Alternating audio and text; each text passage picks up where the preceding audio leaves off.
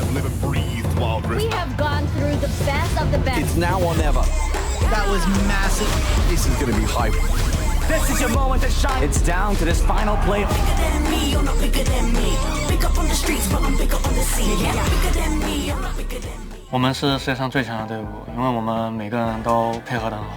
因为电子竞技只能拿冠军，电子竞技只有冠军这一条选择。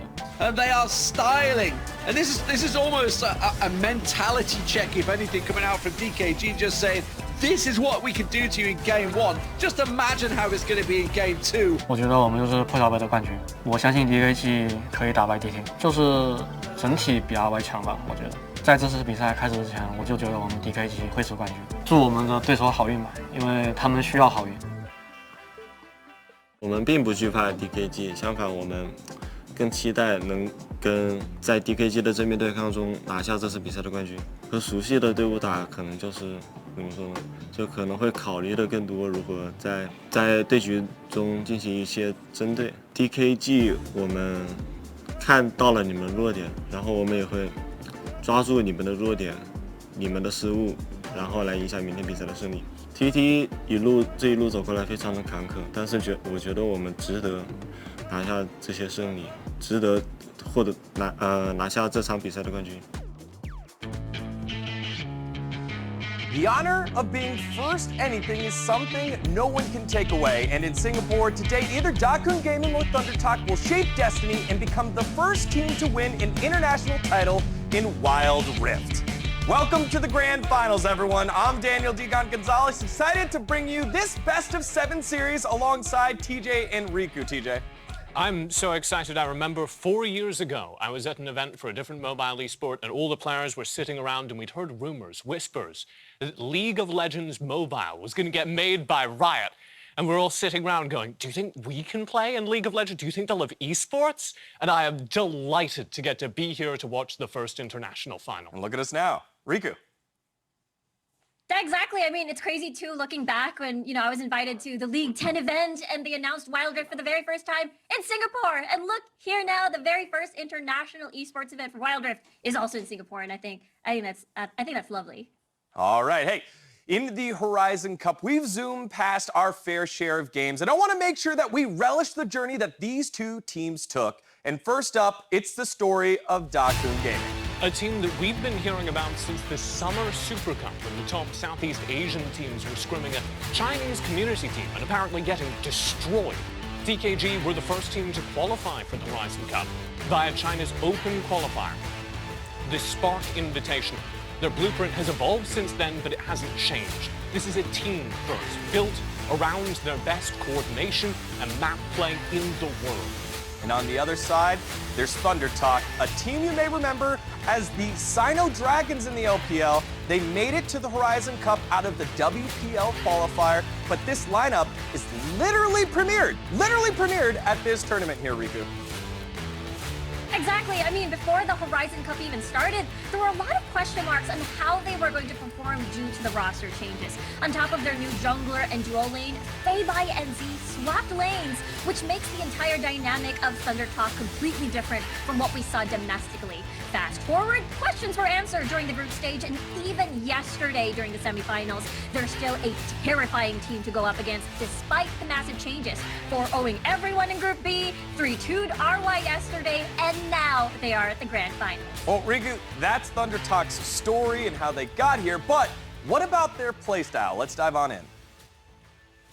Yeah, I mean, the reason why we see ThunderTalk make proactive moves in the early game is because of their tower-hungry playstyle. From what we saw in their closest series ever yesterday, which was against RY roster, plates and structures is what solidifies their lead. That's why there are times where they would draft compositions together that doesn't make much sense in a 5v5 standpoint, but it does make sense when we look at the 1-4, the 2-2-1s even, and as well as the 1-3-1. They will herd you to different points of the map, push waves, win skirmishes, and then they take towers down. And how do they get to that state is pretty straightforward. Chris is going to be on a ganking heavy jungler like the Nuno or the Lee Sin to enable lane advantage for his teammates. ThunderTalk now has the space to work around either jungle invades or tower dives to set up Rift Scuttler or Rift Herald control rather. And because of that play style, they're a team that will willingly exchange the first 2 dragons of the game as long as they're able to secure the Rift Heralds.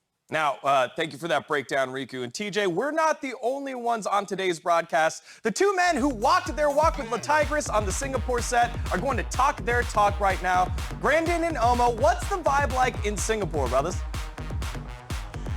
Omo, avert your gaze.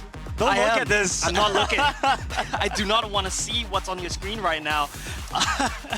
But it was still incredibly fun to get to be on the stage where the players have been. We've had so many teams, so many amazing teams play out their matches, and now we're just down to the final 2. And ladies and gents, well, we got a chance to talk to them a little bit earlier on. They seem super confident, relaxed, composed. I'm loving the energy that they have, and I think this is going to be an amazing series. It is. The atmosphere here is electric. There's no gas, there's no audiences, so you guys are just going to have to take our word for it. I think we're in for some really exciting games, and I can't wait to get started. Absolutely. It actually feels like such a short time ago. Yeah. You know, we were just getting in here. You know, we just came down to the live venue, and now we're already towards the end. It's the final hallmark, that best of 7, you know, to determine the winners of the Horizon Cup. The best teams in the world to determine who is the best in the entire world. And you know what, Brandon, I can't wait to get started on that. So if our analyst asks, if you guys are watching this, get it done with real quick. I want to get into the games. Yeah, I'm actually going to hold a invisible knife to the back of Omo's back here. So if we don't get to go back soon, I'm going to stab him with it. Actually, it's gotta get close as is. You know, if you tell them that, they're never going to cut back. They just want to see you get shanked on broadcast. Well, I think it's lovely that we get to have all this happening here. But I think that's it from us over on the Singapore side. We're going to toss it back to the State Farm Analyst desk to break this one down and to hype you guys up even more as we get ready for this final BO7. I know this was something we talked about when Grandin, Omo, and actually Riku and I were all doing the SEA Championship together. I would say, you know, Omo, go out there and kill it. And he'd say, kill who? And now we have the answer. Well, yeah, we do. I did want to say, you guys look great. Love the vest there, Big G. All right. Time to dive into the final with the faces of their respective teams. Hueba for DKG and Z for ThunderTalk. My question for both of my fantastic analysts are, how do you hit these teams at the heart of what makes them so good? So let's start with Hueba. How does ThunderTalk approach this power farming jungler here, Riku? I think it's going to be very, very spicy. The jungle matchup, because when we look at these 2 players, they have contrasting styles on how to get gold leads. You know, Huiba's goal is to min-max power farming, while Chris is there for ThunderTalk to enable the tower farming. Yesterday against RY, he had 4 Lee Sin games and 1 Nunu game. And both of these champions are, you know, great for not only ganking lanes early, but securing objectives as well. Since it's crucial to get towers down in the early game, Chris is always ready to attempt a steal on a Rift Herald, even if they don't have positional advantage or even at the cost of his life. And on the other side of the spectrum, you know, this puts Huiba to a decision to either counter-gank to relieve pressure for his teammates, or just to continue farm as is and stick to their guns with farm, and fight after. And I think a big part of that was Chris's Lee Sin. Like, we saw that yesterday in their match versus Rolster, where Chris was able to get out early and execute on jungle pathing that was designed to inject gold into their carries, the early scraps. You see, here, in one of the most brutal lane phase ganks I've ever seen, they zoned the Rolster bottom lane off of their turret, and they just had to back here. They didn't catch any of these minions that just crashed into the turret. And if ThunderTalk repeat that here, there's a big question to ask of Hueva, which is, do you abandon that farm play style that Riku was setting up? Do you save the lane? Or do you stick to your guns, let your laners die, let them fall drastically behind, and perhaps get out of the game before it even begins? Yeah, the big question, DKG, can they hold up with that pressure? And again, a lot of people will look at that scoreline from the last game and against Rolster and say, well, they didn't die in that early laning phase, but the amount of gold they lost in that process was almost worth the death there. So it was pretty crazy. Now, Riku, how do they go about finding the solution? How do you find the solution against Hueba if you're ThunderTalk? Yeah, I mean, if we're just wanting to deal with Hueba early, aside from the Lee Sin and the Nunu that we talked about, for active picks, we're looking towards the Vi yesterday. Team Secret brought that out up against DKG. You basically just reach level 5, you have Assault and Battery, and you have a point and press CC to lock Hueba down. Another alternative could be Camille. Basically, practically does the same thing, but provides you with better scaling. What I'm looking at towards reactive picks, though, I'm looking at Lulu. She's definitely not as popular as the other enchanters like the Nami and the Janna, but if DKG is gonna run double assassin again, like the Zed or the Kha'Zix and the Rengar in the jungle, Lulu is super great with a polymorph to punish an all-in, and you also have Wild Growth to deny damage burst. The utility also empowers your solo laners, especially if Z is on a carry pick. Well, that was the game plan for ThunderTalk. Now I want to flip the script, and we have arguably the strongest laner in the entire tournament in Z for ThunderTalk. So how does DKG push the snooze button on one of the greatest laners in the tournament? Well, we saw one team do it already, and that was Sengoku, the Japanese team, during the group stage. They took a game off of ThunderTalk, and they did it through exactly what you're seeing on screen right now. Hark and Rush, their strong mid-lane duo, right off the bat started challenging Z and bullying him as much as possible in the middle of the map. And best case scenario, that gives you a whole lot of gold over Z in particular. Worst case scenario, he at the very least needs to play passive, needs to stay safe behind turret, and doesn't get a gold lead that allows him to play those assassin carries and one-shot you in the mid-game.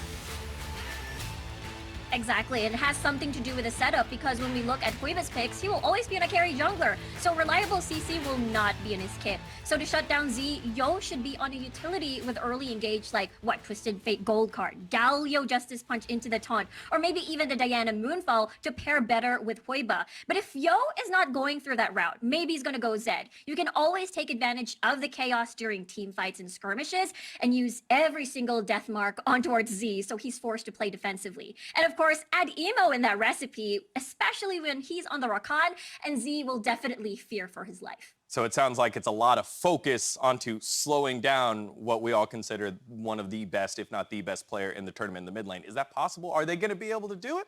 Well, I think the Sengoku series is a really good blueprint for how to do it. Sure. But you will notice, of course, they lost that series. Sengoku, despite being able to get out onto the map early, kill Z very early in lane, didn't keep him out of the late game. Because Z, as we've talked about many times, is a former top laner. And that means he is not afraid at all to just return to his roots in the mid game, leave the mid lane to whatever is going on in the rest of the map, and farm the side lanes. And we had, in particular, a very terrifying Zed game where he got killed, I think, 3 times in the first 5 minutes. Yep. And if you're a Zed and you're that far behind, you should not be able to play Zed because you won't have the assassin damage that's necessary to one-shot people. But he just went over to a side lane nobody was paying attention to, got given all the farm by his team, came back into the mid-late game and had the damage necessary to win fights, popped off and delivered a win. So it's a 2-step process. Yes, focus him in lane like Sengoku did, but unlike Sengoku did, Daka need to keep track of Z in the mid-game and make sure he can't repair any damage that's dealt to him. Yeah, I really like how you brought that up, TJ, because when we look at the RY series from yesterday with ThunderTalk, despite Z getting 2 deaths at the early game, he still manages to be the highest gold amount in the entire game, and he's always doing that with what you just mentioned, always farming the side lanes if things don't work out too well. And the fact that, again, when we look at the bans, there's constant focus on Baron lane bans that as well as jungle bans, so he sticks to his gun sometimes. He will be able to play those control mages and play safe like the Orianna and just manage the waves well. Y'all, this is going to be a ton of fun to watch. So now let's take a look at where your loyalties lie as we pull up the MasterCard fan predictions. And this is the closest matchup of the tournament, according to you all at home, as only 52% of you think DKG will pull this one out. This one's pretty close, so time to get to predictions real quick. Sorry, we got to get going because they're ready to go in Singapore. So Riku, you first. Who you got? It's going to be 4-3 DKG. I think it's going to be incredibly close. All right, 4-3, yeah? First of all, you're denying me the opportunity to argue with Twitch chat. I'm very upset about that. Second of all, it's going to be 4-1. DKG are going to clean this up with the exception of maybe one game where Z gets out of lane strong. All right, so both DKG here on the desk. Only one team's name can be etched into the history books as the first ever Wild Rift winner. Will it be DKG or will it be ThunderTalk? Time to find out. Y'all sit back and enjoy the first ever Wild Rift Horizon Cup.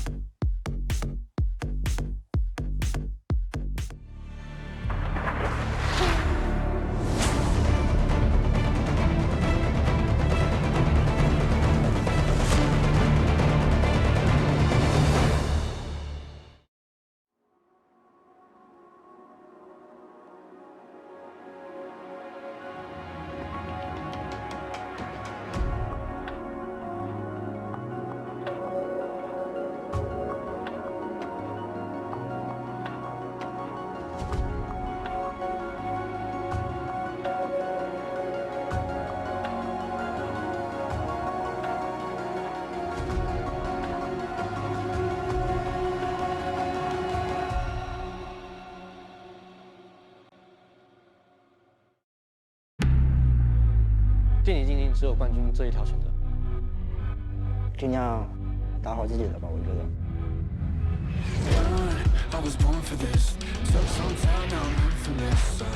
在这次比赛开始之前，我就觉得我们 DKG 会是冠军。TT 这一路走过来非常的坎坷，但是我觉得我们值得拿下这些胜利，值得拿下这场比赛的冠军。因为我们打比赛只是为了冠军去打。DKG, they have looked phenomenal throughout this entire tournament. ThunderTalk, with only 2 of their original 5, they have not only survived that hardship, I think they have grown during it.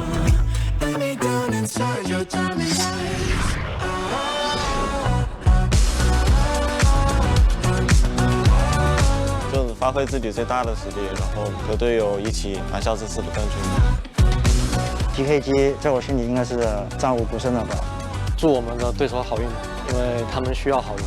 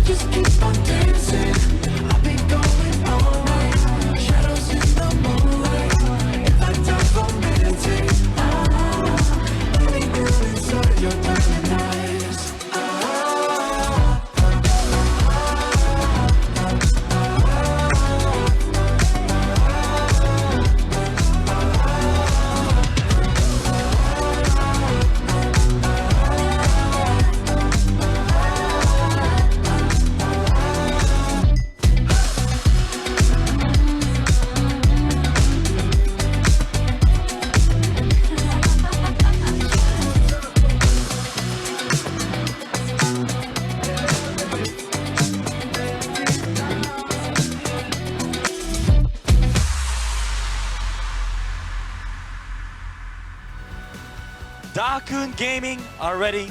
ThunderTalk Gaming are ready. Ladies and gentlemen, I hope you're ready because we're moving into the final best of 7 series in the Horizon Cup. And Omo, I cannot express with words, even though that's my job, I cannot express with words how excited I am for this series. Well, the camera's not going to pan to us, so you better be able to express with your words because our facial expressions are not going to cut it. Now, if you look at the teams on the stage right now, I think we can see a bit of difference in terms of their mindset, in terms of their confidence coming into this. In Dakun's workout, you saw how confident they were. 4-0, they were hand signaling it to us.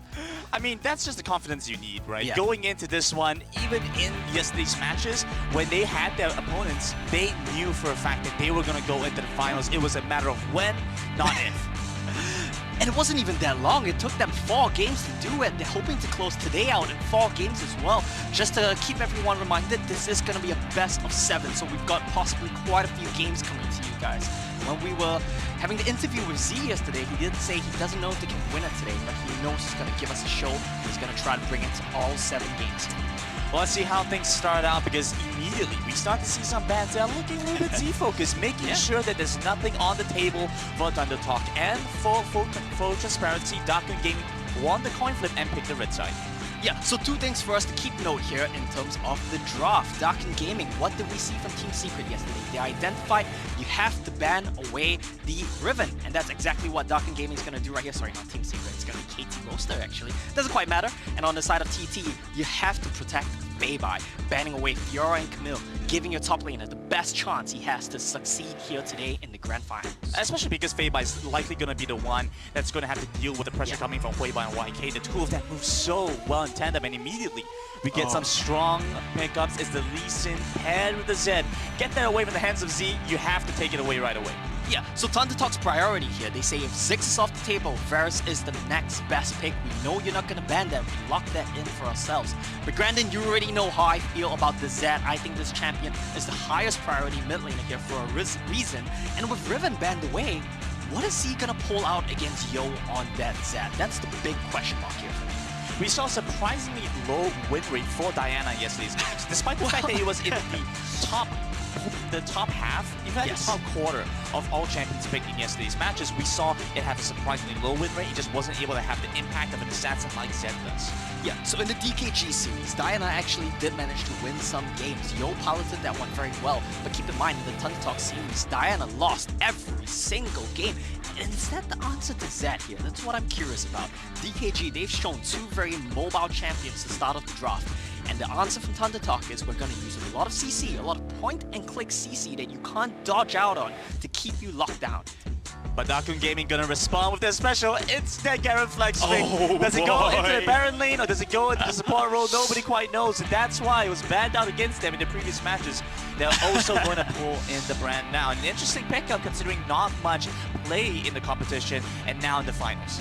Yeah, well, I think that these two teams have been screaming at each other, and you see that come true here as well. The brand pick, which they both have shown that they're capable of piloting, and this Diana pick, we did touch on it a little bit, didn't do too well in the ThunderTalk series yesterday, but Z says, you know what, maybe I'm ready to pull that one out again. We're both different. He's not human, he's a machine. He isn't. Yeah, but I have a little suggestion here. We might see something a bit spicy. We might see a Renekton mid and a Diana top. It's a feeling I'm getting, but I'm not too certain.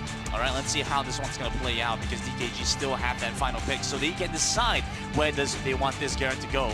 Still quite open, a lot of options available to them. ThunderTalk going to lock in that Galio, round off the composition. They have a lot of mobility, a lot of team fighting potential, and a lot of point-and-click CC. Yeah, so what does ThunderTalk team comp? What do they want to do right now? They want to dive into you, and Galio in that context fulfills two purposes. When you're diving into a team comp with a brand, he's gonna burn you up. He's gonna do a lot of magic damage. The Galio allows you to both dive in successfully and give you a magic damage shield to make sure you don't burn to death when you're trying to dive into DKG. There we go. What is this gonna be from DKG? Granted, I think you know. I know. Let the viewers at home know what it's gonna be. We'll give you guys a couple of seconds to soak that in. Yo, what is this draft here from DKG? I'm pretty sure you guys back home know what this is. You see this in your solo queue games. It's Garen support. Yeah, I think it's extremely likely we're gonna see the Garen support come in here from Emo. Of course, we can never be 100% sure until we get into the game, but I'm pretty sure we're gonna see YK on the Darius, and that means it's gonna be a brand Garen bot lane to start off game 1 of the Grand Finals. And that all so important first match. We saw what happened. ThunderTalk won the first two in the series against KT Roaster, and we're at risk of getting reverse sweep, but they pulled through in the end. They won that 5th game. DKG want to close it out in 4th. They have to get this first one going. And while looking at the compositions overall, looking like an easy one to execute for ThunderTalk, but a much more complicated one for DKG. Yeah, you do need some finesse if you're playing on the side of DKG. Your Zed, your Lee Sin especially, these two picks need to be able to execute here on the Grand Final stage. But if you look beyond that, Garen, Brand, Darius, these are all pretty simple champions to execute on. And I think these champions all do extremely well into the dive comp that ThunderTalk are trying to run here as well. So it comes down to, can DKG identify correctly what their team comp needs to do? Let them come into us, we're gonna burn them alive, and Darius and Garen are gonna chop them up. Would you say that almost you need to look past the horizon? I didn't want to go there. This is a grand final. I wanted to come in with a bit of poise and professionalism. But that's all gone now. Out the window. Absolutely. Toss it out. We don't need that. This is a match between Darkun Gaming and ThunderTalk. Two teams, both hailing from the Chinese region. absolute powerhouses coming into this one. A bit of a black box. We didn't know quite what to expect. We knew they were up in the top 4, but we didn't know they were going to be this dominant. And over the course of the competition, they have proven themselves as the best of the best. The last one to stand at the end of this will be the first champions of the Horizon Cup. Let's get things started here, Omo. We're going to game 1, looking at the draft, looking at the spread. It looks like no one wants to flip the game 1 of a grand final. We're going to see a pretty standard start here. Now, YK as well as Yo, they're going to start in mid lane. You want to keep Z down. Expect this to be a recurring trend and a recurring pattern throughout the series. So you start this one off, 2 members pushing mid. Diana already has a hard time contesting the level 1 wave. He's going to have an even harder time with YK there as well. Well, for you guys back at home, if you guys want to get into the action, go and link your Client Gaming account to your Wild Rift account to get that random skin chest. What are you waiting for? Get that free loot, get that free merch, and while you're in there, make sure to complete all the extra quests as well. Arcane quests going on, all that free good stuff, so make sure to get that done. Back to the game here, Omo. I want to talk a little bit about what Hoiba is doing, because he's been the focal point for us in so many of these matches. His Graves, his Jacks have been amazing. Now this Lee Sin, a bit different from what we've generally seen. Yeah, the draft has been so spicy, we didn't even get a chance to touch on Hoiba playing Lee Sin. Yesterday when we were talking to our analysts, we were doing a bit of preparation here. We said, what do we expect from Hoiba?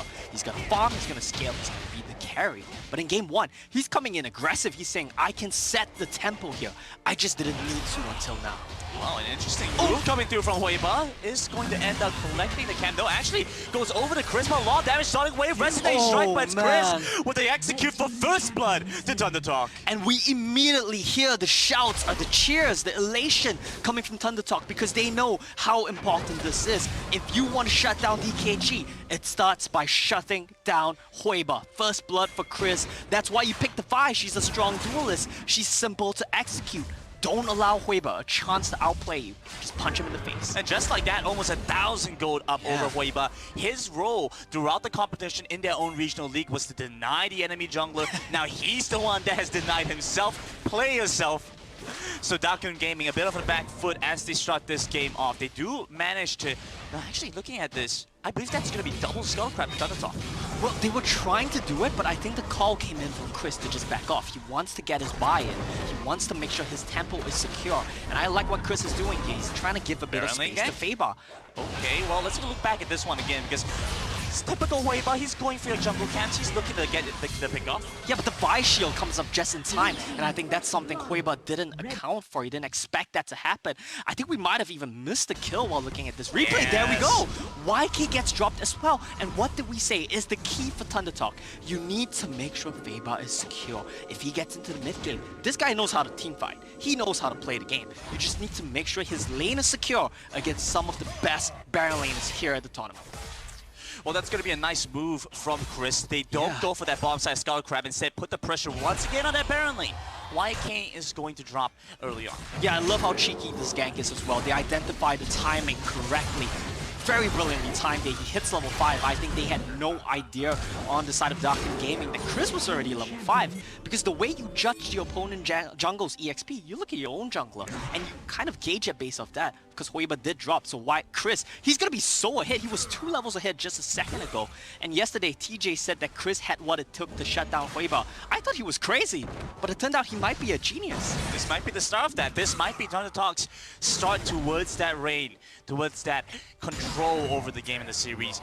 Well, let's not get too ahead of ourselves here, Omo, because I don't want to discount the fact that we have this Zed pick still available. And one of its key points is when it gets that first item, as well as when it gets into the late game. With all that CDR, it's able to shred through tanks, it's able to kill off the backline carries. And I think this is the point you raised as well, right? The Cyrilda's Grudge does 2 things. The Last Whisper component makes you cut through the armor of the tanks, as well as the passive. You slow everybody, and you can't discount how important that actually is. Now, Chris, yes, the Triforce picked up. Keep in mind, that is not a cheap item.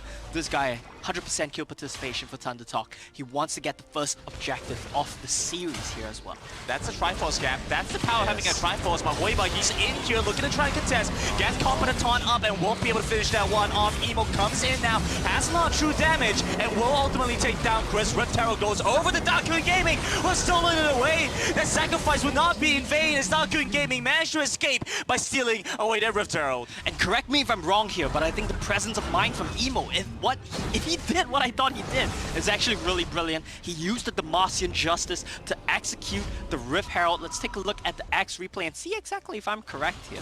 Now, keep in mind, Huiba, he's getting a bit too aggressive. We talked about this in Champ Select. The drop of ThunderTalk just wants to lock down the mobile champions. Pay attention to Emo really quickly here. He comes in, goes for the X. Oh, it wasn't X. He goes for that. He just hit the eye. He goes for the eye. I thought it was something fancy, but he just walks in and hits the eye a single time. All right, that works, but keep a lookout for this dragon. Well, fight starts once again. Emo's gonna get caught out, but look at that difference. Now that he's had the goal to pick up that Goggle still play so very tanky, ThunderTalk are able to recover with the dragon. And Grandin ThunderTalk right now, I never thought I would say this. They are in full control of this game 1. Amazing stuff from Chris. Very strong start from them.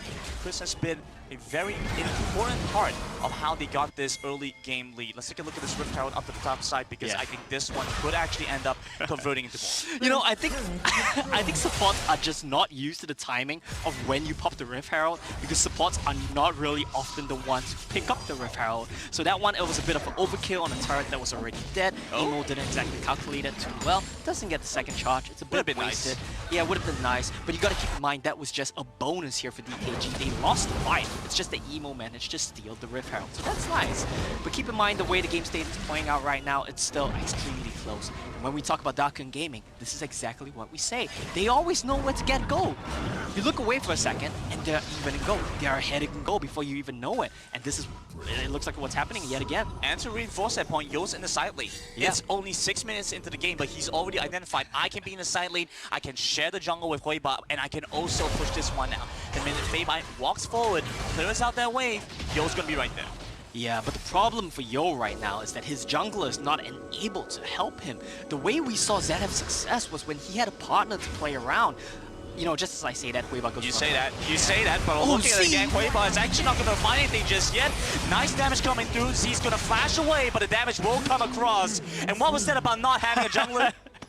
Well, you can never look down on Huiba. You can never underestimate what he can output in a game, in a big stage game like this one. And I gotta give props to Z as well. He nearly went for the big outplay that dodging on so many spells. Win gets caught though. Yeah, it's a good pickup in the mid side. ThunderTalk will use this opportunity to push the lanes out. I want to very quickly. That's not the top laner, by the way. That's not the barrel laner. That's just support. He's able to deal with your barrel laner by himself. That's the power of the Garen. Yeah. I actually want to talk about this a little bit because Dakun Gaming, look at this. Most of the damage comes from physical damage. Yeah. And because of that, Z's gone for both the steel plated caps and for the arm guard. Yeah, I think this is actually a really smart choice here for us. So 2 things you gotta think about. Brand does an amazing amount of magic damage, so if he's your sole AP source, you're generally happy. But Feibai, this is a little bit crazy. Feibai walks into 3v1, even on the turret, it's still pretty risky. Ultimate coming through from S12K is looking to pull back YK. They get the taunt off, but that's a Sonic Wave and the Resonating Strike, the kick to finish him off. A little bit too wild, even under your turret. A little bit too wild, even by their standards, and he might get 2. S12K is going to get caught out. That's the power of the Garen support. Z falls in the side lane as well. What's going on here? I can't catch all this action. Well, too many things are going on at once. DKG has somehow pulled the lead back despite TT's advantage in the early game. And all of a sudden, it's a bloodbath here, Grandin. We said TT, they found the lead. They found the advantages. It seemed like they shut down Huiba. But what did I say? You look away from DKG for just a second, and they will get kills. I don't know if you want this play here, Zero. Well, exhaust onto Azure means he's going to have a tough time running away. Has that heal. Emo has his number, though. And a little bit more damage will take him down, but no ultimate for the Garen. Omo, I want to bring this back to Riku's point. Farm, fight. Which phase are we at? We're definitely at the fight phase right now. The farming phase is only gonna last 3 minutes or so when these two teams face off. They want blood, they want to contest every single objective, and they're not gonna give this Herald up without a fight. Well, Dakun Gaming got this Herald the first time around. ThunderTalk maybe want to set their sights to kind of repay the favor. It's going to be a difficult fight to take as Dakun Gaming start to build up the lead. Yo's going to come in first. Nice, basically a good amount of utility from ThunderTalk. Look at the fight breakthrough. Dakun Gaming corralled him into a choke point. YK gets the first pick off, but it's not going to be enough. A lot of damage still available for TT. Azure's going to go down though. Yo comes in, and a triple kill comes across for Azure. And just like that, DKG, they take the team fight. They take control of the game. And Azure, you have to keep in mind, he's so ahead right now. He has 5 kills. but because he got greedy on the play in the mid lane, he tried to flash onto Yo. He wasn't able to utilize that flash in this Herald team fight. And if we take a look at the replay of that one, I can already tell you what's going to happen here. TT, they run into the Brand. I can guarantee you that the Brand just burned them alive. Take a look at Win's positioning. He kites back very well. He gets a huge spread on Pyroclasm. He gets multiple procs of his passive off. And with that in mind, it just makes it so easy for Emo and YK to clean up the fight. Dragon gets started for DKG right now. We never have time to go through any replays. It's just fight. Every time we go through a replay, the next piece of action happens. Dakun Gaming start up the Dragon. Chris leads the engage. S12K is here to follow up though. Z also comes with a moonfall. Unfortunately for them, DKG have their number. A lot still left in the tank. They fight back really well here. Win's got the flash over the wall. Get away from Z, but YK chasing after Diana. Forces the flash. Gets over the Dragon Pit, but DKG get the Inferno. And in this team fight, yet again, you see the power of the draft from DKG. What does ThunderTalk want to do? They want to run into us. Now, how can you engage on a Darius, on a Garen, with Gargoyle Stoneplate, while Brand is burning you alive? TT, they need to find an answer. They still want to fight this. He's coming back for the re-engage. This should be Emo drops. He flashes away, gets out safely. YK faces off against S12K, who flashes in with the top of his own. Surely has to flash away. If not, he will die. Does get out there.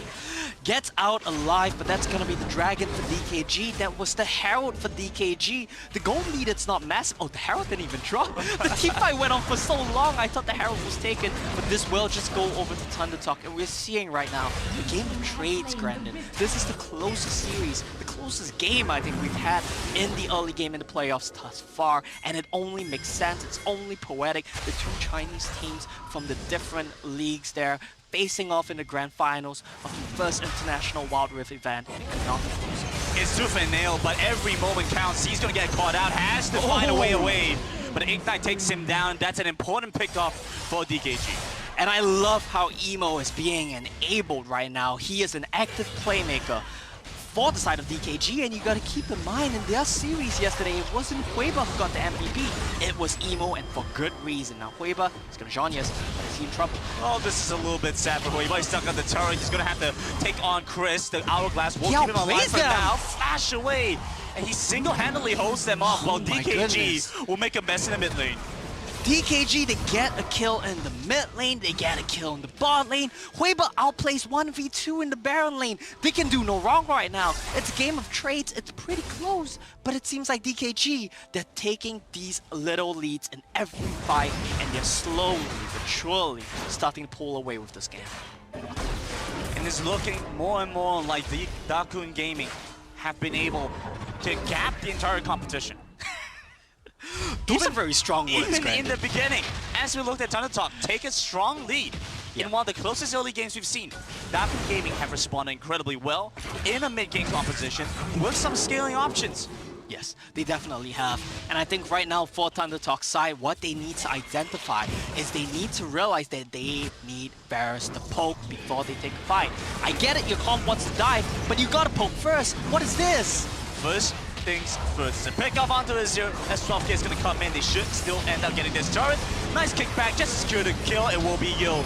Diving into the back to take down Azure. S12K makes the follow. Z, he's not human, but he will fall in the end. Almost turns that one around, but it's too little, too late. Dakun Gaming, spotlights on you, buddy. You're doing great.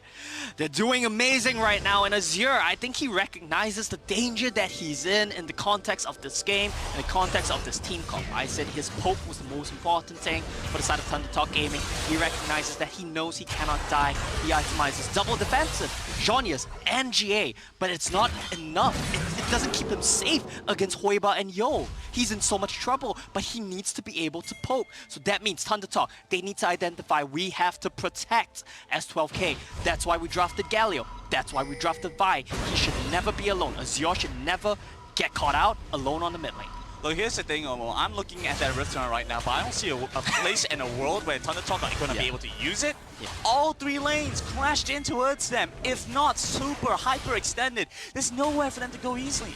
Yeah, exactly the case here. And if you look at Feibai, he wants to pressure this lane, but he can't. Every time Z goes on a side wave, he has to use some fancy feet moment. He has to outplay mechanically just to get out of the ganks coming at him. And because he's such a great player, He only died 4 times. I think if that was any other mid laner, they'll be sitting about 8 deaths right now. Z has managed to dodge out on so many of these ganks, but it drives the point home. There's nowhere for DKG to go. This Herald, it's going nowhere. It's going to Narnia right now. He can't find anything.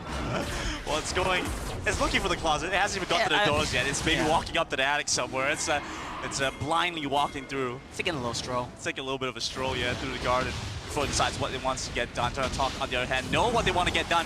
They want to contest for this dragon, but will Dakun Gaming get that one up easily? The answer should not be yes. Yo's gonna bait that one out, get caught by the chance corruption though. Chris looking for a false re-engage, forces the flash away from Yo. But as the dragon falls, it goes over to Dakun Gaming, who get their choice to reset. Granted, I don't know if you saw that right there, but the piercing arrow from Varus ticketed the brand. The fight's going on still.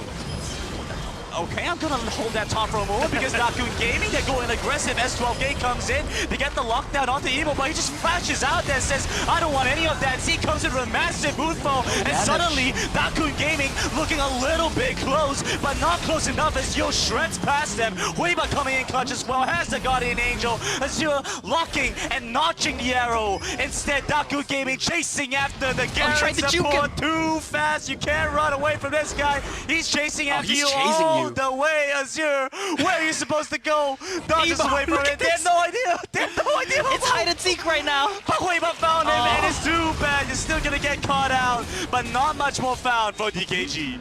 And that was just a heartbreak of a team fight for ThunderTalk. It was as good as it's gonna get. Z found a big ultimate. The brand ultimate was wasted prior to the fight as well. But what's the issue? What's the problem?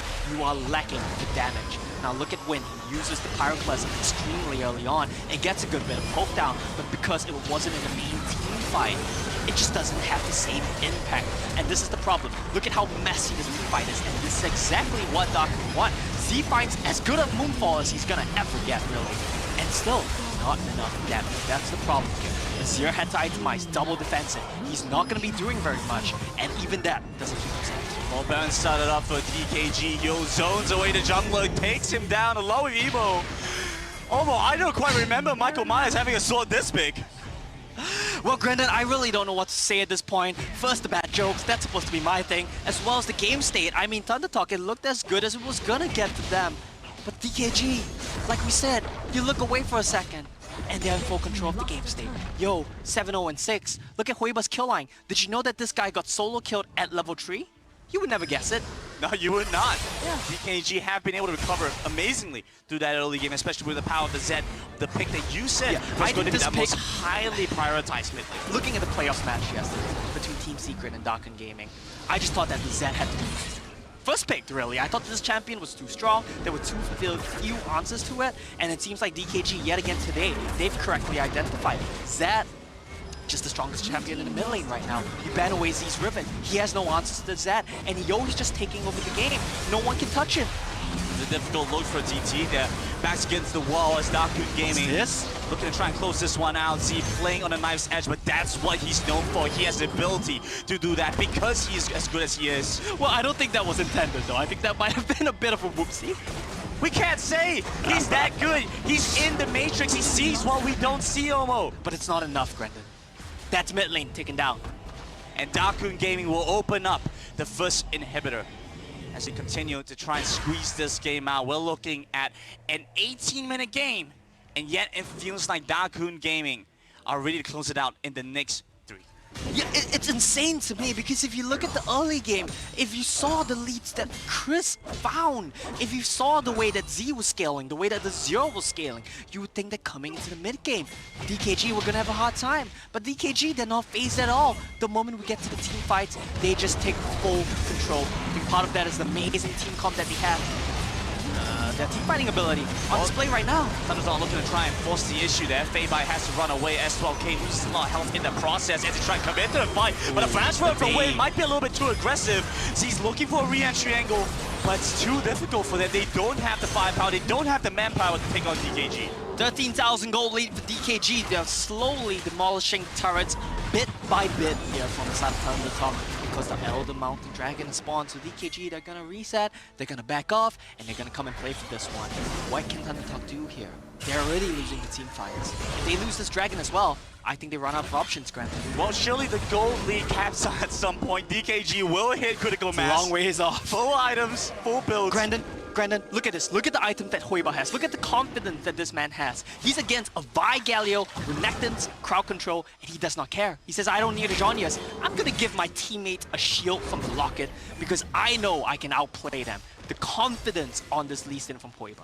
Okay, so the match is on DKG now. How they close this one out, ThunderTalk need to look for a mistake, look for an error in DKG's play. ThunderTalk, they need to find an angle. Z needs to find an angle of approach, but DKG, they're too on the ball. They're never gonna let you find a flank on their backline. And with that in mind, they don't even have a backline. It's just Win and 4 tanks. There's not much Z can do here. Okay, Dragon started up for DKG. This Elder is gonna be a nice pickup for them. As Emo leads the charge again. They're just trying to zone this one out, I don't think. Chains of Corruptions were used. A little bit interesting to see DKG. They're still a little bit indecisive. They want the Dragon, they also want the fight. Their feelings a little bit too risky to go for this, while TT are still fully alive. What DKG are doing right now, they're beating you by, I don't know what you would call it, a death by 1,000 cuts, I think, something along those lines. I don't really know the proverbs, but that's what Garen does. He runs into you, makes you use a spell, backs off, heals up with his passive, he runs into you again. But TT, they realize that this can't go on forever. They have to force the issue. Sure, I think that's like a battle of attrition. Yeah. Right. Well, ThunderTalk, they need to force the issue. Instead of going in, Dakun Gaming will find the initial engage off. YK creates a line between the backline and front line of ThunderTalk Gaming. The Chains of Corruption will set the domain, but it doesn't do very much against them. They might be coming in now, but too late as Huiba. He might have to lock it, but he still has plenty of damage. Taking down ThunderTalk, the sole survivor is Feibai, and Emo joins in. They get Win across, they get the entire team across to take them down. It's an ace for DKG. And mid lane, the super minions are there. DKG, they're gonna march down on this one. Game 1, it looks in the books for them. Amazing performance. And it absolutely is game number 1. The Horizon Cup Finals will go over to Dakun Gaming. What can you really say? Dakun Gaming, they were set behind from the early game. Huiba got taken down at level 3. He got solo killed. And at the end of the game, he was buying Locket on Lee Sin. He was diving in your backline. And you gotta keep in mind, Yo played amazingly on that Zed. Win did his job on the brand. He did so much damage. I'm willing to bet he topped the damage charts without even looking at that. And Emo and YK, what can you say? The 2 tanks of the team, you can't get past them. No, it was so difficult for them to get anything done, and I feel like that's a bit of an issue when you don't end up having that Serelda's Grudge. I feel like Serelda's Grudge, and I feel like champions that can utilize Serelda's Grudge well can pop off so well in the late game. Once they have that item, the tanks don't become so much of an issue. That's definitely true as well, but I think the overall issue as a whole here, ThunderTalk's team composition, it made sense. But Dakun Gaming, they just found too good an answer, and you really had no one to itemize the Serelda's. Really just the Varus, and he had to buy GA, he had to buy Zhonya's Hourglass. Man was not having a fun game. No, it was a difficult one. A lot of pressure on Azuri. He did a good job despite all of that, but we saw what happened. There were too many options. Yeah. Huiba was there, Yo was there. It's so easy for him to Win was dive there. him. Win was there as well. It's so easy to dive him. His positioning is such a difficult and tall task, and really a lot of pressure on ThunderTalk. And we saw such a creative draft from Dakun Gaming. I feel like this is going to put the pressure on to ThunderTalk to go back while they have this moment to breathe, to go through the game, to try to figure out what they want to go into game number 2 with. Yeah, and I think that that's exactly the thing that ThunderTalk have to reassess. They didn't have a bad draft, but it just got counted. What's step 1? I think get rid of the Zap. All right, let's see what our analysts have to say about that, if they agree with us, if we're going to see that farm, fight analysis again. Let's hand it over to the State Farm Analyst desk to break this one down. Thank you very much, Umong Brandon, for that cast. DKG put the D in dominant there in game number 1, and it starts with the draft here, Riku. Again, Omo doesn't like the Zed. What did you see in this one? Yeah, first off, I really love the vibe pick here. We were talking about this as one of the answers where you can immediately lock down Huiba, who is usually found in scaling carry junglers. This time around, he's not on one. He's on a Lee Sin this time around, which puts a different dynamic, meaning Yo is gonna be on the carry, but the assault and battery was definitely mainly for Huiba, but okay, I'm going to put it on the Zed this time around. Nope, you're going to get canceled by the death mark. And looking at DKG's draft, they adjusted so well. Putting in 2 tanks makes it so much harder in narrowing down your choices on where the assault and battery is going to go. And what's left is basically wind. But at the same time, he's just sitting back, landing all the fire shots, and it's just so painful. I love DKG's draft a lot. But on the ThunderTalk side, when you draft yourself a Vi and you're following that up immediately afterwards with the Diana for Z, there's just limited tools to do damage. And I like that they drafted the Galio as an answer to that Zed. It's going to be very hard for the Assassins to get onto Azure, but it does mean that Azure on the Varus needs to hard carry the game. And I have the opinion that Varus is all right during the mid-game. We saw a team fight where he got a triple kill near the Rift Herald, and that was maybe the highlight of the Azure game. This time, the Zed ultimates don't land on him, and he just sits in the back of the fight, throws the arrows in over the tanks, and everything goes great for Varus. Here's the problem, though. That happened once, and DKG had an instant response. They figured out what went wrong. It said triple kill at the top of their screen, and then every fight for the rest of the game looked like this. Full team, full send, no more Azure. Yeah, made it insanely difficult for Azure to do anything. And then you go back to, well, what is the identity of this team? We spent the whole opening segment talking about Z being one of the best players in the world, one of the best mid laners in the world, Baron laners in the world who had to shift to mid lane. So, like, on the Diana, felt very incognito. He's in jail. He's playing Diana, a defensive mid laner. We've seen repeatedly pulled out against assassin picks because she can generate shield and with the Moonfall interrupt combos. It's very good if you're really scared of the other laner bullying you in lane. Why would Z be scared of the other laner bullying him? We've hyped him up as one of the best players in the world. I don't want him to see him playing defensive picks. I need him to pull out carries. So let's say Zed was what he was playing against. What does he pick in that kind of situation? I would love to see him lean into the pool that we know so well. And no, he couldn't get the Riven, but I'm willing to see him get frisky, lean into the Orianna, dare him to commit onto you and rely on your mechanics to outperform. It's a scary pick to play an Orianna into a Zed, but if you truly believe you're the best player in the game, you shouldn't be terrified of the other player, and you should instead rely on your teammate. You have the Galio to play defense, and rely on your skills to provide value. Yeah, I 100% agree with TJ. I mean, when we look at the bans, there has been a constant focus on flex bans, picks that we usually see towards the top lane that can be picked in the jungle and as well in the mid lane. Therefore, the pool of Z is hurt a little bit, but just a little bit, because again, he has twice the champion pool. And one thing that I usually see when it comes to Zed matchups, either what we saw, you play defensively, Diana, or you play aggressively. You lock in the fizz that we saw yesterday between DKG and Team Secret, where you basically cancel the death mark with the playful trickster. So if ever Yo plays it again, perhaps you get to see the fizz back up again. All right, the draft leading to some interesting discoveries for both of these teams. Now, before we get to game 2, time for everyone to flash their emotes with ThunderTalk in our Bose Sounds of the Game.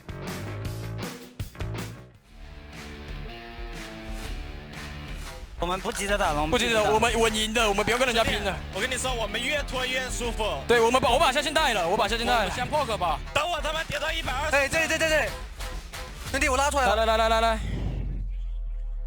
我踢回去了。可以，交闪。哎，打他！靠我打。来，打他们前排，牛逼！看这人。 哎，可以炸弹，可以杀，斩，牛逼！选路，兄弟们，给我杀！就如下一个，杀，给我杀！走路一波！发表情！ What's going on? Jake from State Farm, the perp just confessed. I think. I don't know. What? Oh, can't afford streaming anymore, so here we are. Oh, don't give up what you love.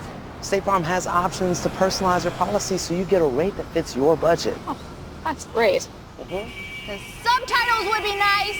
For surprisingly great rates that fit any budget, like a good neighbor, State Farm is there. Call or click to get a quote today.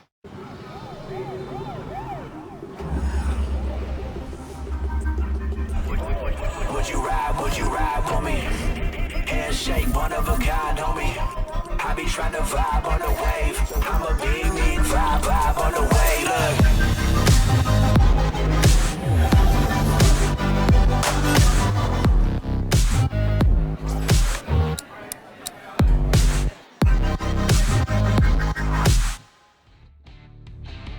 Welcome back to the Wild Rift Horizon Cup Finals.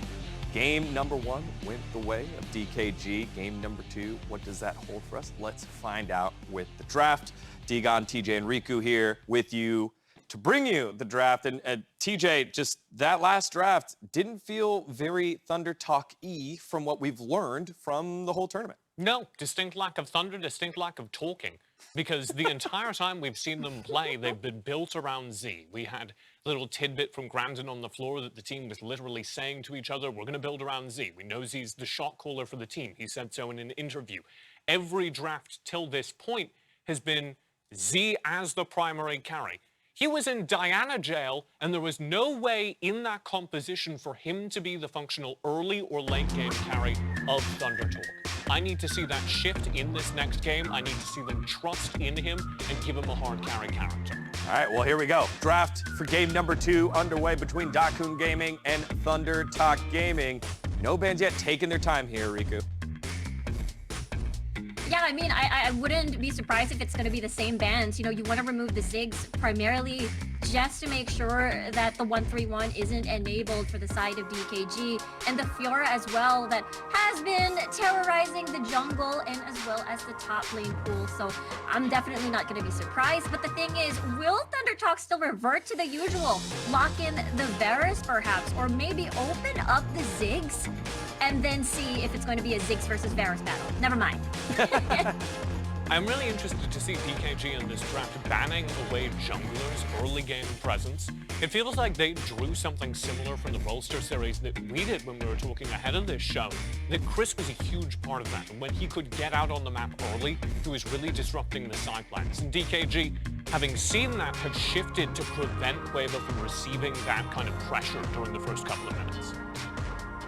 Feibai here getting the Renekton. We've seen Feibai's growth as a player throughout the tournament. It was under a lot of scrutiny after the group stage, but then found his footing in the knockout stage and looked pretty good. Another threat that ThunderTalk can play through, and so that Renekton will help. Zed going back to the side of the DKG. Kind of functioning as an extra ban here, the first pick Zed, and that'll mean that it can't be played by Z. He still does have a very wide pool of characters he can pull out in the mid lane here, though.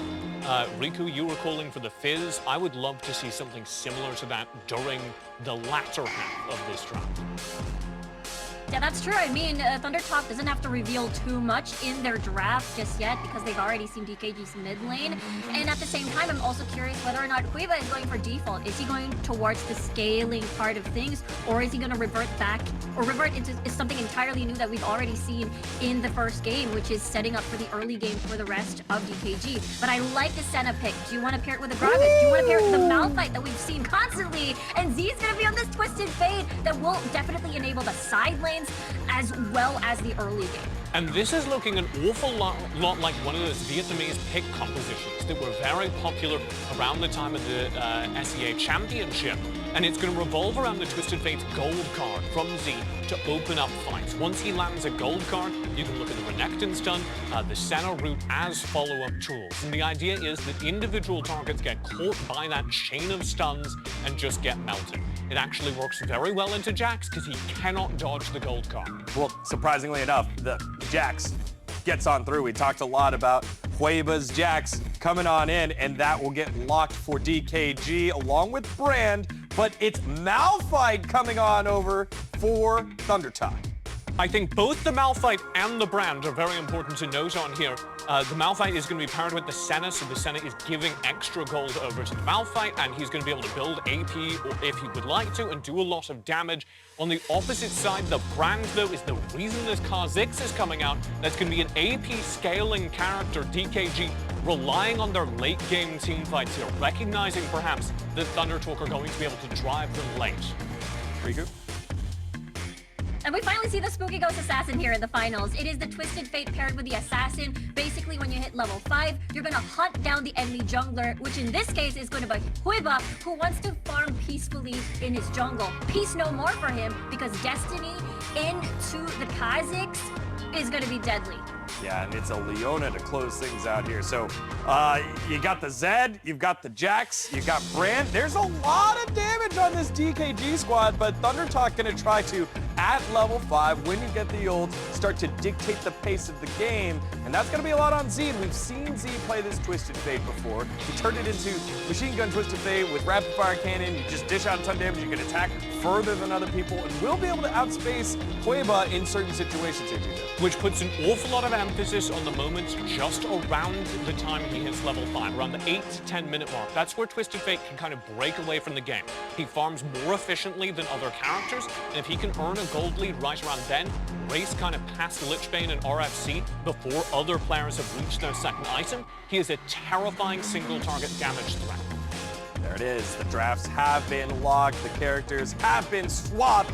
All that's left to do is get into game number 2. Let's get down over to Singapore with Brandon and Owen. Well, peace is no longer an option. Dakun Gaming pulling out all the stops and ThunderTalk. Well, they respond in turn. Omo, what do you make of this draft? Well, I don't know what to tell you here, Granted.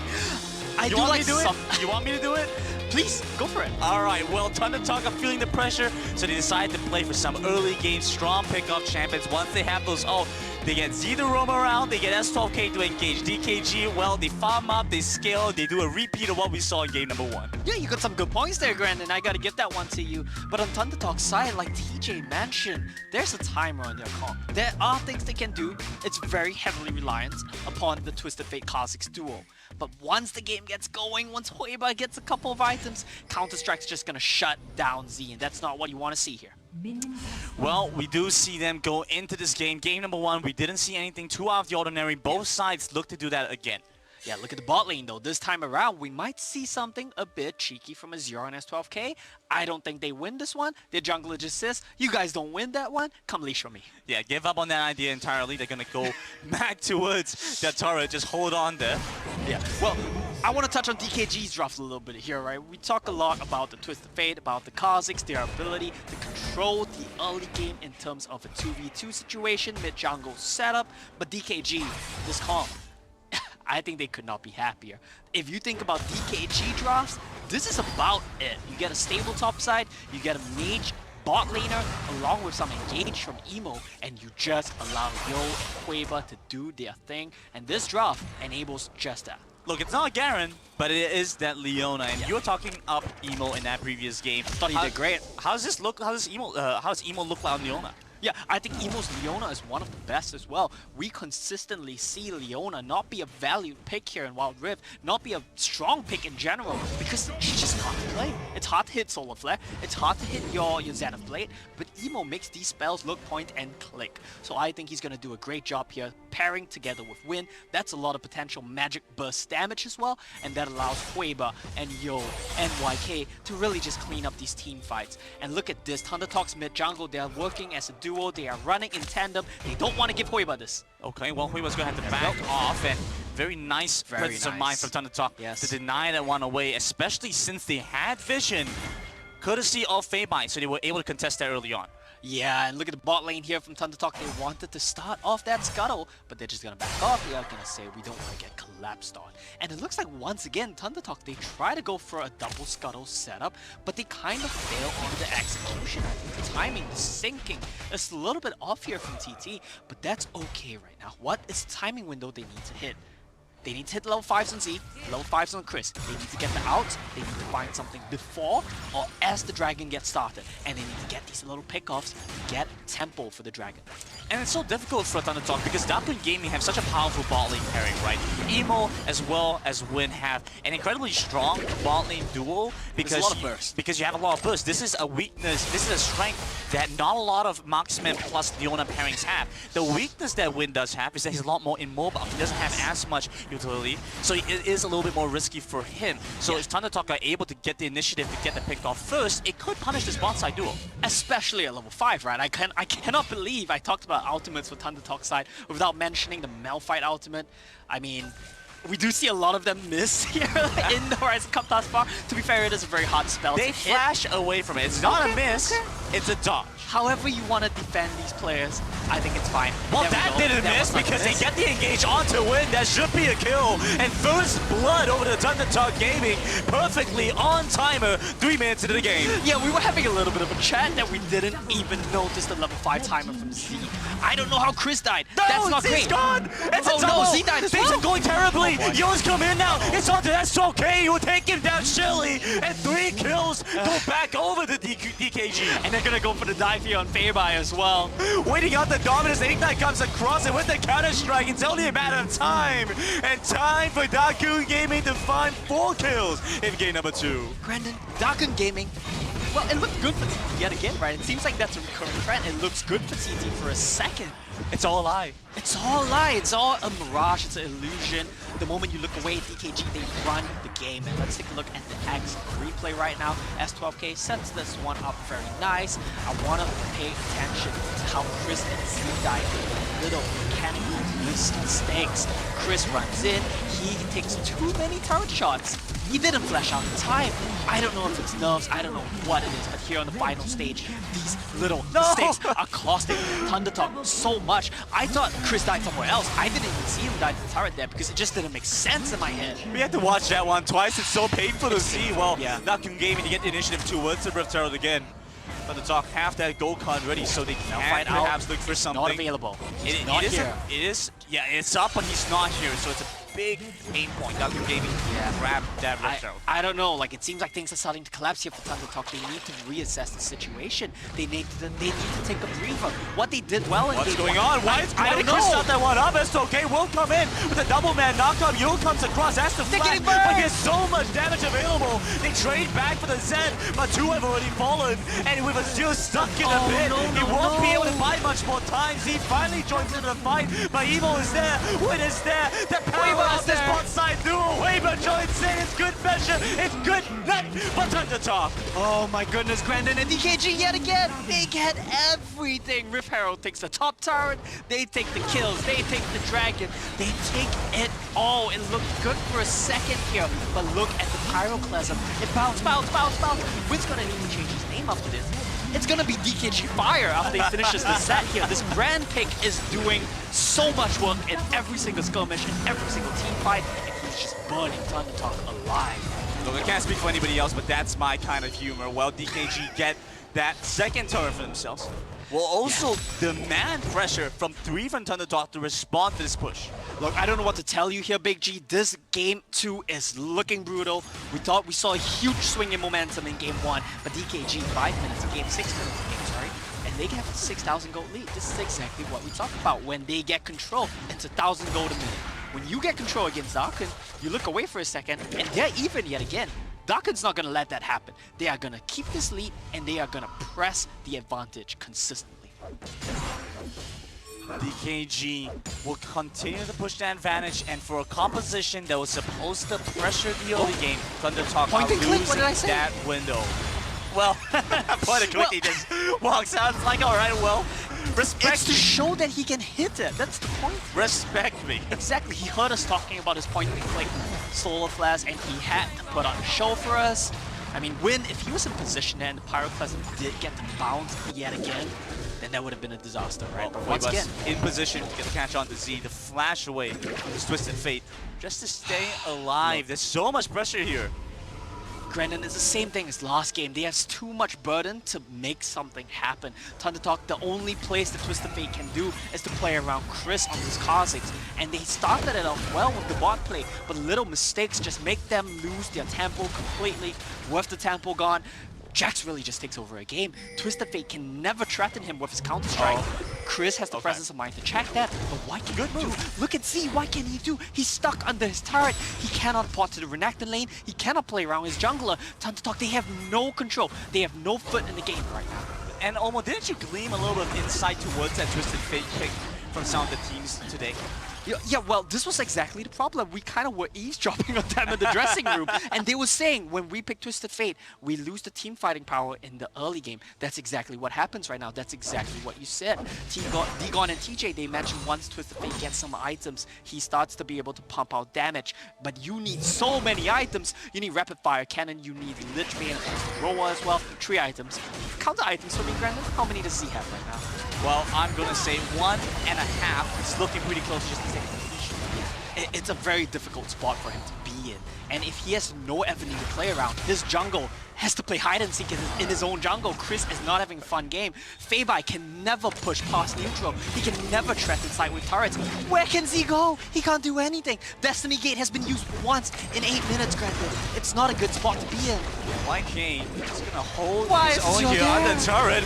What's happening here? Zero, he stepped too far forward. He thought he was the one that was gonna dive. YK there, instead he was the one that was being caught out. I can tell you what happened there. Yesterday we saw, or not yesterday rather, but we did see SBTC do this, right? When they play Senna Malphite, they'll swap who's playing the Senna, who's playing the Malphite. Maybe Azure forgot he was playing the Senna. Maybe he thought he was on the Malphite for a second there. All right, Only fair. explanation I have. Fair enough. I'm gonna take that. DKG grabbed the Rift Herald now. It's a nice little pickup. The second Dragon also available in just a few short moments. And the first game, an incredibly close early game. Second one cannot be said the same. So yeah, look at this. Z is gonna try to pressure this because he has backup. But this means that they lose full control of the Dragon. And Yo's trying to be a bit fancy here. Nice. Dodge away from the go kart. Nice use of the hourglass. Yo's just gonna bait that one away. He jumps back. He's back on the Z. Runs the flash and the ignite. It's gonna burn him down. There's only so much he can get done. Point and click truly coming through from Emo as the rest of DKG will topple over TT. And the only thing ThunderTalk can do is to steal this Dragon away. They sneak it away from DKG, but all it does is just give them a bit of scaling. What's the scaling matter when DKG are in full control of the game? How long can you scale? How long can you stall? I'm gonna tell you right now, Brandon, not very long. This Rift Herald is gonna get tier 2 for sure. It might even trap in tier 3. Well, Dakun Gaming are looking absolutely monstrous in this series. ThunderTalk can only do so much to hold their own, even with arguably the best laner in the world in the form of Z. It isn't enough against the pressure available from DKG. Yeah, and that's exactly the thing, right? When TJ talked about the blueprint that Sengoku used to shut down Z, they said you ganked his lane and you punished him. Now DKG, they're going for a very different approach. They are the best team in the world for a reason, because they're the best team. Not individual players, best team. And that's exactly the problem here. The best player in the world may be Z. He can't do anything against the rock-solid front that DKG represents. Point and click! Once again, gets a catch into Azure. I'm not sure they had a follow-up though, but Emo will definitely make it a pain point for Azure. Yeah, look at the discipline from DKG. They know exactly where they can be on the map and where they cannot be. Z ran top lane. He's set in that bush. He's still setting in that bush, but no one's there. It's completely empty. DKG, they're taking your jungle. Oh, I think you're getting really riled up after this game. It's amazing. No, I think DKG are just playing so extremely well right now, Grandin. It feels like at every step of the way, DKG have put the pressure onto ThunderTalk. It feels like they're waiting for that Baron just to make sure they have all the tools there to close out this game in the best possible way. They can't do anything. They have to sell Z. They have to sell Z, but Yo's gonna be able to get out. Oh no, Yo's gonna join it, but Z's gonna be able to get out. Yeah. Just barely in time there. I do like what Z did right there. He waited to use the gate until after YK used the silence, so he didn't get interrupted. It was this nice little mechanical play, but still, what is that? It's not even a consolation prize. I can't even say that's a consolation prize. He uses Destiny Gate for the second time this game to run away. Loss mitigation. I hate that term. Loss mitigation on the grand final stage it's not exactly what you want to see, but it's a situation that ThunderTalk are in. Now, I'm not saying this game is over just yet, but I want to see them drop for more scaling the next few games. Look, but loss mitigation is an appropriate way. We saw how KT Roaster were a team that could come back from bad situations. For ThunderTalk, though, it doesn't feel like they've been put in those places too many times before, and now tested to the limits with Dakun Gaming, they are faltering.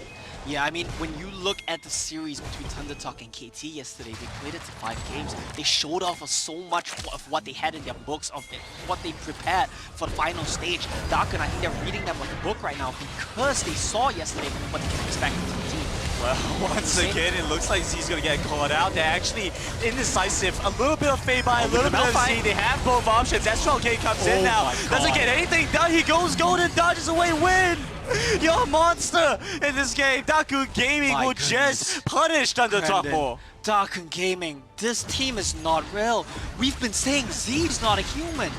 He's too good to be a human, but Dakun Gaming, They're 5 members. They're just too good right now.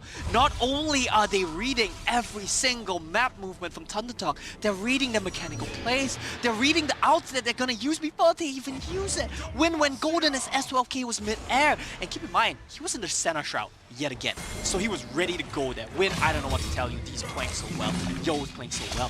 Emo was playing amazingly. YK is going aggressive. Look, he doesn't really care. In between 3 people off ThunderTalk, it doesn't seem like that's going to stop it at all. He's going to get caught out. The flash away. Huema still comes in though. Has the counter-strike available. Gets the 2-man stun. Z running for his life back on the turret, but the rest of ThunderTalk, they've held themselves in their own stasis. That's their own item that's keeping them locked up in crowd control. As Dakun Gaming will clean up the bot side of ThunderTalk. And Brandon, after game 1, I told you I needed to see ThunderTalk ban away the Zed. Yo is too good on it, it puts too much pressure. But after this game 2, I don't know what to tell you. Do you get to ban away Zed as well as Brand? Because then what do you leave up? That's something we've talked about time and time again. And it looks like, look at this, they have no options. They can't stop the Baron. Z just tries to push bot lane tier 2, but he's not even gonna get it, I think. I can feel how exasperated you are almost, so I'm going to give you a second to breathe because Dakun Gaming, they're going to take a second to breathe as well. They get the Baron, they're going to reset, come back in, and 14 minutes into the game, they're looking to close out game number 2 faster. My goodness, Brandon. Dakun Gaming.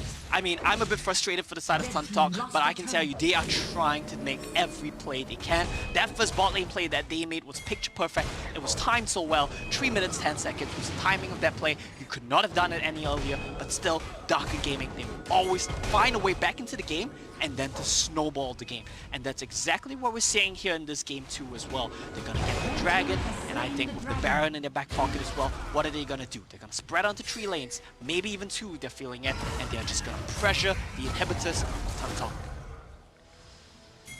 And we've had so much opportunity to talk about the strongest jungler in the world. Yeah. But now we're looking at maybe some of the craziest moves from this bot lane. Win and Emo have been phenomenal in this series. Yo has been amazing. ThunderTalk, they recognize they have to force something now, but they go for Emo instead, and Win's still gonna be alive. That's the re-engage. They get the takedown on the Chris. Jungler down, Jungler gone.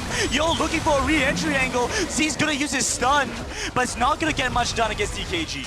Yeah, and they tried to make a play. They brought 5 members in. That's what I talked about. Twisted Fate cannot stun a Jax. It's just not possible, especially when it's Hueva's Jax. Well, I just jinxed that, right? But it doesn't matter. It's too little, too late. And now their back's against the wall. 3 lanes being pushed from DKG. What can you do, ThunderTalk? Okay, well, that actually does matter because they might just take down Hueva on the turret, extend it too far. He pops the counter-strike, but still goes down in the meantime. Emo, he's going to take the turret himself. He says, I don't need a team to do this. The supports will get things done. At the end of the day, DKG walk away with this mid-lane inhib. Granted, DKG, they're just playing brilliantly right now. They lose Hueva, but it doesn't matter. They get the inhibitor. That's what they came for. They're gonna reset, they're gonna back off, maybe even wait for the Elder Dragon because they can. And then they're gonna come back in, they're gonna barrel down the lanes, and they're gonna push ThunderTalk back into their base. I don't think there's much more of a base to get pushed back into. I feel like you're at the fountain, you're maybe getting pushed out of the game at this point. I don't know what to tell you here. Chris is desperately trying to farm something up. You keep talking about Cyrilda's Grudge, but he can't even pick it up. You can't even get it in time. Z's trying to charge, but what does it matter? Okay, forcing engage onto Win this time around. He doesn't have as much utility. That's all he can do. It's too little, too late. Hueva's not even anywhere remotely close to the fight for Dakun Gaming. Just taking the time, making sure they have the cleanest win they can get at this point. That's not something you would typically say about Dakun Gaming. This is a team you know loves to take these risks, loves to push their mechanics to the max. But keep in mind, this is the grand finals of the first ever international Wild Rift event. Cross their T's, dot their I's, and they want to win that championship. And this second game will get them one step closer to winning the championship. But until that point, ThunderTalk, they're not entirely out of it, even though the gold kind of looks that way, the kills kind of look that way. Granted, in the last game, TJ said that Z was in dire energy. So what do you call this? Twisted Fate Purgatory? I don't really know at this point. Well, I think that's a fair statement to make. It's just rough. What can you drop for him? Riven's banned away, so what else does he have left in his playbook? Are we going to see a Fiora mid next game? I don't know. Fiora's banned as well. By them, actually. By That's something to themselves. keep in mind, yeah. But I also don't think Fiora's a good matchup against Zed, so what does he have left? First pick Zed, I guess. Yeah, I think that's it. You're a genius. Maybe ThunderTalk should hire you, Granted. I think that's the play, really. Honestly, It sounds like I'm being sarcastic, but that's just how I always sound. I think the first pick Z is the way to go here for ThunderTalk. You need to see Z pop off. And that's Baron in the books here for DKG. Once again, gonna barrel down your lanes. Well, let's add one more thing to the books. Let's also add the DKG win because they are looking for it themselves. Barely misses out the solo flat. That could have been the game to get the pick off on the seat. They're looking to take down this turret. The last stand from ThunderTalk. The turret standing in between their way.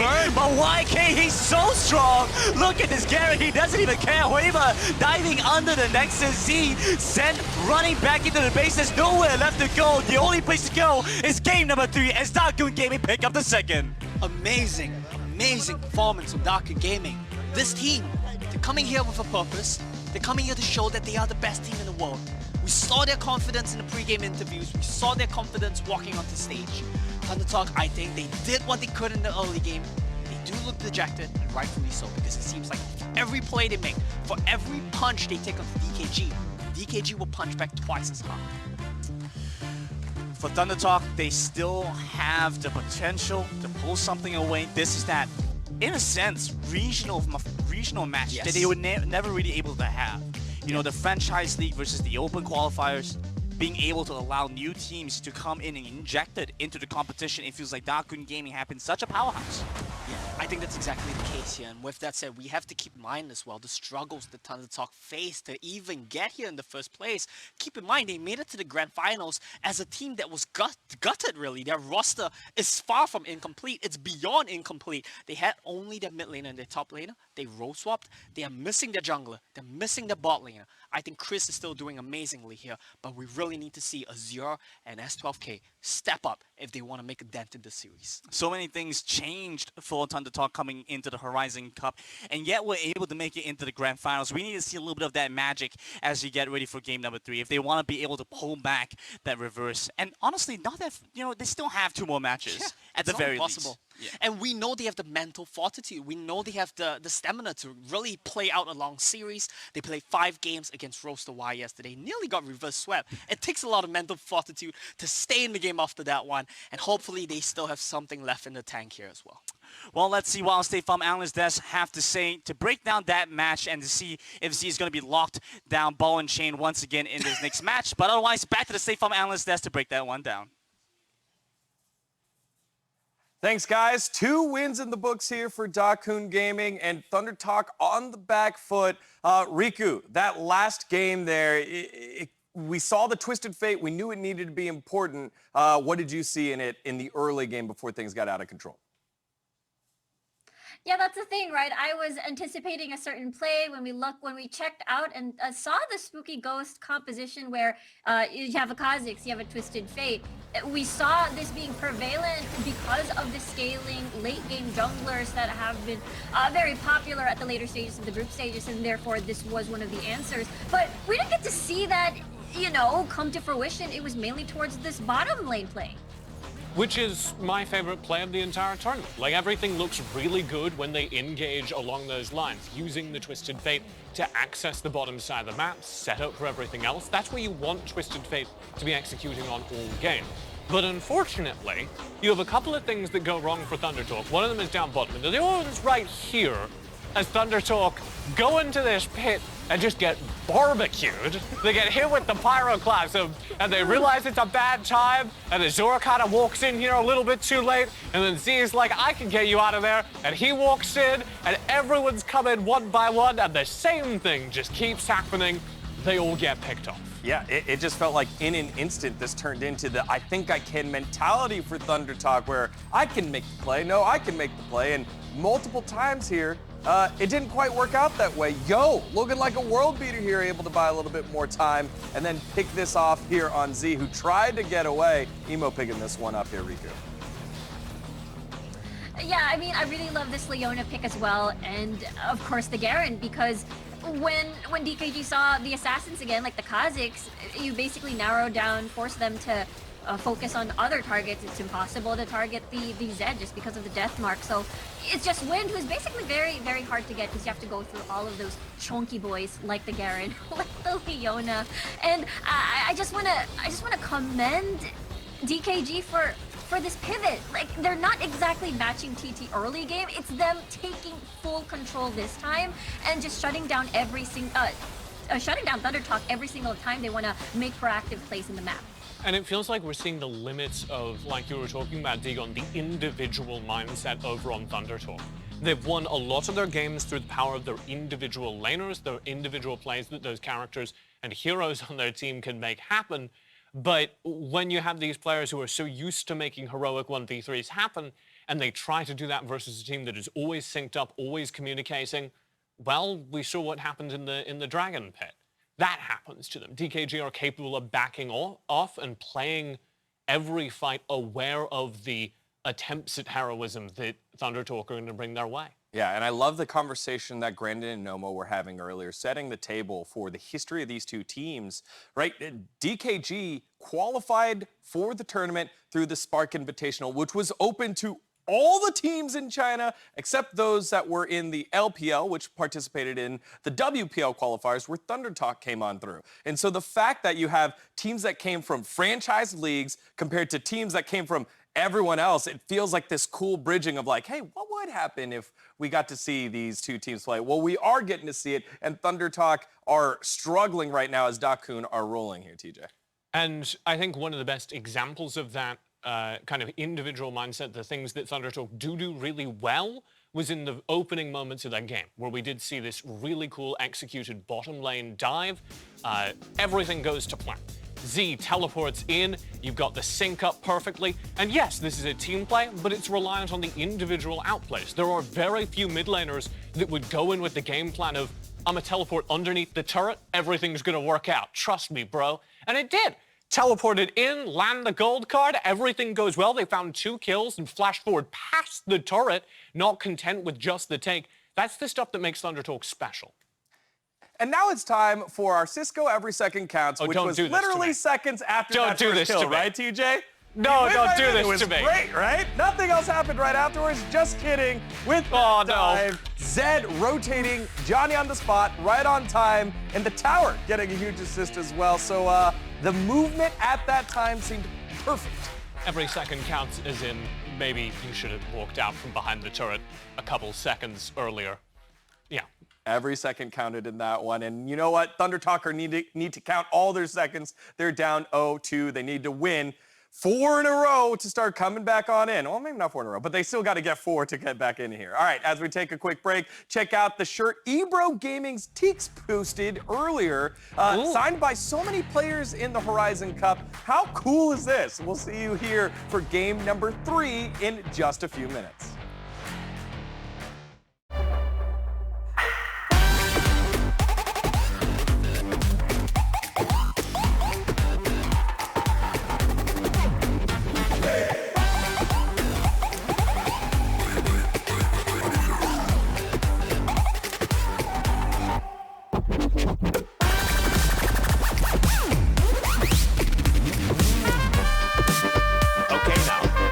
From the beginning.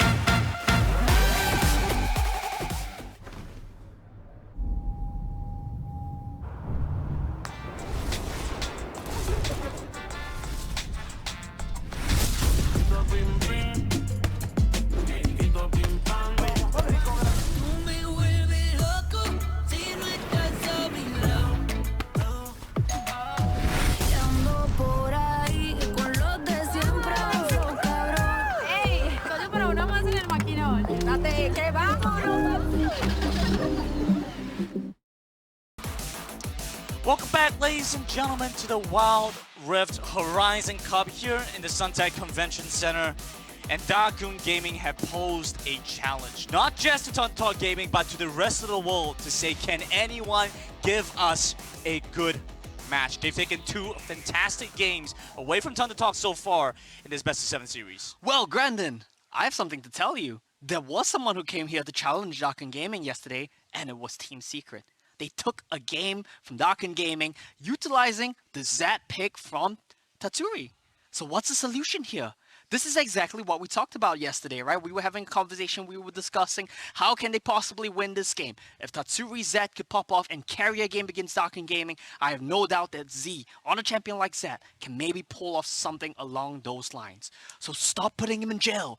Get him out of Diana jail. Get him out of TF jail. Put him on something that can pop off and carry the game, and I want to see ThunderTalk really start showing off their individual chops. At the same time, a lot of pressure on Z to perform, to carry, to be the one to take down Dakun Gaming. And as we go into picks and bans, the first things that we have to look towards are going to be that Z pickup, as well as what this means for ThunderTalk. And what bans are they going to have to get rid of if they want to be able to deny DKG, but also get that strong first pick? Well, Grandin, our analysis was that ThunderTalk should be first picking Zed here. And guess what? Our producers just backed us up. They just came in my ear and told me that Zed has a 90%, 91% win rate in this tournament. Math is not my strong suit. He won 10 games out of 11 where he was picked. And ThunderTalk, they identified that, you know what, Garen's a bit of a problem too. They can flex it to YK, they can flex it to Emo. Let's just remove that. Now, if this is not a Zed pick here, Grandin, I'm going to be very frustrated. Okay, let's take a look towards this one. Countdown with bated breath. I'm actually I feel like we're on Who Wants to Be a Millionaire right now. I'm gonna give it a second. Come up with an answer. Yeah, it's the music playing, the lights are shining down on there. And it's a Renekton. That's what happened last game. Yeah. Feiba locked in Renekton. Oh. You see, I just know these teams so very well. I just know these teams too well. I wish I didn't, but I do. And you know what that means, right? What's it gonna be here for DKG, Grandin? I think you know the answer. Does this mean that when and Yo go back to the coach and say, hey, we don't feel like playing Zed anymore, can we play something else? Look, I think, yeah, there we go. It's gonna be the Zed for Coach says no, you have to play out of that 11. Zed. 10 out of 11, Grandin. Is this gonna be 11 out of 12? Look, the formula is not changing for Darken Gaming. They're saying it's working, let's keep rolling with it. We have the momentum, the wins under our sails. Let's drive this one home. And it looks like ThunderTalk, what's their answer gonna be? That's the big question for me. Their answer was Riven yesterday. Now it's permabanned away. What's the answer against Zed? Okay, they're gonna go for the Thresh here. Potential pickup on the Varus. That could be very nice. Having both the Chains of Corruption as well as the Death Sentence layered together. Be a very nice pickup potential, but against Darken Gaming, we've seen how slippery Yo gets, especially because there is... Okay, well, it only works because you're bilingual. Yeah. Yeah, but we've seen how slippery he gets, and it's so difficult because Zed can instantaneously recast his Living Shadow and his ultimate. So he's able to jump back and forth so well. Z's going back on this Orianna. Okay, I have a bit of a theory here. So there's two possible options. Now, yesterday in the interview, Z mentioned we pick Orianna when we want to be stable, when we want to get to the mid game, when we want to get to the late game, and we want to scale it up. And that's what we said ThunderTalk should be doing. They need to find some scaling in their team composition. That's a possibility here for Z. Alternatively, Orianna is not a bad matchup into Brand. Because of her range, because of her ball, she's able to keep the Brand at bay, and that's something which we could see a Zero pilot here in the Dragon Lane as well. They grabbed this Jarvan. Yeah. Very curious what Jarvan is amazing here, by the way. I think the Jarvan is just a great answer to the Orianna, to the Trash. He's a great lane answer to the Renekton. And guess what? He's going to keep you locked in the Cataclysm while Brand burns you alive. That's the trend so far. Brand is burning you alive. Now they're just adding tools to help him with that. It's interesting to see that teams haven't been going for the Camille, something that was heavily prioritized in a lot of their regional competitions. Oh, you're right. Has now been slipping past into the rear end of the drafts when all else fails. You go, all right, well, what do you want to play here? Maybe the Camille. Instead, ThunderTalk, they're going to go for Kai'Sa. Kai'Sa has been a nice option to help them scale up, and it has some good damage in the early game as well. Yeah, well, Grandin, I'm going to give you a peek into the minds of Darken Gaming here, right? It's from my perspective, so I might be completely wrong. There's a reason I'm casting, not coaching. But TT, they banned away the Camille in the last 2 games. This game, they opted to ban the Garen instead. But Darken, they're saying, we don't want Camille. Team fighting's working, tank top is working. Let's not change what is not broken. And once again, engage for Emo, tank for YK, Zed, Brand, as well as the jungler that can pop off from Hueba. The formula remains the same. Will the result remain the same?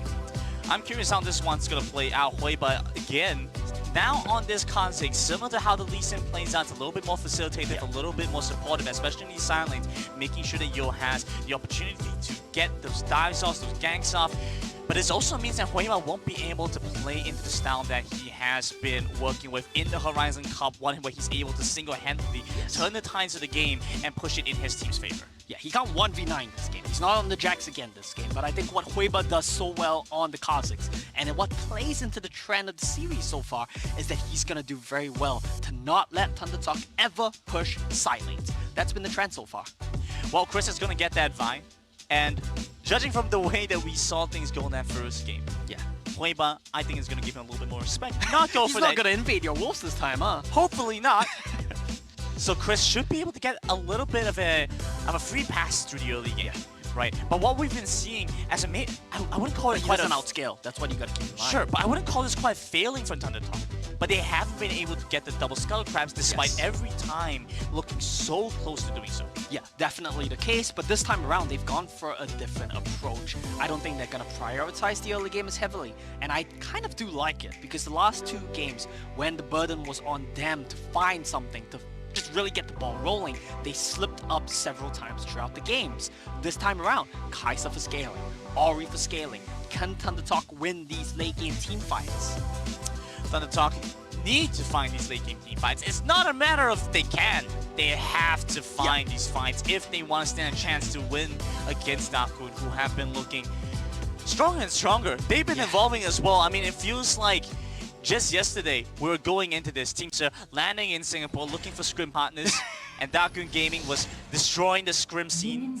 And now in competitive play, I know scrim bucks don't count for a lot, but when you have enough of them, surely it means something, Omo. It definitely means something when you're 2-0 up in the grand finals, Grandin. Dakun Gaming, I think this team looks phenomenal right now, but I do like the adjustments that ThunderTalk have made. Give your bottom lane a bit of potential here to get something going. Punish the brand. This champion has a weak laning phase. Analyst has a weak laning phase. Get something going right now. Okay, well, just a bit of a trade from both sides. Interesting start from ThunderTalk there. Weren't quite able to force more from Emo.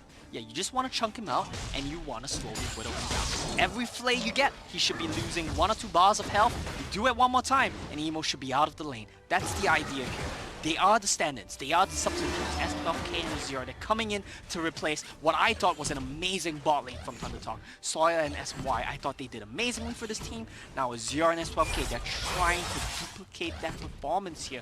Kai'Sa Trash, a lot of burden will be on these 2 substitutes to really step up big time. They were really a big part of the discussion, right? Because as we were looking back towards their regional matches, we felt like ThunderTalk had a lot of presence with Saw and SMY, which is what enabled Z to perform as well as he has been.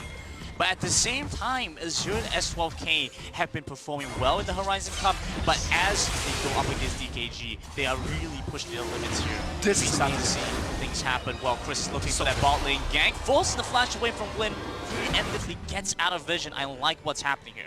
And this is something that ThunderTalk did against Roaster Y yesterday as well. When your bot lane gets priority, you push them off the turret, you zone them off the wave, and you gradually get these leads for Azure. He's on the Kai'Sa, he can really carry this game. Z's on Orianna, he can really carry this game. ThunderTalk, it looks like this time around, they might have a real option. Okay, there we go. Double Scuttle Crab. Finally! Plus that bot lane gank, and I want to give some credit over to Z. This Orianna that's been able to shove out the lane, find so much priority on both sides. That's why Chris was able to walk down to the bot end as well as he has been. Yeah, S12K kind of misplayed that one. That's a nice death sentence. People should be able to do that. There we go! There we go! Ignite comes across. Heal's going to be there. He will barely survive. I was so excited. I thought for once ThunderTalk they were able to strike the first blow without getting anything taken back from them. Unfortunately, not the case. They do get a bit of incremental leads in the bottom lane, but it's not enough to blow the game open. Still a small lead, a couple hundred gold here and there, close to 1,000, but we still gotta look out for the 4-minute window, Brandon.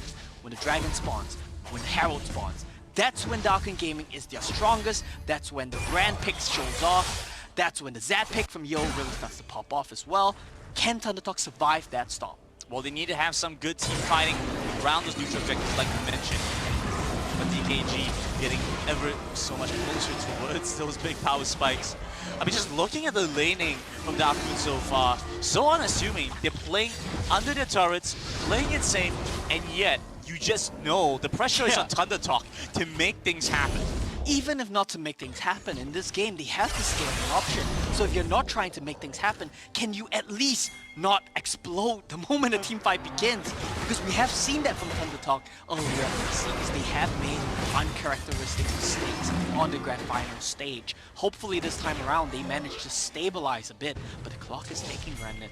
4 minutes is rapidly approaching. This is the power spike window for Darkun Gaming. We know what they can do here. Okay, well here's the thing though, Darkun Gaming, they won't get many good options. It's just going to be the Clown Drake as well as that Rift Herald. So if Darkun Gaming choose to go and grab that Rift Herald and ThunderTalk saying you can have it, we'll trade for Drakes and we'll play for that late game, they have that option. That's definitely the better play here, I think, for ThunderTalk. You don't want to risk losing a big team fight when you know you can outscale. And I think that ThunderTalk, I really want to see what their rotation is right now. It should be Kai'Sa trash to mid lane and play for control on Herald. Back off if DKG try to contest you. Play for Dragon. It looks like they're just going to play for the bot lane. They're going to give up the Rip Herald. And like you said, they're going to play for the Cloud Dragon. Play the scale. Alright, well, if ThunderTalk get there early enough, they might be able to do both. Yeah. We've seen how that one plays out before, especially when you have decent team fighting as well. It may not be as good as DKG, but if you find initiative of your own, especially as look at what's happening here. They're actually going to start walking towards this S12K. He's moving towards the Rift Herald now. Z's going to come in as well. Emo, he's looking for a re-engage here, potentially has vision over them. Wind's going to be nearby. He's looking for the Pyroclasm. Forces the flash away from Z. ThunderTalk. Yeah. A little bit too greedy there. Very greedy. I think they didn't expect Hueba to start it on spawn. They didn't expect the Rift Herald to drop that quickly. ThunderTalk got a bit greedy. S12K, he didn't manage to fillet the headbutt. And because of that, Z has to blow flash. Now, Grandin, take a look at Darkun's team comp for me, will you? Jarvan, Kha'Zix, Zed. If you're an Orianna without flash, I think you're pretty scared right now. A little bit scared. Yeah, he's no longer playing League of Legends, really. It's a horror game at this point. Feibai, though, huge. Gets away. That's going to be the re-engage. Emo looking. Take him down with the rocket belt. You'll have to see it. You love to see it, and it was extremely close as well. If he had Ignite, the Rocket Belt Ignite would have taken him down. Fortunately, not the case. Feibai performing pretty solid so far in this game tree. I think the whole series, he has had a respectable performance. But he needs the rest of his team to perform alongside him. Well, that's first turn for DKG, the gold advantage on the red side. For Hueba, basically funneled into Hueba. Emo took some of the gold away, but I think if Emo gets some gold, you're pretty happy as DKG, even though he's on tech, even though he's on that Alistair. This man has been a pivotal playmaker for Darkun Gaming, and he's not looking to stop now. The way he plays into these fights, the engage that he has been so phenomenal. And as we build up Hueba, we build up Emo, I feel like, yo, this does a little bit of recognition as well. I mean, the guy's been pretty insane. This Zed... To be fair, he's been playing Zed a bunch of games. I mean, you have to pilot it well. Yeah. Surely. He definitely has. The skill ceiling is so high on this champion. The skill expression is all there. Yo's the one that's actually making it happen. He's the playmaker here. I completely agree. I think he's playing insanely well. His mechanics have been close to perfection. And I think Yo, you know, he's really making a case for himself here up against Z as well. Of course, he has the best team in the world behind him, supporting him, enabling him. But he's definitely been no slouch. I feel like, again, this just goes back to the idea for me that a lot of these champions that end up building Cerebral's Grudge right now are so prevalent in the meta. Grandin, Cerebral's Grudge, oh, your new gamer tag, you're welcome for that one. Just feels like that way because he's looking at champions like the Kha'Zix, like the Zed. He has such an easy way to build into that. You have to get there first. Keep in mind, Chris last game did not even fly it. Game. Absolutely. Zero's going to get caught off. Definitely doesn't build Cerebral's Grudge on his build. Evo's going to get traded back. ThunderTalk able to fight back in turn, but across the map, pressure still in favor of DKG. Yeah, DKG, they really get it all. You lose Emo, but you take down a Zero. And when we talk about late game scaling options of ThunderTalk, it's Orianna, it's Kai'Sa. Losing the Kai'Sa here is going to hurt you a lot, and it starts from Emo. This man, camping in the bush, sneaking past S12K. You pick the trash to counter the Alistair. But Emo doesn't care. He picked Alistair in the trash. He says, I can outplay you. And he's right so far. What we have to address though is Azure has now managed to pick up his BF Son, the execution is calling it the Vampire Acceptor. So why you want to go for all these components first is because it gets you to that Incantant Rain upgrade. And that's a power spike available for ThunderTalk now. They're going to be able to use that upgrade to get more damage, which is what they desperately need against DKG. They really need damage, but I don't think they're looking to take a fight just yet. If you look at the items across the board, Z is the Archangel Staff. You still are trying to scale up on Kai'Sa. Vi's not going to scale very well, but he just has one job. He needs to punch Huiba in the face. That's it. He needs to enable his team by making sure Kha'Zix does not threaten them, and I think he's going to be able to do that job extremely well here with the support that he have. They have Lantern to bail him out if he dies too deep. They have the ball right on top of him as well from Z, and I like this little sneaky play here. They threaten Yo. Can he outplay this? Well, it doesn't look like he's going to really have to. Chris is still hesitant on looking for the engage. He actually does. Gets the initial dodge off, but he still gets locked down. The flash away from Chris, but he has to stare his gauge as Yo dashes back on the turret. Azure is being played like a fiddle. And Emo rushing down to the bot side now. He has the Rocky Bell. Hashtag he's chasing after Azure, and he'll finish off the marksman. But back over to the mid lane. Z will find the kill. Takes down Wind as the damage shot's gone. No brand left for DKG. No brand left for DKG, but that's all they have left in the tank. Azure committed his ultimate, Chris committed his ultimate, but they weren't able to take down Yo. He mind-gamed the both of them so very well, playing around his shadows there, and I think, like you said, Yo needs more credit. This man, his mechanics have been off the charts. He bought so much space on the map for DKG, and with that play done and dusted, DKG, they're still sitting at a gold lead. They still have the Rift Herald available, and they're gonna be the ones starting off this dragon. DKG will likely get the dragon as well. I don't think ThunderTalk can really contest this one. Might look for a steal. I mean, Chris is nearby. Huiba walks over. Decides that he's gonna just take this jungle. I love this. I love this aggression. Oh, Azure stuck. It absolutely is. In between two assassins. The mid lane looking a little bit stuck as well. Picture in picture, I think that's just going to be Azure going down pretty soon. Unless Chris comes in to interfere. He's running interference, coming back, gets locked down onto Yo. That could mean the Zed goes down. But in the meantime, Azure gets picked off and knocked back into YK. Chris looking for a chance to re-engage. Emo still has his ultimate, so things are looking interesting. What happens here in the back though? Feibai comes in to finally take down Huiba. And it just doesn't seem like these teams want to stop fighting. And granted, that was a good play there for ThunderTalk. Finally, they get a lead in one of these fights. Azure, he nearly outplayed that as well. He tried to auto Huiba for the Killer Instinct proc. Pay attention to the map though. Yo, just spot TP is coming back. That's what Z has to do. He has to get the pick off first. YK will go down before Yo can get anything done. He's locked in the Catalyst and he jumps over it. But it's not too late. He doesn't have any more spells. Yeah, and Z bought TP there, so that was a big investment. And it's gonna delay his power spike with the Cyrilda's Grudge. Yes. He does have the almost gold Isn't it? He does have the Black Cleaver, so he's still gonna be pumping out a lot of damage. But he's not gonna get the Grudge just yet. And while that's happening, Z is scaling. He's approaching 2 items.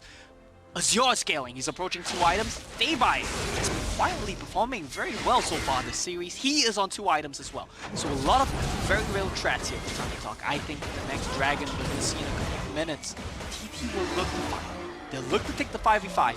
And hopefully, for the first time this series, they win their first 5v5. Look, I'm starting to feel like that Garen ban might be hurting DKG a little bit more than what they initially let on.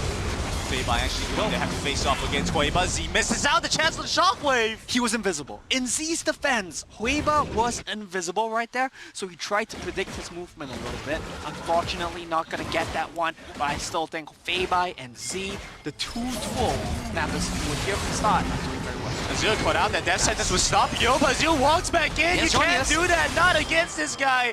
Yo's going to actually dodge back on the turret.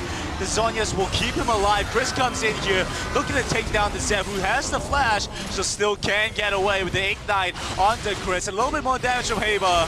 It just seems like this Vi will ultimately go down. Man. And that's the problem here. The Vi dives in, but she's diving in alone. You need the Killer Instinct. You need the Shockwave, but both were not available. And that means that Chris will get taken down. Rift Herald will get popped. And DKG, look at mid lane. They won it all. They won mid, they won bulk. They're not gonna rest. That Rift Herald, not as much value, not as much value as he could have possibly had. Yeah. I don't think DKG are all too concerned about that. Azure again, so risky to step forward like that. DKG, they're feeling this themselves right now. They're confident. They're taking the skill checks. They're diving you between turrets. They're pushing 2 lanes at once. At 12 minutes in the game, TT, they need to calm down. They need to slow down the pace of the game. They need to play the 5v5s front to back. You need to make sure Z has a shockwave. You need to make sure he syncs it with Chris. And you need to make sure that DKG don't pick you off before you team fight. The smallest goal lead that DKG have had in this series so far. But yet at the same time, it still feels like they have a lot of pressure, but ThunderTalk have that fighting chance. They've been able to find some priority on the other side of the map. I think this is best summarized by the idea of playing cross map, and ThunderTalk have been able to put the pressure down towards the Dragon side, while DKG have been doing it effectively everywhere else. Granted, I'm so proud of you. You identified the point there exactly as what DKG wants to do. And look at the map state. Look at them do exactly what you're saying, Brandon. ThunderTalk, they're 5-man group. They're trying to find a play. They're trying to find an engage. But DKG, they're just trading for bot lane. Yo's pushing in. Waver's guarding him. Evo's not gonna die. He's tanky. Glad to make you proud, Omo, but I think ThunderTalk can make you even prouder. They're able to pull this one away. Huiba stuts up the Dragon. Has Yo by his side. They're looking for an engage there. That's going to be... Yo gets caught. That's Evo. He's jumping in. That's the fight they might have been looking for. Win isn't able to output the damage. They actually take down Yo. They take down YK as well. ThunderTalk moving together as a unit. They're 5-man together. Strong enough, despite everything that DKG are throwing at them. Will not be enough. A little bit more damage from Win. But he's been sent back to the mid lane. ThunderTalk finally get the fight they were looking for. 4 for 1, Brandon. That's the first team fight win for ThunderTalk in the entire day, in the entire series so far. 5 for 1, maybe even. Win, what's happening here? Z surely will get this kill, but it's looking a little bit close. I mean, what's happening? He's skirting the turret. He's right there by the side. He's gonna walk out. He gets away. He gets away, he sneaks away, he survives there, but Darkun Gaming, that was the first real blow they've taken so far this series. They lose 4 members, they lose 2 turrets, they lose the Dragon as well. Brandon, could this be it? Could ThunderTalk have finally found the formula? The scaling, is this the play here? Look at how this team fight starts. I think a lot of credit goes to Azir. He's playing so aggressively, uses the stealth upgrade to dash in, chunk out YK, baits them with the Zhonya's, killer instincts back in to finish off YK. Skirting around the edges of the fight so extremely well here. They clean up Emo, and look at this. Huiba, he's done this before, he's doing it yet again. He's getting too aggressive with no right to be, and the point CC punish the Kazakhs, they get the teamfight win, but it's still only 1,000 gold lead for TT. Look what happens, Huiba once again, he stepped too far forward, gets caught out. Nice knockback from Emo, will keep his jungler alive. YK looking for the re-engage as the teleport comes across with DKG overcommit for that fight. DKG, they commit a lot, and what happened to the other side of the map? We said DKG won a cross map, but Feibai right now on this Renekton starting to find pressure on the side lane. We're seeing a game first. TT took their first team fight this series. They're putting pressure on the side lane for the first time this series, and they're starting to take control of DKG's jungle. DKG, they seem a little bit unsure what to do in this position. If I'm being honest here, they're walking into the jungle like it still does. But ThunderTalk will force them back and say, no, now this is our game to run. But Brandon, look at the inventories of Darkun Gaming. What do we see right now that wasn't there before? 2 Cyrilda's grudges picked up by Huiba and Yo. Could this be it? Because you gotta keep in mind here, when we talk about team comps that wanna dive into you, Cyrilda's grudge is slow. It does so extremely well to split up teams.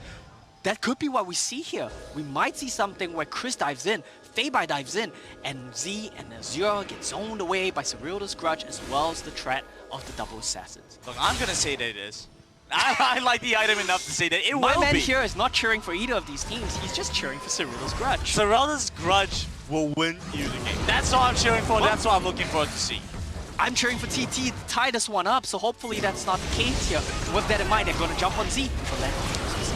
Well, the Catalyst has already been expanded. That's a tool that he no longer have. Nice re-engagement has 12k. And the Descendants to lock in Emo, but he's gonna go back in, try to get the jump on the Z. Huiba's been forced out. Feibai joins into the fight, gets the flash on, pops the hourglass from Huiba, who's in the backline trying to take somebody down. But Yo's fully out of this fight. 2 dead on Darkun Gaming. Amazing team fight from ThunderTalk right there. They're gonna start the Baron off, and I want to see a replay of that team fight. And I want you guys to look at each individual member of ThunderTalk and how well they played. We might need 5 replays for that. We might need 5 replays from each of their perspectives. And look at this right now. They still correctly identify. We need to zone them away. We need to make make sure Zio can't come near this. We need to make sure YK can't come near this. And they do just that. Renekton and Ori, they do their jobs. They zone DKG away. We talk about how DKG might just be the best team in the world, have the best team play in the world. ThunderTalk, they prove they can fight you tooth and nail. And as this Renekton starts to get stronger, Feibai shows why first pick Renekton is a respectable choice. Yeah, and we were talking about the Zed win rate as well. 10 wins in 11 games. Could this be one of the first few times he loses? 10 wins in 12 games? Crazy concept. Still sounds pretty broken to me. Absolutely. Well, next thing YK up on the plate is going to be that Elder Draken.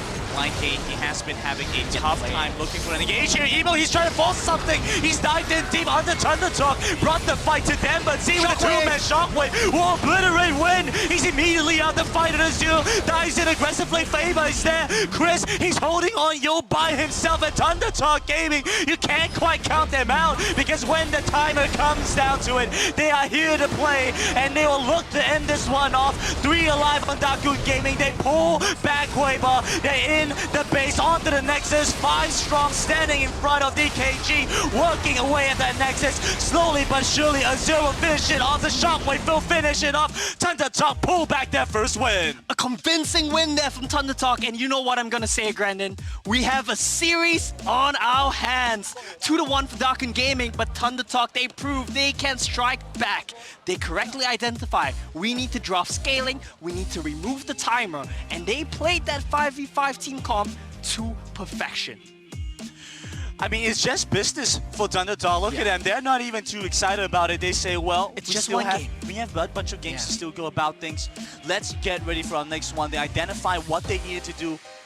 And looks like Zed is apparently not as broken as we thought it had to be.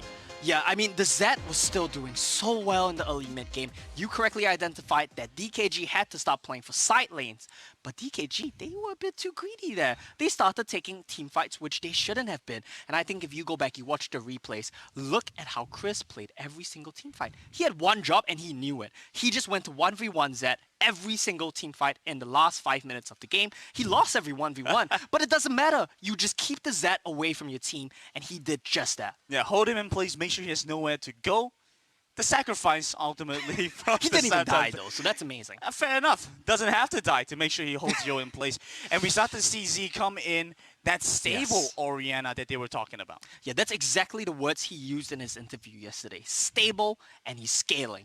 They know that that's what they need to do here against DKG. They can't keep the tempo because DKG team fights too well. So what do? We fight fire with fire. We counterpick your Zed with an aggressive scaling bot lane.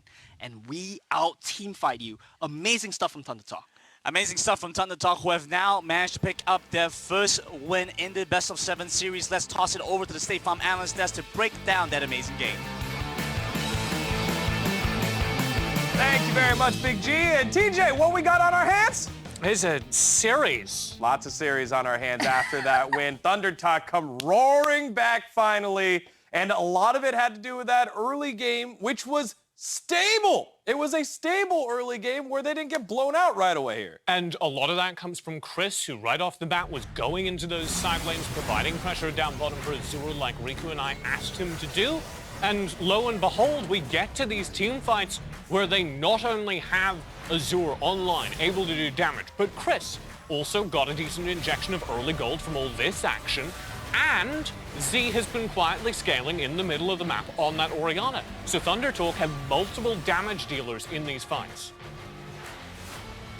Yeah, exactly. Just really, really nice adjustment coming from ThunderTalk. I mean, when we look at the mid lane and top lane, it's basically kind of hard to gank anyways, so might as well just focus everything towards the bottom portion of the map. I really like the adjustments as well when it comes to their usual playstyle of wanting to get Rift Heralds all the time, but they know that they have the scaling this time around in their draft, so let's just propel Azure into this Kai'Sa pick and then win the team fights later on once everybody's online. And this is exactly what they did. No matter no matter what DKG tried to do at the bottom portion of the map to get themselves ahead, there's always Chris, there's always S12K being that reliable disengage with the Lantern and the engage as well with the death sentences.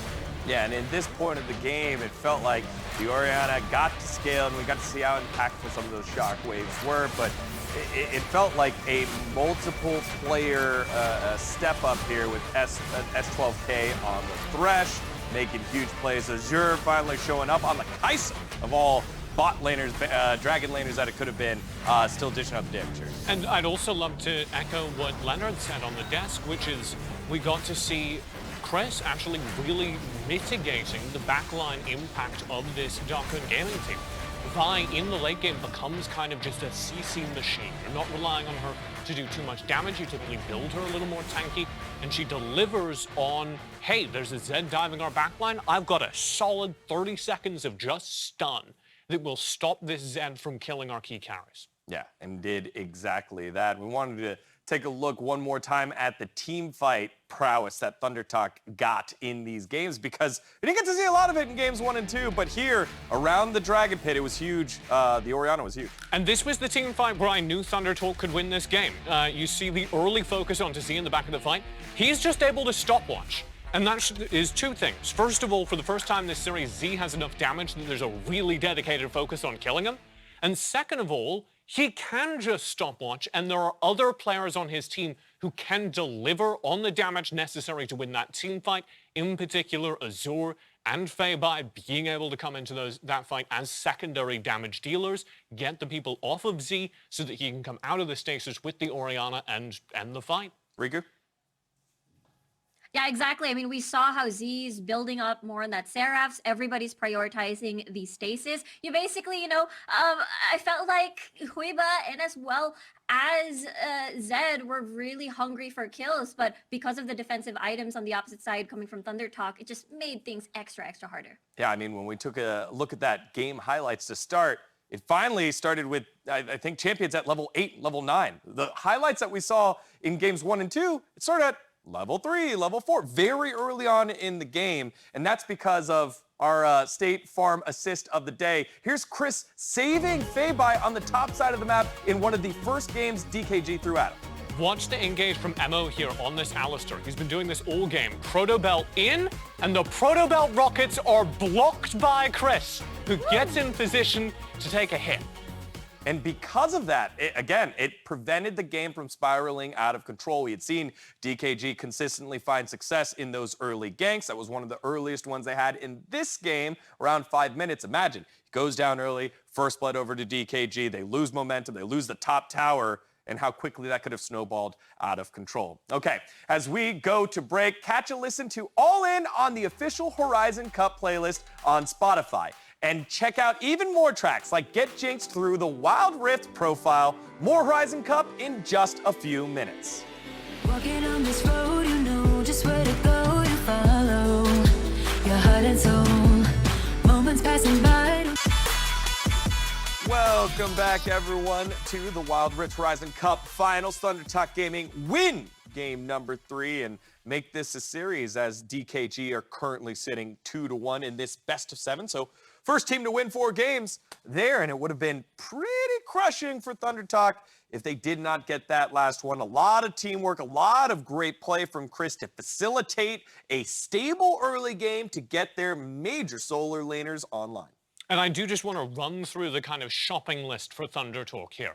Obviously, we want Chris on a highly mobile character that's capable of getting into lane during the early game.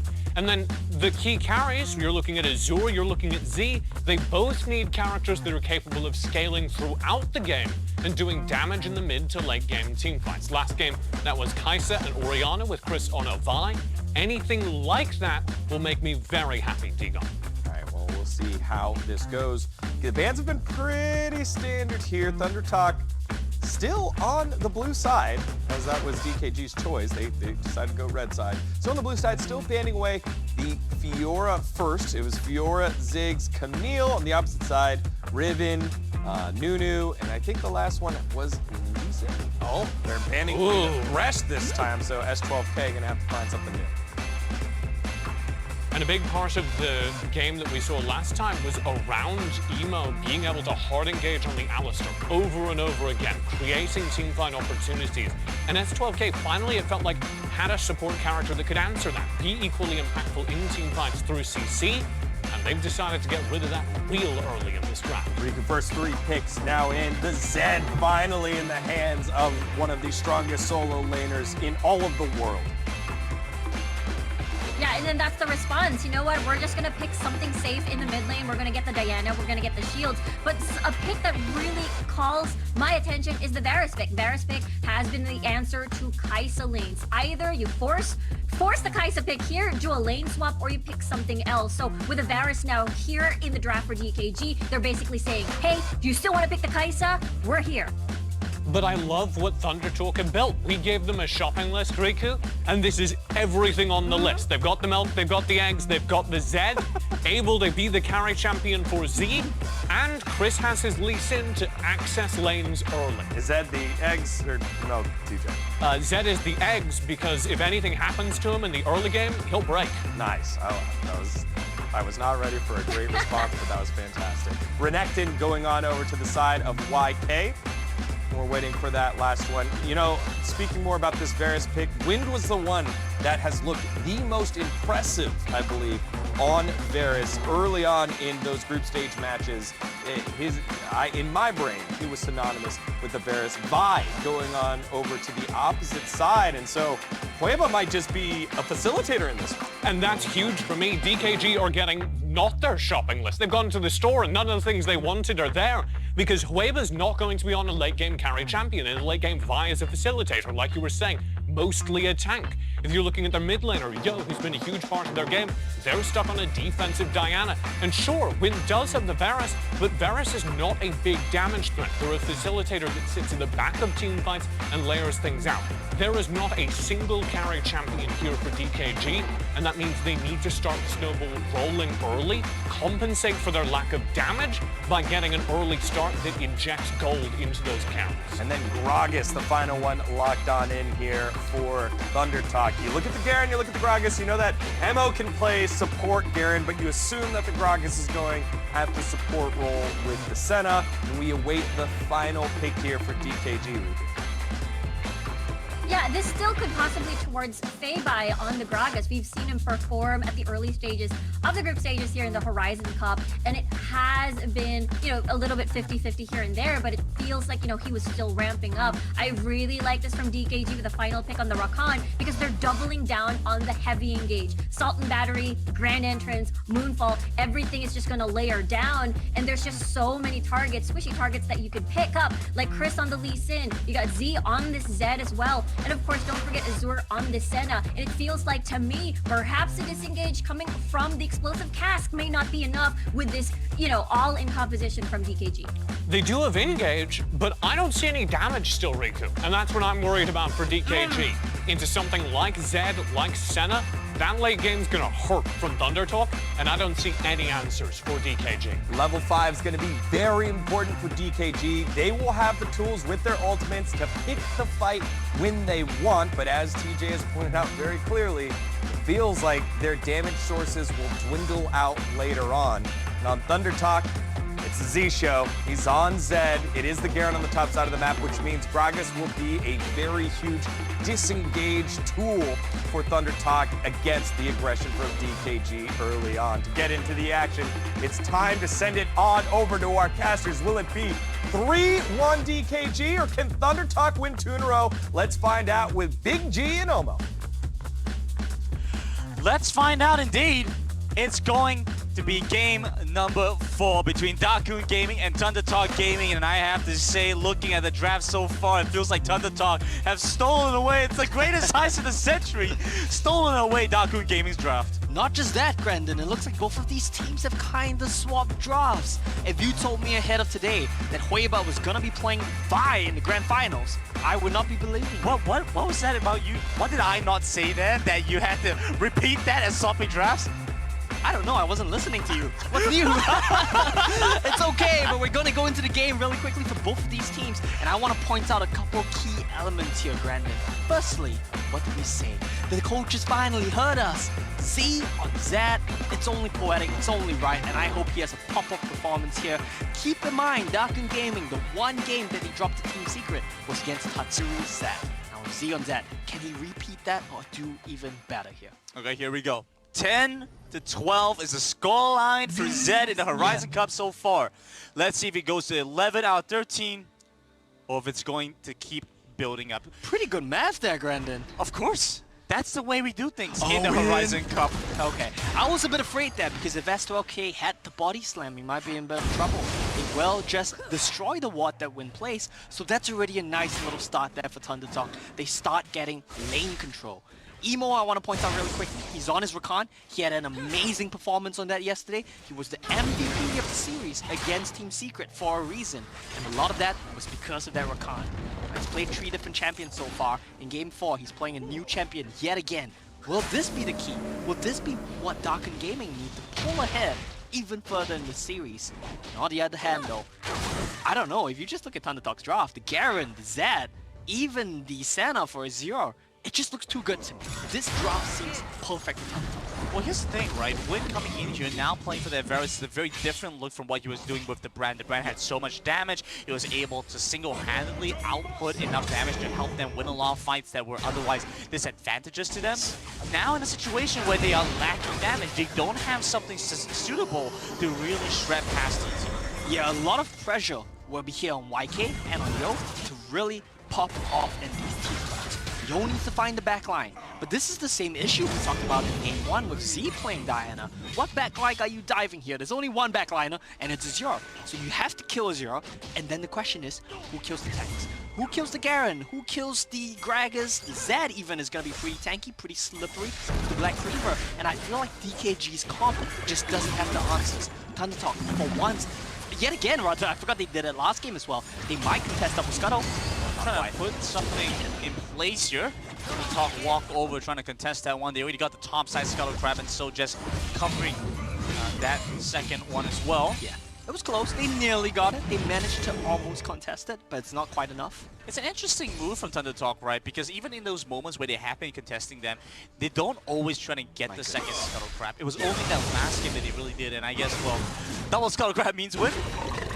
It seems like that might be the case here. That might be what ThunderTalk needs to pull out a win. But I want to pay attention to Z in the mid lane. He did this last game as well as Orianna. Look how much he's zoning Yo off the lane.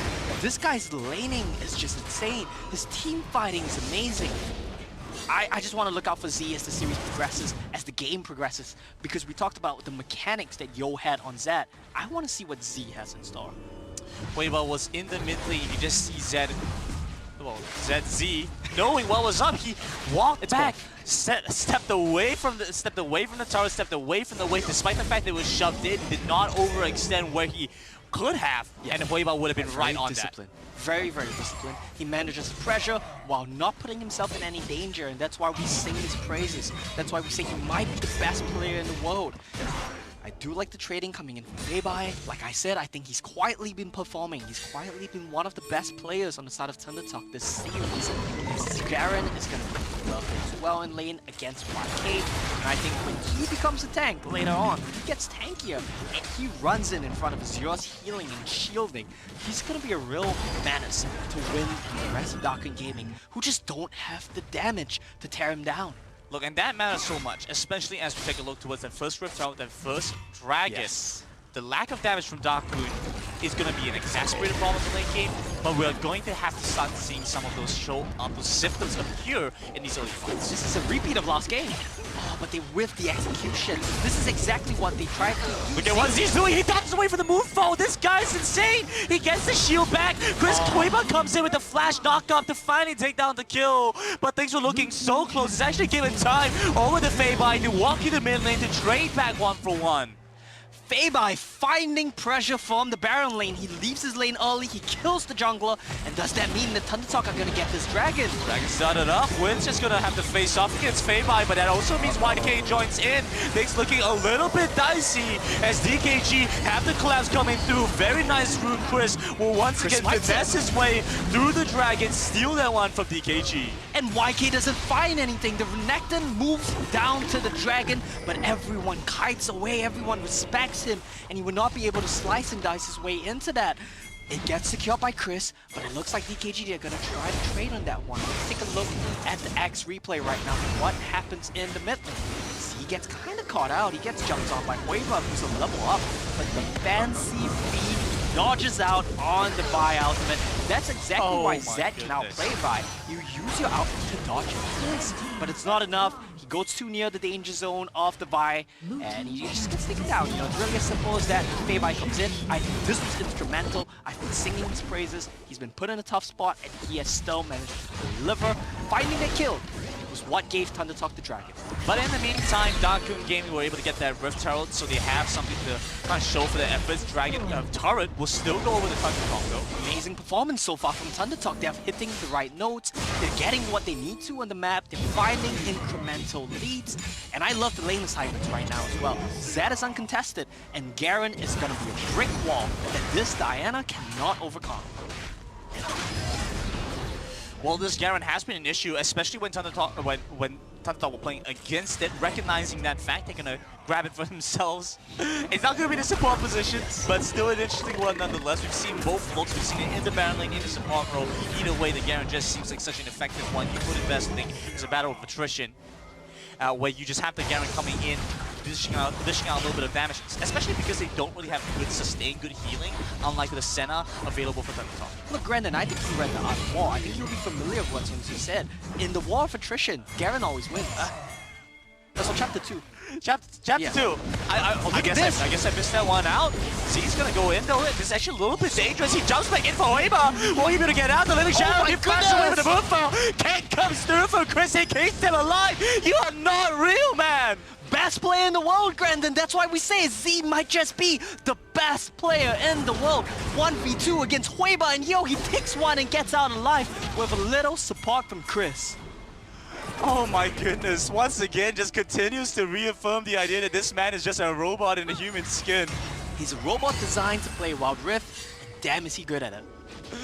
DKG will suffer a little bit against Zed. But this doesn't mean things are up just yet. DKG still have a window to play towards in the mid-game. As things start to scale, DKG will find themselves having tougher and tougher team fights. But the moment is not here yet. They still have a really good chance, especially since the next objectives are the Infernal Drake and the Rift Herald. That's right, and he still had the Rift Herald in his pockets as well. Z wanted to go home here, but he noticed that Hoiber had wasted his dash. No way to get out of this one. He survived with the help, but still Z's gonna pop back in. He's gonna flash away from the moonfall. He just makes it look easy, really. I didn't even get hyped watching that because it was so clinical from Z. But he's gonna get taken down. They get a lockdown onto him. He's probably gonna go down here. Nothing he can really do against that much crowd control. Point and click crowd control especially. And this is why I love Hoiber. This is why I love the way DKG play the game. When they recognize they cannot win team fights, Hoiber is so good at knowing where and when to be on the side lanes and who I love can this. punish. Oh my, I love this. They recognize that they don't have to defend this. There's nothing they can defend in the mid side, so they're gonna go and keep pushing. Yo's gonna come in here as well. They clear out the wave right as the dragon spawning. What's this? Chris? Oh, behind enemy lines. He gets a kill. I don't know where he's going right now. Chris is looking to get out, but will end up getting clipped by YK on the exit. That's the jungler gone though. Both of these teams playing to the absolute limit here, just taking skill checks everywhere, mechanics checks everywhere. Chris is still dead for 10 seconds and Dragon is alive. Could this be DKG finding something on that? Right, well, Emo has been really good these engage moments. Yes. But he has no grand entrance for a while more.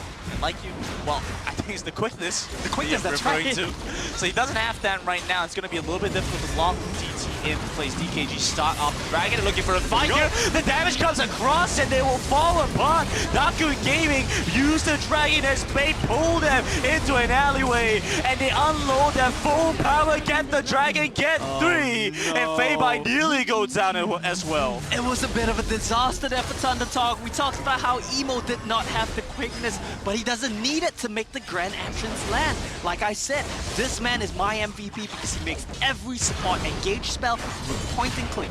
He hit 2 members in that team fight, and that just set Dakun Gaming up for success. We talk about how they get outscaled, but that doesn't matter if you find the Dragon, if you find the Herald, and 3 kills on top of that. Chris died, came back, died again, and now he's 2,000 gold, 3,000 gold behind Hoiber.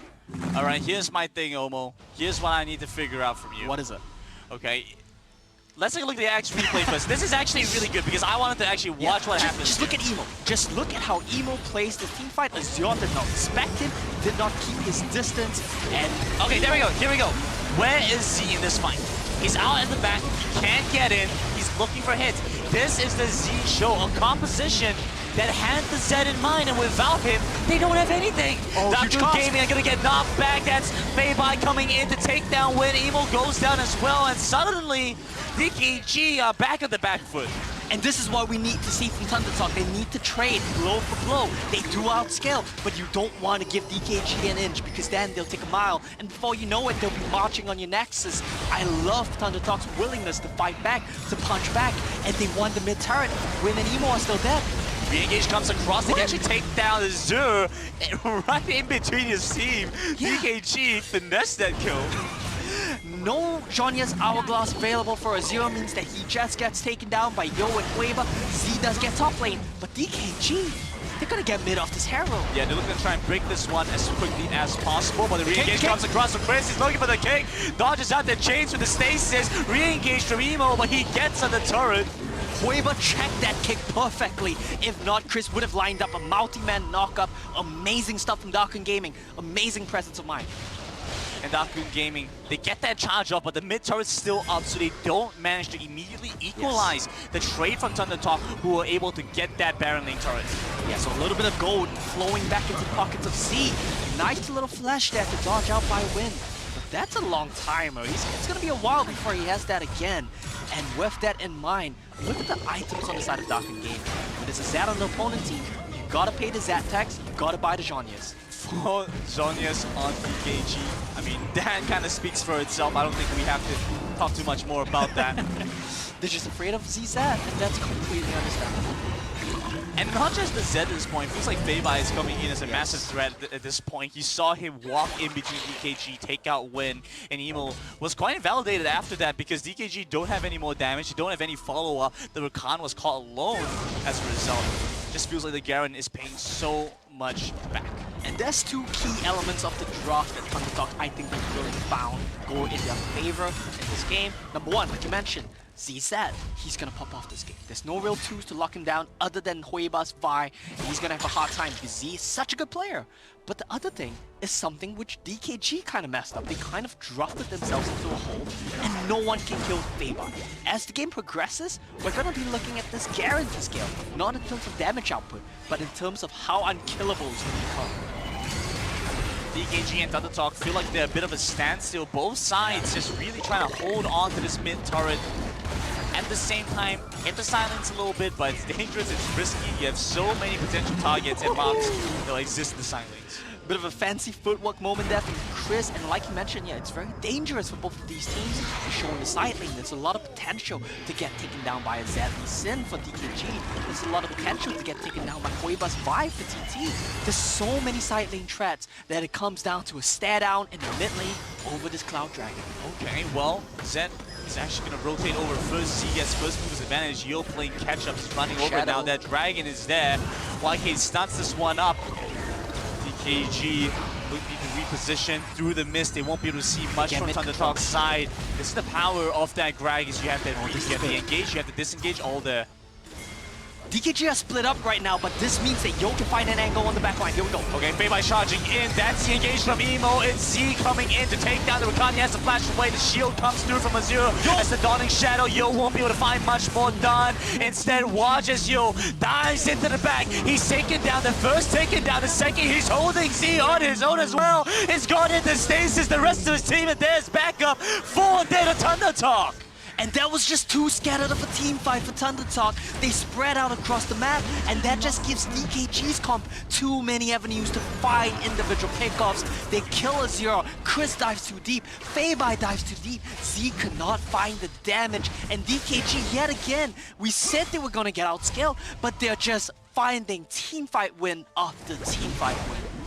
And it just doesn't seem like there's much for Z to do. Again, I want to ask you, well, where is he in these team fights? That's exactly the question I want to ask as well. So we have to take a look at the replay. Two things to take note of. Emo's approach to the team fight, as well as Yo's approach, is just so good. He takes a second to reassess before finding Grand Entrance on the 2. Yo just finds an amazing knockup here. Z didn't dive into the backline. So Feibai and Chris, they found themselves alone and without damage. Z, I think, is gets when they're too safe. What's and his happened team's here? getting punished. SOK caught out position, punished for his moves as well. Yakun Gaming get this pick off, and Baron looking like it's very real as an option. And Hueba picks up this fight. He's not on carry. He's not looking to pop off, but he's still putting so much pressure on the game state.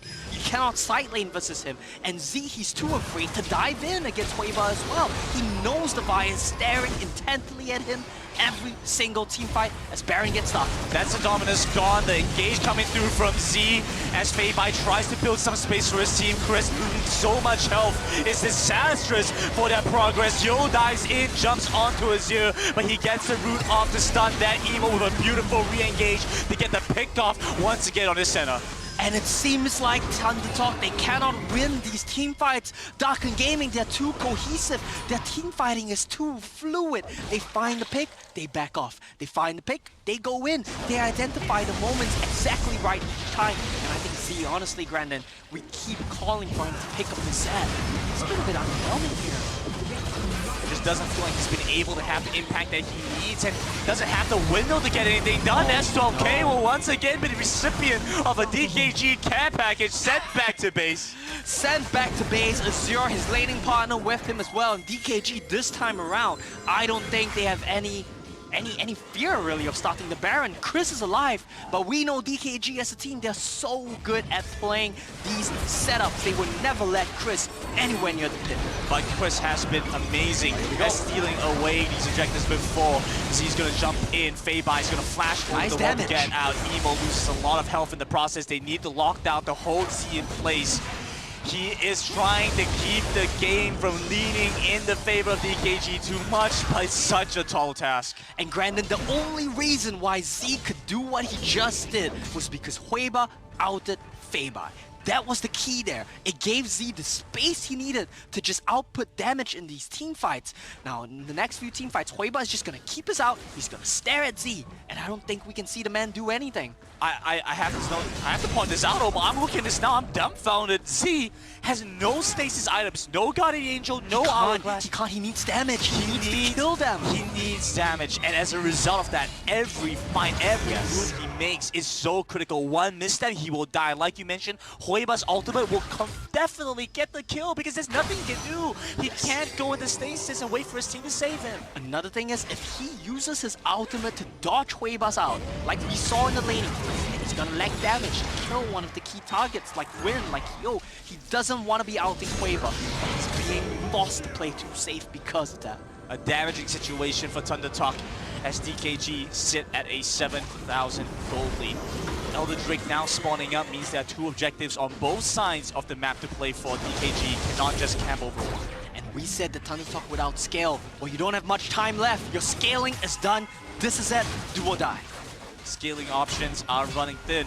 DKG stun up the dragon and ThunderTalk looking for a fight. We've seen how this one plays out before. Every time we move towards this dragon pit, it seems like DKG on familiar territory. Emo's looking for the engage. He misses out the chance. Feibai buying so much time for his team. Yo into the back. It's a double Hourglass out from TT, but DKG will find something for their troubles. In the meantime, though, Z still in the back lines will be able to find something, but so far away, the fight has continued, and Z is only barely joining back in now. They get the kickoff. They're looking for the takedown. YK tries to dash out, but it's looking bad for Hueba. He's looking to get taken down. ThunderTalk.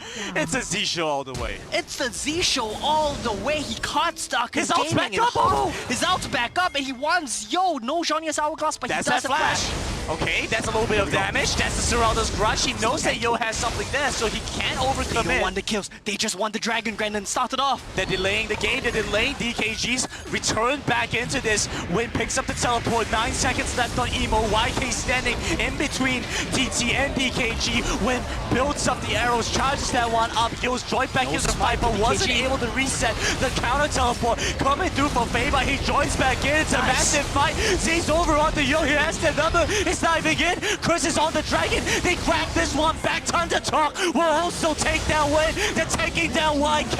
An amazing turn back for ThunderTalk. We talk about how fluid Darkun Gaming's team fights have been, but this time around, it's ThunderTalk who find the jukes, who find the angles, and amazing team fight with them. And Z, he's not gonna have his out available, but he takes down Yo. He says, I am the better mid laner. Give me the Zed. Get me out of Diana jail, and I will perform. It took him some time, but he manages to pull it off. And pulling back the goal deficit, ThunderTalk are right there standing side by side with Darkun Gaming. And looking like the scoreline might reflect that as well. And Hueba is alive, does have smite, but his teammates, they're all dead. Feiba is not gonna let him anywhere near this pit. He's been such a menace. It just feels like there's so many things that go in the favor of ThunderTalk at this point. Oh my goodness. The stars are aligning. The creeps take down the inhibitor turret for them. As ThunderTalk are looking at their dragon. As at the Baron, not even the dragon, this is the They got it Baron. already. They have the dragon. They're getting the Baron, Grandin. ThunderTalk, could this be it? I'm amazed. I'm wowed at the performance from ThunderTalk so far. Yeah. A team that had to undergo massive roster changes moments before the Horizon Cup. And every member is stepping up huge. I want to give massive props to Chris. This man is playing against what might be the best jungler in the world, Hueba, and he's putting on a show. Looking for the catch. Over by the signs. He's going to buy a lot of time. Has his ultimate. My goodness. Grandin, here we go. The kick. Nice kick back onto YK. He has the ultimate as well as the hourglass. A little bit more on his end to keep him alive. Nice engage coming through from Emo. No damage. Hueba dies in deep, but the timer is up. ThunderTalk have fully outskilled Darkun Gaming, and with the full force of a 5-man team running down your base. Darkun on the final stand in front of the Nexus, and Zed will go in as Z will show off. It is a performance, a masterpiece, a showing from ThunderTalk as they tie up this series. Grandin, I don't know what to tell you. I am beyond impressed with what ThunderTalk pulled off that game. Their backs were against the wall. Darkun were finding all the fights, all the objectives, but ThunderTalk went and mattered. They pulled it off. They took the Elder Dragon, they took the Baron, they took the team fights. They tie up the series. And I think Hueba, he's not going to want to play Vi anymore after that. He's probably going to be telling his team, just let me carry. And it feels like we're getting closer to its Riku's prediction score, 4-3. Difficult to say who's exactly going to be able to get there first, but honestly, the score is getting tighter. Darkun Gaming feeling the pressure now, but they have the chance to hold on. Darkun Gaming, the backs are not quite against the wall, but the series is tied up. Now, if you think of it this way, it's really just a best of 3 left. It's basically just 2 wins between any one of these teams and lifting the Horizon Cup trophy. It's a lot to ask for, but the first thing I want to see, Grandin, is I want to see adaptations in draft. Put Hueba on something that has the potential to excel, to carry the game, and don't let Z get that Zed. Get him back in jail. Put him back on something like the Diana. Put him back on something like the Twisted Fate. Ban Zed, ban Ori, target ban Z is what I think is the play here for DKG. And amazingly, it seems like ThunderTalk have done just that. Well, we're going to toss it back over to State Farm Analyst to break that one down and to give us more insight into what's been going on and how ThunderTalk have tied up this series. Z, how great he is on the biggest stage. We are tied at 2 here in the Horizon Cup Finals, and that looked dire for the longest time. Comes down to that final Elder Dragon. Z buys enough time. As they were saying on the broadcast, needed to see the Gragas engage, be a great spreading tool, and just split everyone up and let Z work. Yeah, so many of those early fights are defined by how much DKG are doing around their squishy targets. Wind always has 2-3 players just on him, giving no space for Z to operate. And there are tools to disrupt that we see them start to use in the late game. Once we get Feiba's Garen spinning through the team, the explosive cast from S12K, and Chris with the Dragon's Rage, ThunderTalk bring those to bear and give Z the room to deliver on his late game damage. Yeah, early on, wasn't the greatest here, Riku, was it? Yeah, I want to double down again. Yes, echo TJ's thoughts on Z. His performance on the Zed has been incredible. And usually the struggle when you pick up a Zed is that stasis are going to get picked up on the opposite side, therefore mitigating your chances to get a kill. But what Z does, he's so patient. He waits for all the stasis, all the flashes, all the defensive summoner spells to run out, and then he enters the fight and finishes everybody. And that is exactly how he was able to maneuver around the late game fights, which is just very, very beautiful to watch. In that Elder Dragon fight, the death mark came up 3 times, TJ. It was insane. And we were sitting there the entire time that game's going. We're going, he's kind of scaling up there on the top lane. There's a moment where he just randomly takes a turret, and our observers did a great job just capturing in the picture-in-picture. There's a whole bunch of action going on, and Z just up there farming his turrets. It's honest work. And the later and later we go, you keep thinking, oh, he's going to show up. And then by the time they get a team fight that's actually good for Z, where he has the kind of room to operate like we were talking about, yeah, his death mark comes up 3 times in a single extended team fight. His cooldowns are constantly off, and most importantly, when he finds the ideal targets, they vanish. You can see that. The ThunderTalk guys just hanging out, relaxing. Oh, the back hurts. It hurts. Riku, now, I know we're harping the Z point a ton, but that wasn't everything that happened in the game. Let's rewind a little bit. Hueba on the Vi, finding some success early on in the game. Yeah, he was able to get a lot of pressure on towards Z's lane, even able to manage to get that first blood, not allowing him to escape, and basically just doing Vi things, able to get these lanes ahead. But the biggest thing for me is also Emo here on the Rakan. Constantly he has picked this up, even during their series up against Team Secret, and it has enabled these early fights. He has halved the fights all on his own, which we will see later towards the Dragon fights. Basically, the second and the third. But at the end of the day, it felt like he was already read by ThunderTalk. They would always wait for Emo to burn all his spells before they're comfortable to go all in.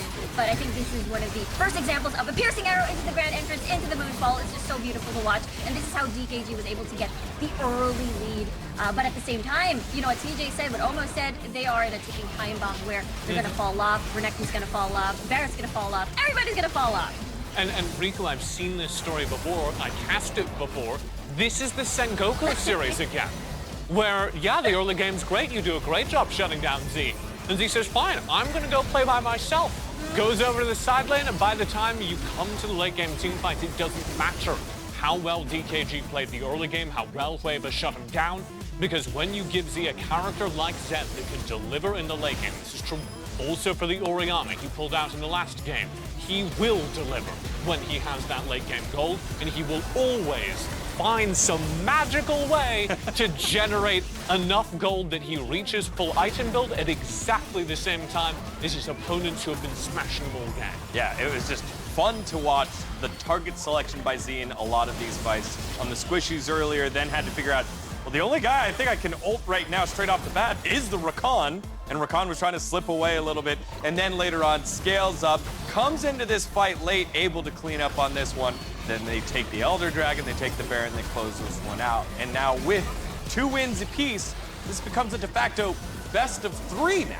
So basically, next team wins 2 wins. You're back to a best of 3, almost like in the group stages here. What are some of the adaptations that you want to see from these squads? And let's start with the team on the back foot here in Dakun Gaming.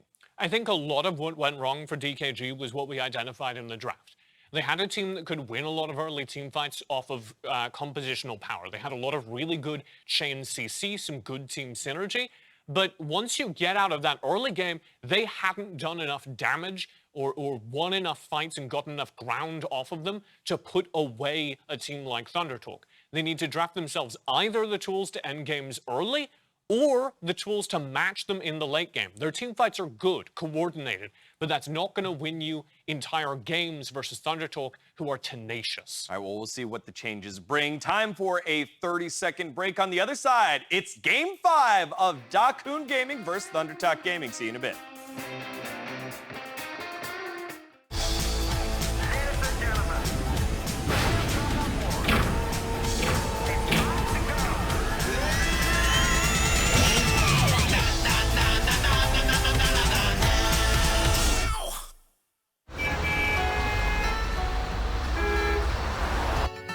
I woke up to the morning sky first.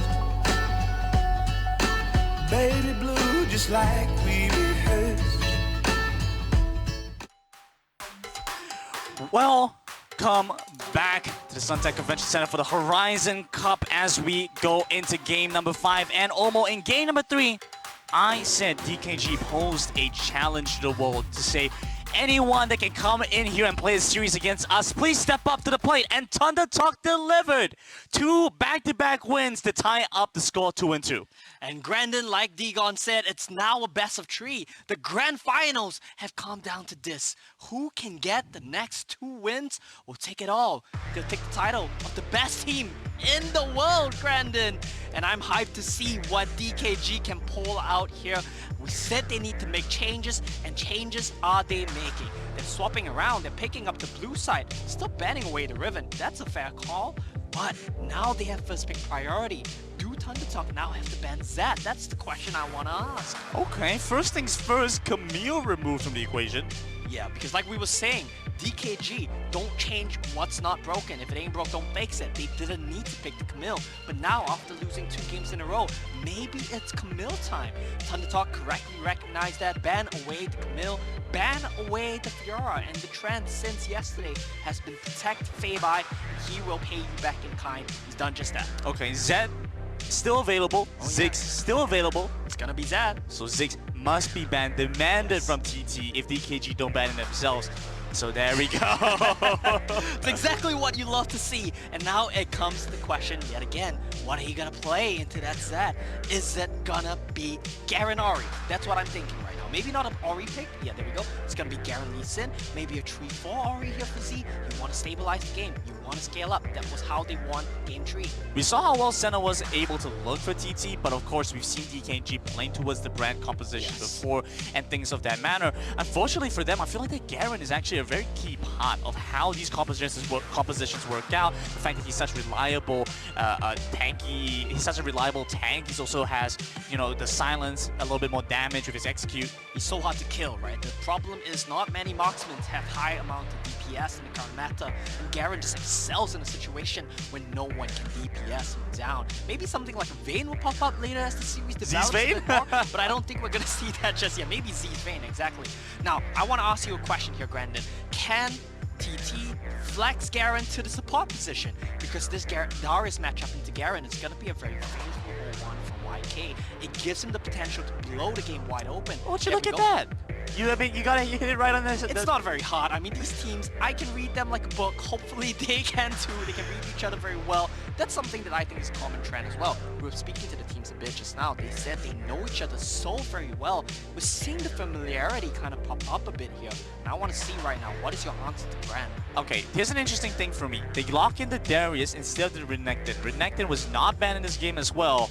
Instead, they chose that, so I'm a bit curious what their thought process is, but I'm first going to focus on that Senna because I feel like ThunderTalk have managed to steal that one nicely away again. Grandin, I have a feeling we might see Senna, Garen bot lane here for Azure and S12K. We said the teams were familiar with each other. Are they familiar enough to have picked up the Garen from DKG's playbook? Hopefully that's the case. I don't like to see this Garen-Darius matchup.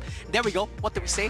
Huiba is taking the keys back. He's taking back the tools to succeed and to carry the game. He does not want to leave it to chance, does not want to leave it to his teammates. He says, I want to do it myself. All right, this is the first step. You grab the keys to the vehicle, to the minibus. That is Huiba. Castle, Grandin. No. Huiba is about to be a minibus. He's about to carry this game. Okay. All right, you grab the keys. You need to slot it into the ignition. All right, it looks like the Rakan, he's the turning action. Okay, for Evo. I like this. All right, this is the analogy that we're rolling for. And we're looking to see if Huiba is going to be able to drive them forward. I'm a bit disappointed by this Gragas last pick. Sorry to break up your analogy, but I was hoping to see... Actually, no, you know what? It's still we might see Gragas top. It's still good. It could be Gragas top, right? It's not set on Gragas Senna bot lane just yet. I would love to see that because that gives you all the favorable matchups that you want. Garen can withstand the poke from Brand. Gragas can poke out Darius in the top lane. I think that's the play here, but I'm not sure if ThunderTalk recognize that, if that's what they want to go for. We'll have to see as this one plays out. Sure, I do feel like it is going to be as it currently stands. I feel like ThunderTalk playing with the heart in the sleeve says we'll just pick in according to our roles. We don't have to go all fancy crazy here. Whereas with DKG's side, a very interesting move on there and being able to pick up both the Jax and the Zed on their side, they're looking to have that split push, side lane pressure that they are so renowned for. I want to pose it this way, okay? Zed, Jax, and Brand. These have been winning keys here for the side of DKG. These have been instrumental to their wins. But on the other hand, Garen has not lost a game this series, Grandin, and Garen is here for ThunderTalk. Which one's gonna come out on top? A close set for both these teams. Now with the score tied up, they both have to look for this. A best of 3, that's it. That's all there is. It's just a best of 3 at this point. 2 more wins will close out this one and will determine the first team to win an international Wild Rift competition and win the title of the best team in the world. Yeah, it really is anyone's game right now. Both teams proven that they can adapt as the series continues. Both teams proving they have the stamina to keep punching. A bit in surreal. The series. A bit surreal, yeah. We weren't expecting a series this close, and I don't think Darkun was either. We saw them on stage, they were gesturing 4-0, 4-0, but it's already tied up. Bit of a misplay. They meant to say the 4 was split to 2-2. So they were predicting the midway point of the series. Yeah, midway point, 4 matches, and then brilliant analysis. You keep going. Absolutely. Let's go back to the game because that's what matters. That's what counts. Darkun Gaming up against ThunderTalk. Z back on this Orianna, piloting that stable champion. Yeah, I do want to point out one thing which I do like from ThunderTalk's side.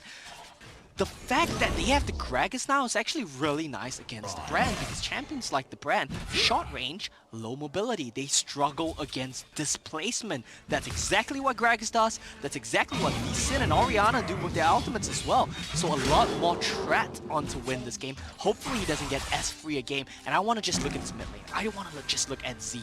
We always see him just zoning Yo off the wave. I think in every single game so far. And this game is no exception. He's full health, Grandin. He has not taken a single bit of health. Yo, he's already, kind of in a bit of trouble.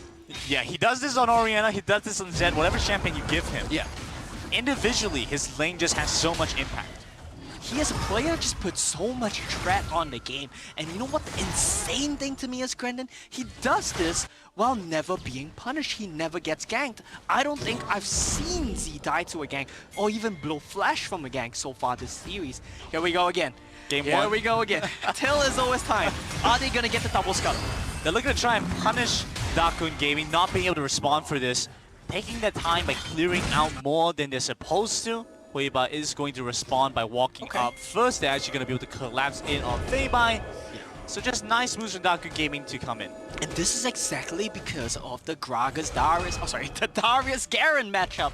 We see YK is constantly winning these trades, and because of that, Feibai has to back off. Chris recognizes we can't contest double scuttle, but still there is potential for a dive here. Okay, Feibai, he's gonna have to flash away, but Darkun Gaming under turret chase after Huiba comes in with first blood.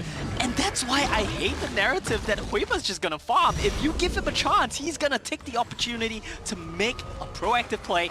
He's 5,000 gold up on Chris, and he's playing that late game scaling Jax here. Well, he's farming kills.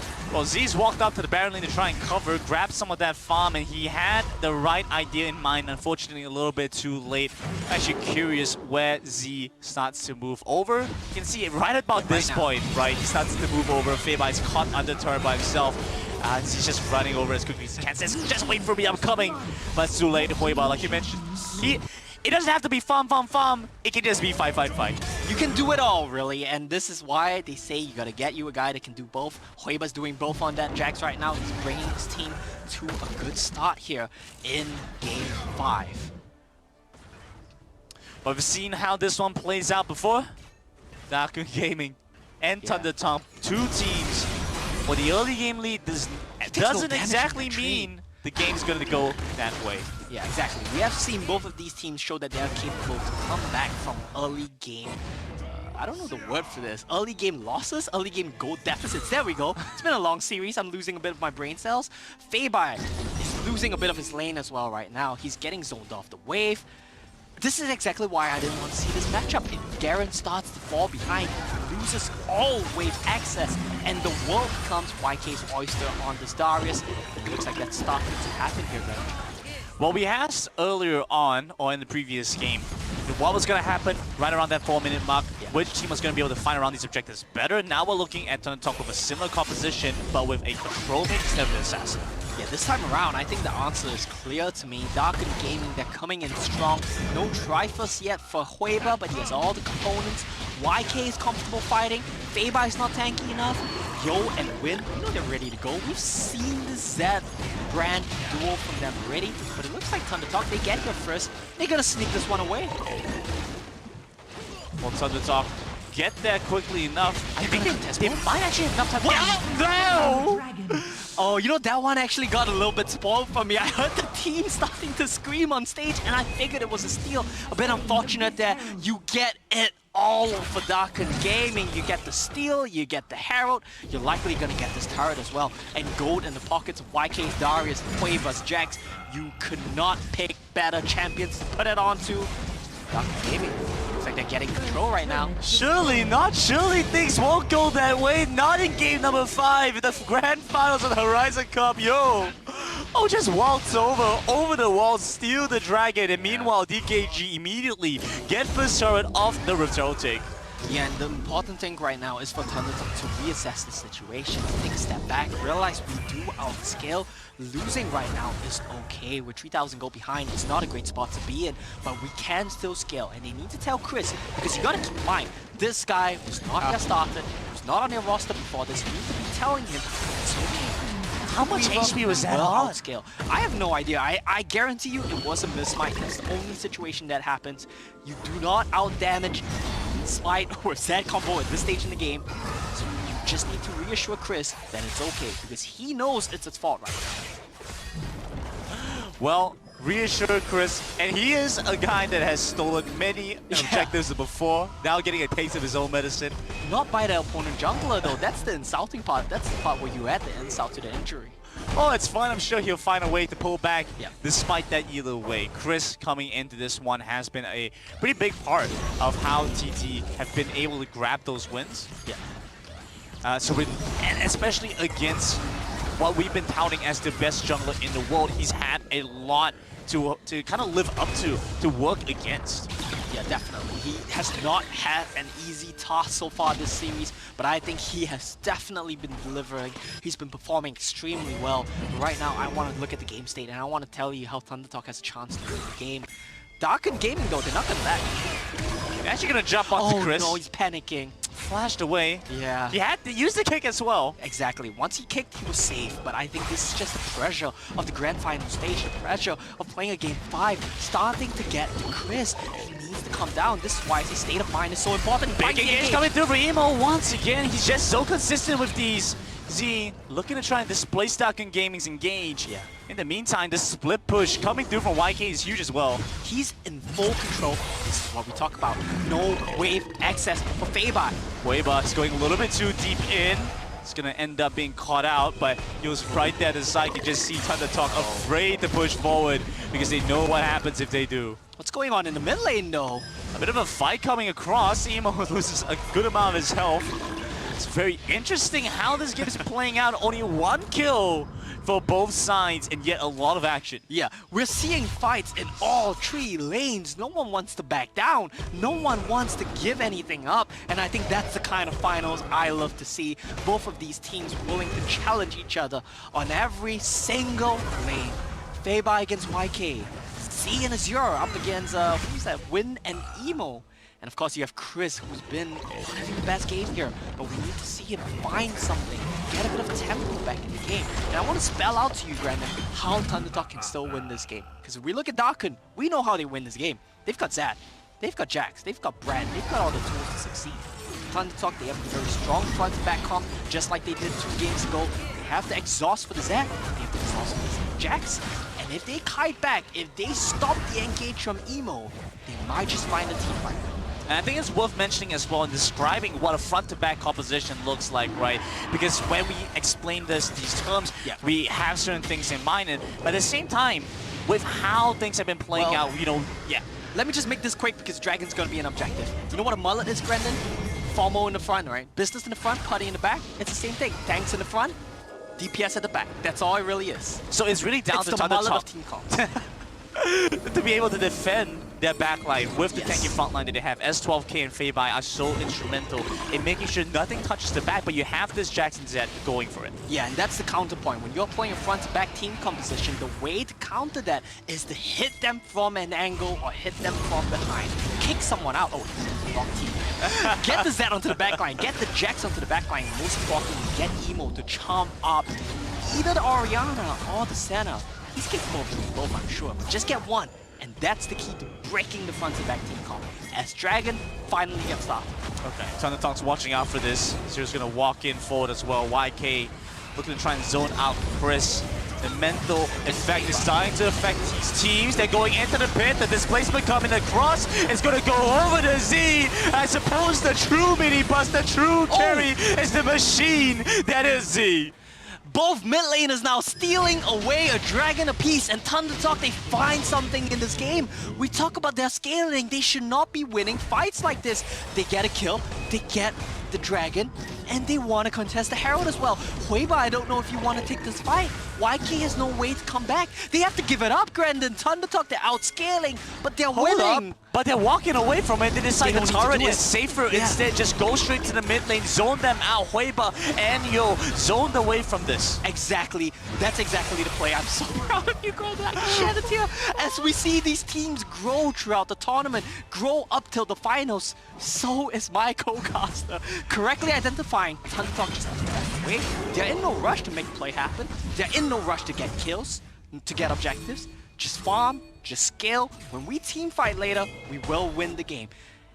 DKG though, they're throwing down the gauntlet. They're gonna start this one off. Well, ThunderTalk contest. They identified that they need to. A lot of the ultimates from ThunderTalk still not available, so they need to wait a couple more seconds. Chris goes in first, tries to do that one away. Emo gets the intercept. The displacement with his knockup. And TT looking for this fight now. They're held back in place. Z flashes forward. He's looking to take down Huiba. Emo's under turret. There's nowhere to go. Feibai chases after. That's 2 kills. DKG rushing into the mid lane. Chris is dead to defend. Chris is here. Chris defends this, and there's a bot lane turret as well being threatened by Yo, but someone's gonna rotate down to defend that one as well. Huiba has the Rift Herald, so he cannot pop that. They cannot trade for DKG, and ThunderTalk, they're starting to find the wins that they need. They're killing Huiba, they're slowing down the pace of the game, and they are starting to scale, Grandin.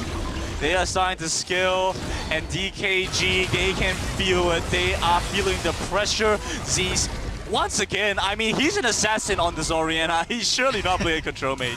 The other day we saw him play Twisted Fate. It's exactly what you said. He looks like an assassin. Same thing here on this Orianna, except he assassinates 5 people at once with his shockwave.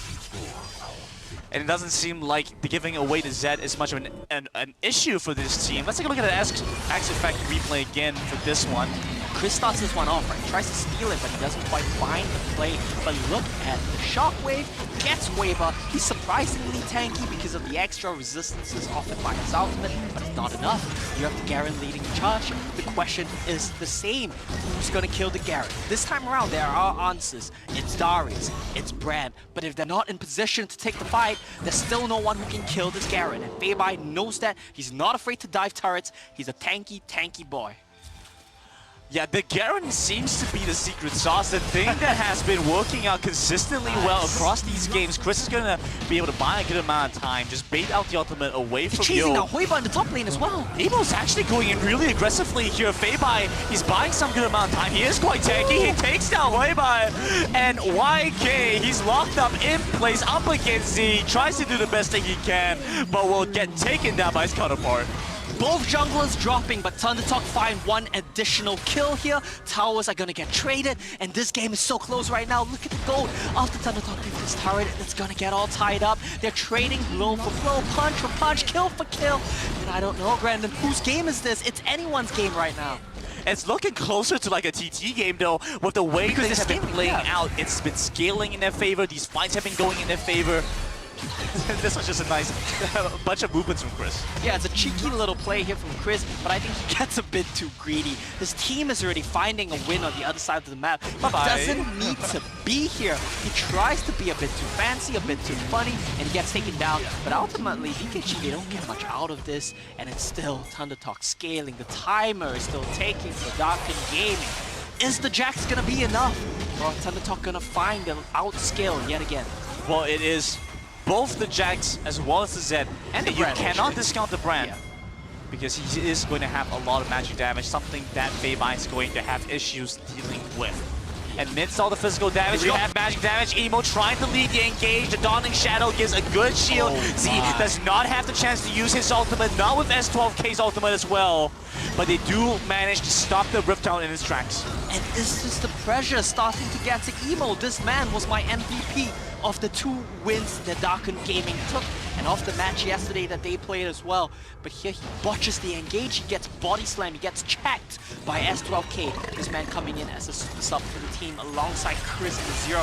They're starting to feel it, they're starting to get going here. They get the mid turret and they want the dragon as well. Yo comes in there, trying to get a little bit more damage onto Z, opportunistically find a kill. Win's gonna have to flash away because Azure chasing after turns the corner. They give it up. You spot that one, you have to give it up. Absolutely you do. Darkun Gaming is starting to identify, we're gonna have a hard time taking these team fights. Let's start side laning. Is it too late? Have they tried to use too many resources to contest? Is it now too late for them to start side laning? I'll tell you what this is, Omo. This was supposed to be the Hoiba minibus. Yes. But when they turned the ignition, they read the gas meter, and it was on E. Unlucky. But now they need to top it up with a little bit more gas. Once you get Hoiba to that point of power, I believe that DKG will be able to look for these fights. Yeah, we say the scaling advantage is in the favor of ThunderTalk, but that's only if they operate as a 5-man unit. We know what Hoiba can do on side lanes, and he's looking yet again, Greg. Can Feibai withstand this? Well, I mean, I think he absolutely can, He's right? a tanky boy. He is very tanky. I'm looking at his items. Very tanky indeed. Yeah, they're botching the engage attempts here. Feibai is playing too cautiously. They're gonna get the turret, Brendan. Well, they will get the turret, but the rest of this team coming in now, maybe looking for something. YK is gonna have to commit the rocket build. Z's gonna walk over now. Up in the top side, Chris is actually flashing away from Yo. But now it's ThunderTalk collapsing into the bottom man. They corral them into the same spot. Z barely misses out the ultimate, but I don't think that matters out too much. The Massey Injustice will beat out the Nocturnes again and send them back 2 more kills over the ThunderTalk. But at the same time, DKG running the map. But Grendon, they get the kills, they lose the turrets, they lose tier 2 top, they lose tier 1 mid. So much space being opened up by Darkun Gaming right now. They tried to make the pick and they got it, but was it worth it? I'm gonna say no. That's the right answer, there we go. It took me a second, I had to process the information. I was like calculating in my head. 2 kills, nah, it's not worth it. 2 turrets for 1 turret and 2 kills? Yeah, it's not worth it. It's especially because it's that tier 2 turret in the Baron lane. It kind of shoves them deeper in. So now ThunderTalk, when they want to start contesting for this Baron that's now up, they're going to have to overextend past their turret line. But that's the thing, Brandon. These trades are still so close. There's no clear winner. You even have to take a second to think about it. And that's exactly the problem right now. Neither of these teams are finding a clear way to win this game. They're trying to pressure each other off, but still the win condition remains the same. Who gets Baron? Who gets Elder Dragon? Scaling advantage in the favor of ThunderTalk though, so they're actually confident to off, start up the Baron. Yo's right behind them. It's looking a little bit scary, but Hoiba's far away. And unless we see a Miracle Steal again, ThunderTalk actually gonna hold off on that. Z flashes away from the Zed. They don't have the chance to go in. Evo gets the re-engage across. S12K over by the side. T once again misses out the shockwave. That's 3 that haven't been able to find an impact in these fights. Feibai will get the pick off against Emo. The trade support for support. 1 for 1. But now with Yo coming in, they dive onto Z. They get the lockdown to try and force back the Zed. YK comes across. That's the pickup. Z is dead. That's DKG who have overcome the scaling disadvantage. How have they? Hoiba lost too much health in the process. Feibai chasing after win. And TT forced them away from the Baron. Hey, Grandin, you use everything to kill Z, but Azur's alive. No one can kill Feibai and ThunderTalk. They live to fight another day. The Baron was just a bait, but it put them in a bad position. DKG, they collapse, but they cannot find the kills. They cannot find the reset for Darius. The team fighting is so good from ThunderTalk right now that even if you lose your star, the rest of your players are stepping up big time. And Azure has done an amazing job on this center. showing why you have to prioritize this, why it was such a heavily contested pick in the semifinals coming into this match. Yeah, and Grandin, Azure's build, I think, is something we need to touch on as well. The last time he played Senna earlier this series, he went for the same build. Black Cleaver into Iceborne Gauntlet, he's gonna offer so much utility, but his damage comes from picking up those souls. He's gonna be scaling extremely well. Infinite scaling, basically, at this point. The Dragon stopped it off. What happens here?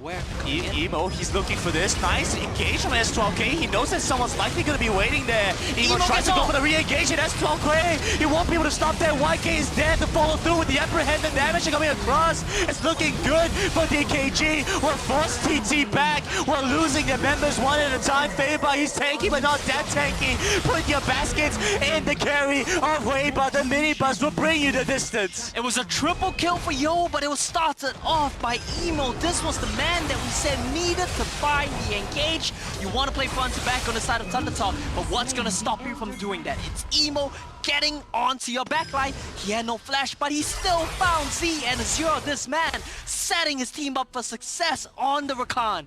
Maybe hand the keys over to Emo, maybe hand the keys over to Yo. These two guys have been absolutely insane throughout this series.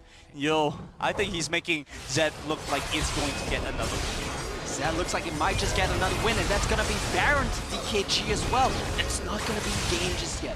Because of the scaling that we see coming from ThunderTalk, I think they still have a chance in this one. This game is not over yet, despite Darkman Gaming getting both the Soul as well as the Dragon.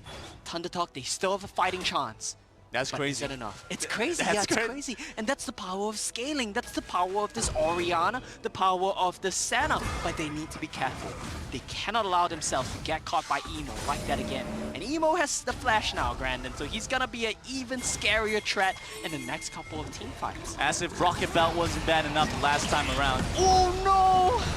The nerves are starting to come in. Players are starting to make uncharacteristic mistakes here, Grandin. I wouldn't say that was a mistake. I'd say that's an opportunistic move. Look at that cooldown on the ultimate. It's going to be up really soon. That is true, but it's still a timing window for Darkman Gaming right now. Does Emo want to find it? It's going to be difficult as ThunderTalk hold their own under turret. Hoiba's pushing the side lane now. Who's going to stop Hoiba? That's the question. You need multiple members to stop Hoiba. You're going to get pulled around the map. You're going to start feeling the pressure come in. They're going to have to give up this mid inner tier turret and just defend inhibitors here. Here we go. Yo pulls the trigger. I don't think it does very much. He's just going to take a little bit of damage. That's actually a good amount of damage. They're just onto Z right off a single ultimate. The deathmark pumps her so much. Weiba has the counter strike, so he can just walk onto the turret. That's the first inhibitor falling. The second to go down is the mid lane. And Emo, he pulls the trigger. He gets the engage up. He sent TT into a frenzy. Now up into the back. Yo's hunting for kills. He smells blood in the water. Weiba's there to follow up. And DKG will send TT back in the base as they collect their third turret. That's it. That's the base broken. ThunderTalk, their backs against the wall. Their backs against their Nexus. The only standing structure for them on the map right now. In Darkman Gaming, they don't have to do a thing at all. They can take a step back. They can breathe. They can wait for the Baron. When that's up, you have one simple thing. Send Yo, or even Weiba, to a side lane to threaten the end on the Nexus. And if everyone else just dodges the Baron. And if you're ThunderTalk in that scenario, there's really not anything you can do. This game looks so good for Darkman Gaming right now. They want to pull ahead again in this series. Darkman Gaming starting to set up the waves to push through to close this one out. ThunderTalk. Only so much you can do. Yeah. Standing between them and the win are still 5 turrets. DKG. They've collected it all. All the badges to close this one out. Yeah, and they have to march into the base yet again. The good news for ThunderTalk is that it's harder for you to find engagement. Everyone misses, so they're going on to YK, but I don't think there's a target you want to try and go for. See his ultimate misses again. There's the engage from Emo. He's insane. He's always there to find the pickup. They take it out of 0. Yo joins into the fight. Weiba's there as well. They lead the front line. They lead the rush. It's a stampede, and TT are getting trampled and run over. DKG will move into the base to collect their 3rd win and pull themselves to advantage once again in this series. Amazing performances coming up from Yo, from Emo, from Hueba. The way they navigate these team fights, the way they identify their win conditions. Darken Gaming once again pulling ahead to a lead here, 3-2. If this was a best of 5, it would be over already. Fortunately for us, fortunately for the viewers at home, we still have potentially 2 more games here of this amazing series, Grandin. And now it's looking like that best of 3, in a sense, is tipping back towards Dakun Gaming again. They're back in a state they found themselves to begin with that point advantage. But with that loss, now ThunderTalk, they have side selection again. They can go back to blue.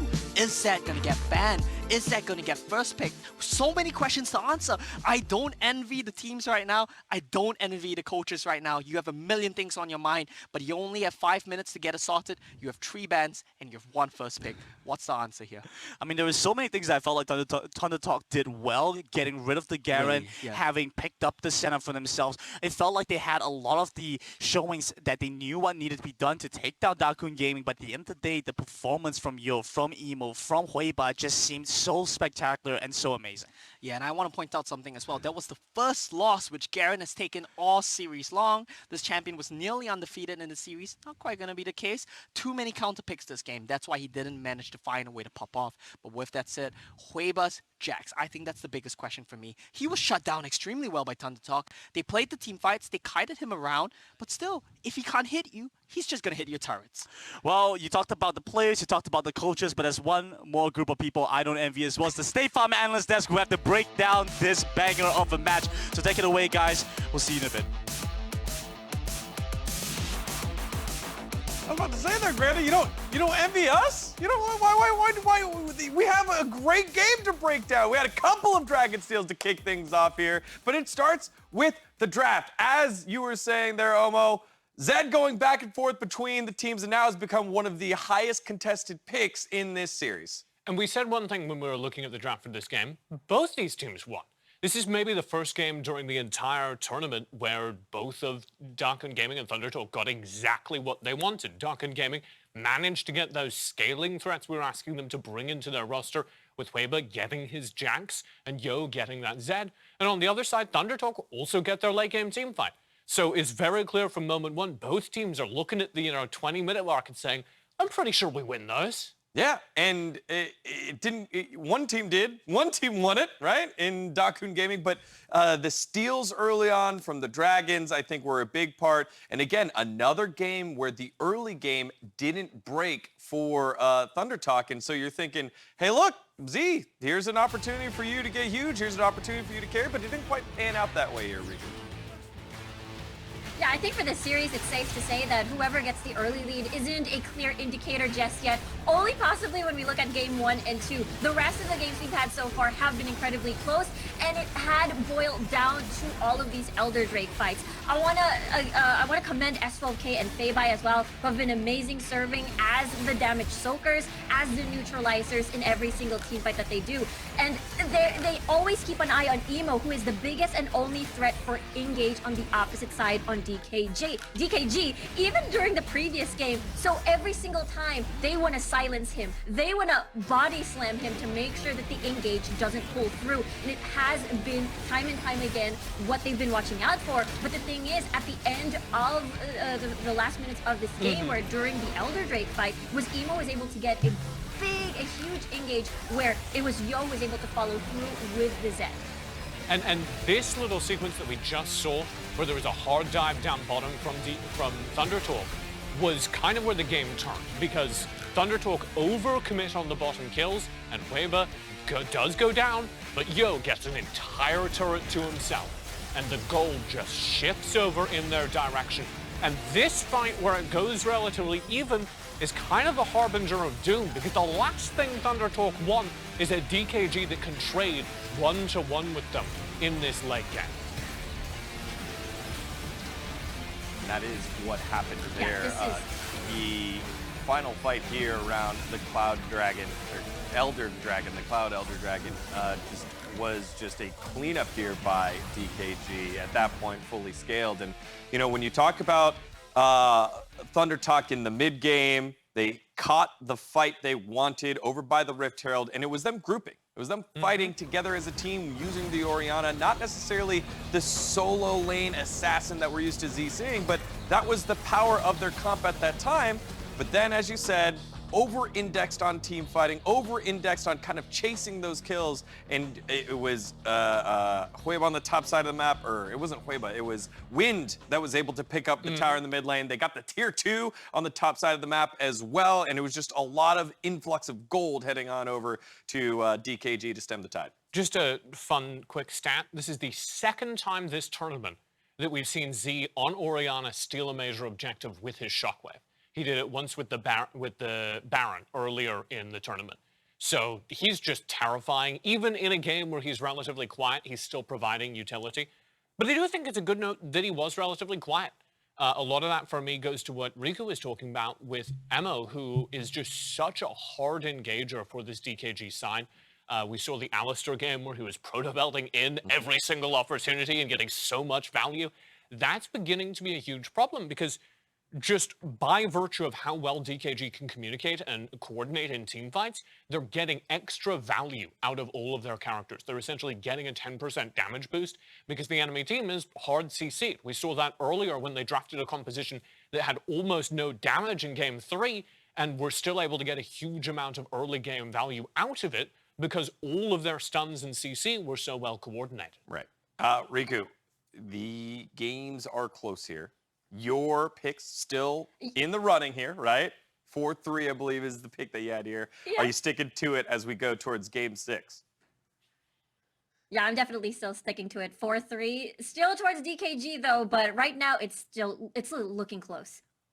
I think we saw some slip-ups in the draft. I didn't particularly like the game 3 draft. And that's the only reason why it's not the 4-1 I predicted. And I do think DKG are looking like they have a handle on the situation, looking like the better team. The fact that Z was so quiet in that last game is a very bad sign for ThunderTalk, and I think the pressure is on them as we head into draft to get a hard carry over to them. All right, we're taking a 30-second break, but on the other side, it's match point of the Horizon Cup between Dakun Gaming and ThunderTalk Gaming. See you in a few. It's invisible, but it's always with you. It's the defender of your decisions, the bodyguard of your buffs, the guardian of your greatness on the Rift. It's the Cisco Network, powering every epic moment at the Horizon Cup, so you can go wild on the Rift.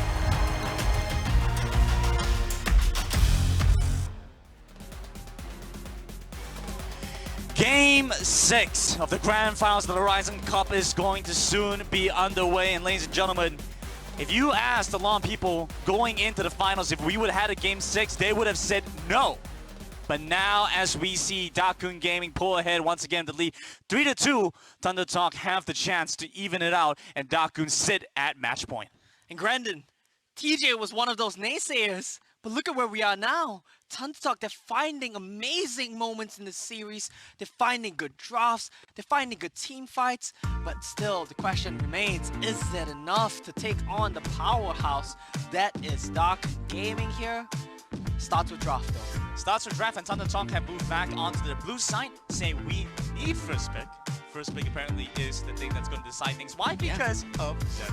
It's because of the Zed, it's because of the Ziggs, it's because when you are on red side, you have so many things to ban, and you're forced into an unenviable situation. What are we gonna remove? We have to get rid of Riven against Z and Fei. That goes without saying. Whichever side we're on, we have to remove the Zed. So does this mean they get Ziggs? It's Ziggs, it's Renekton, it's Garen. So many picks still left available. I think you ban the Ziggs. Oh, what's this? They're forcing them to ban Varus, which means they trade either Renekton or Garen here for ThunderTalk. Interesting decisions. Okay, ThunderTalk ban away the Ziggs. Oh my. Generally a red side ban because you want the enemy to This is Varus. Ah! Okay, you know what? Just bench me right now. I was so proud of that. I was like, I don't know, you have the right ratio, Omo. Bench me from this. Let our analyst take over the draft yet again. I don't understand the priority here, but what I can tell you is I think Fei just wants to take a step back. he wants to play a more supportive role, but he's no longer comfortable doing that on the Garen, knowing that YK is capable to pull out that Darius to shut him down. But this is so curious to me because you give up the Varus, and because you banned the Ziggs away, I assume you want the Varus for yourself because that's the next best bot laner. They just give it all away. Perhaps looking for the Santa again. There we go. Looking for the Santa again, something that Azir has been looking good on. It's a losing matchup, but maybe looking for that late game. That's what was left up. Granted, I forgot about that pick. That's what was left up. The Nunu here for Chris. First time Darkun Gaming do not ban it away. They're saying we have to give it to you because we need to get rid of Zad. We're not going to lose to that again, but we might lose to Nunu here. It's such a draft nerd. I love this. Like, you get so excited. No, but the draft is so important for the state of the game. Like, if you look at what champions these two teams get. Okay, I'm sorry. I need to calm down. I need to take a step back. But the draft is 50% of the battle in this series because of how closely matched these teams are, because of how excellent their players are. The draft will give you the lead you need to really just take the game away. Now, Darkun Gaming, they answer the Darius with this Renekton. But what's this main point you're looking forward to the draft with? What has been the things that have kind of screamed to you that, okay, if you get this element, you should be ahead in the draft? Well, it's about the individual picks. That's number one. The Zed, the Jax, the Rakan, these have been key picks thus far. And I do like what we're seeing here for ThunderTalk, but the problem remains we're a bit low on damage. We need S12K on something that can pack a bit of a punch. I think Gragas might be the pick here, but then you're too heavy on magic damage. Okay, so first thing is the individual picks. What about the second thing?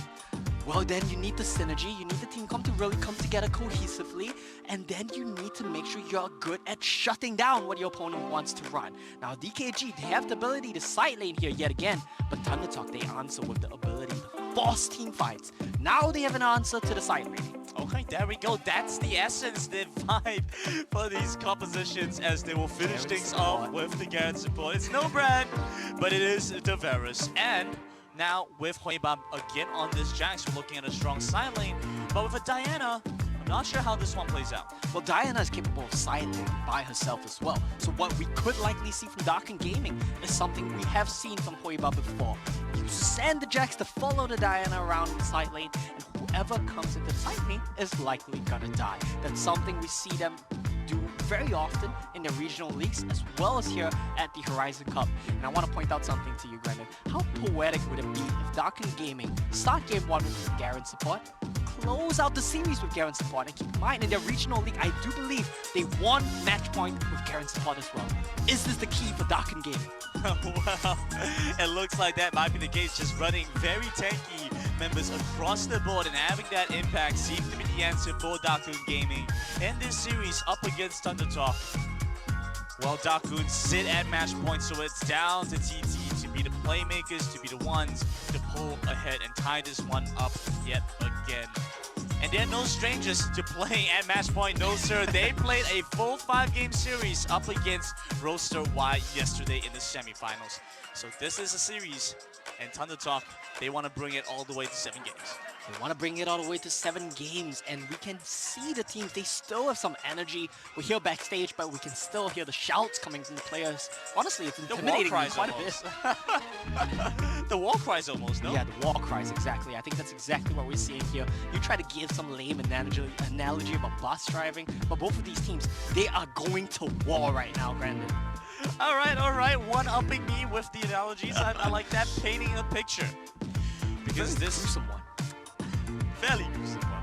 But let's talk a little bit more about what we've seen so far, because both teams have tried their hand at aggressive side lanes, playing for the late game, and yet it seems like both of them are so incredibly fluid. They can play each other's compositions and execute it well. Now Darkun Gaming seem to have fallen back into a comp that they have been known for, that they're renowned for, and this is it. This is the stage set for them to win the series. I think the power behind this comp and why DKG favor it so much is even if you outscale us in team fights, even if you outscale us in 5v5s, we always have the option to side lane you. And that's such an important thing, especially in these long series, in these long games, when players get tired, they start to make mistakes. Being able to just demolish turrets on the side lanes from Hueba is so important. When he starts this one off, he throws the first punch. I like that. Oh, I love that, in fact. You know, they got a little bit caught off guard the last time around, took a little bit of damage, so they just tossed the arrow this time. Yeah. Say, yeah, there's nothing you can do. No shenanigans to catch me off. We saw a lot of early pressure from ThunderTalk the last few games as a result of Z's control in the mid lane. Once again, it seems like he has a favorable matchup. Are we looking to see ThunderTalk pull ahead with a double scuttle? Well, that's something they definitely can try to do here with the Nunu's ability to consume as well. With the lead that they're getting in the bottom, the lead that they will get in the top lane once this wave bounces out, it's very possible. And for everyone at home watching this, the Scuttle Crabs give additional vision in the river, so it helps to keep a ward slot for yourself. It also gives a lot of bonus gold EXP. It's a nice big bounty in the neutral part of the river of the jungle, so both sides really want it. So getting two of them especially hurts the enemy jungler as well. And so talking about this, does Chris actually end up needing this? Because he is a Nunu, you know, he can be pretty gold effective without it. Does he need it? No. Does he want it? Of course! They've been trying to get it every single game so far this series, and I think this game is no exception.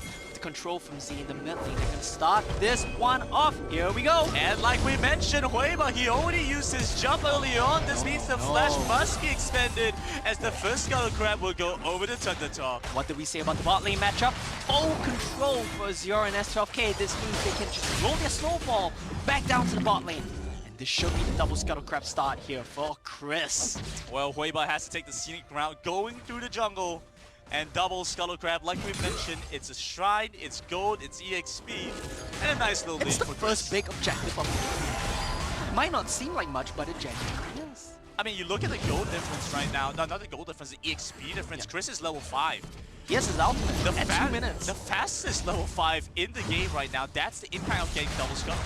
An additional factor as well as he comes to the mid lane, pushes with Z, or some might say he steals Z's EXP away, which is why he hits level 5 so quickly. But the thing about Nunu Ultimate is it's not something you use off cooldown for fast plays. It's not like Destiny Gate where every time it's up you press it.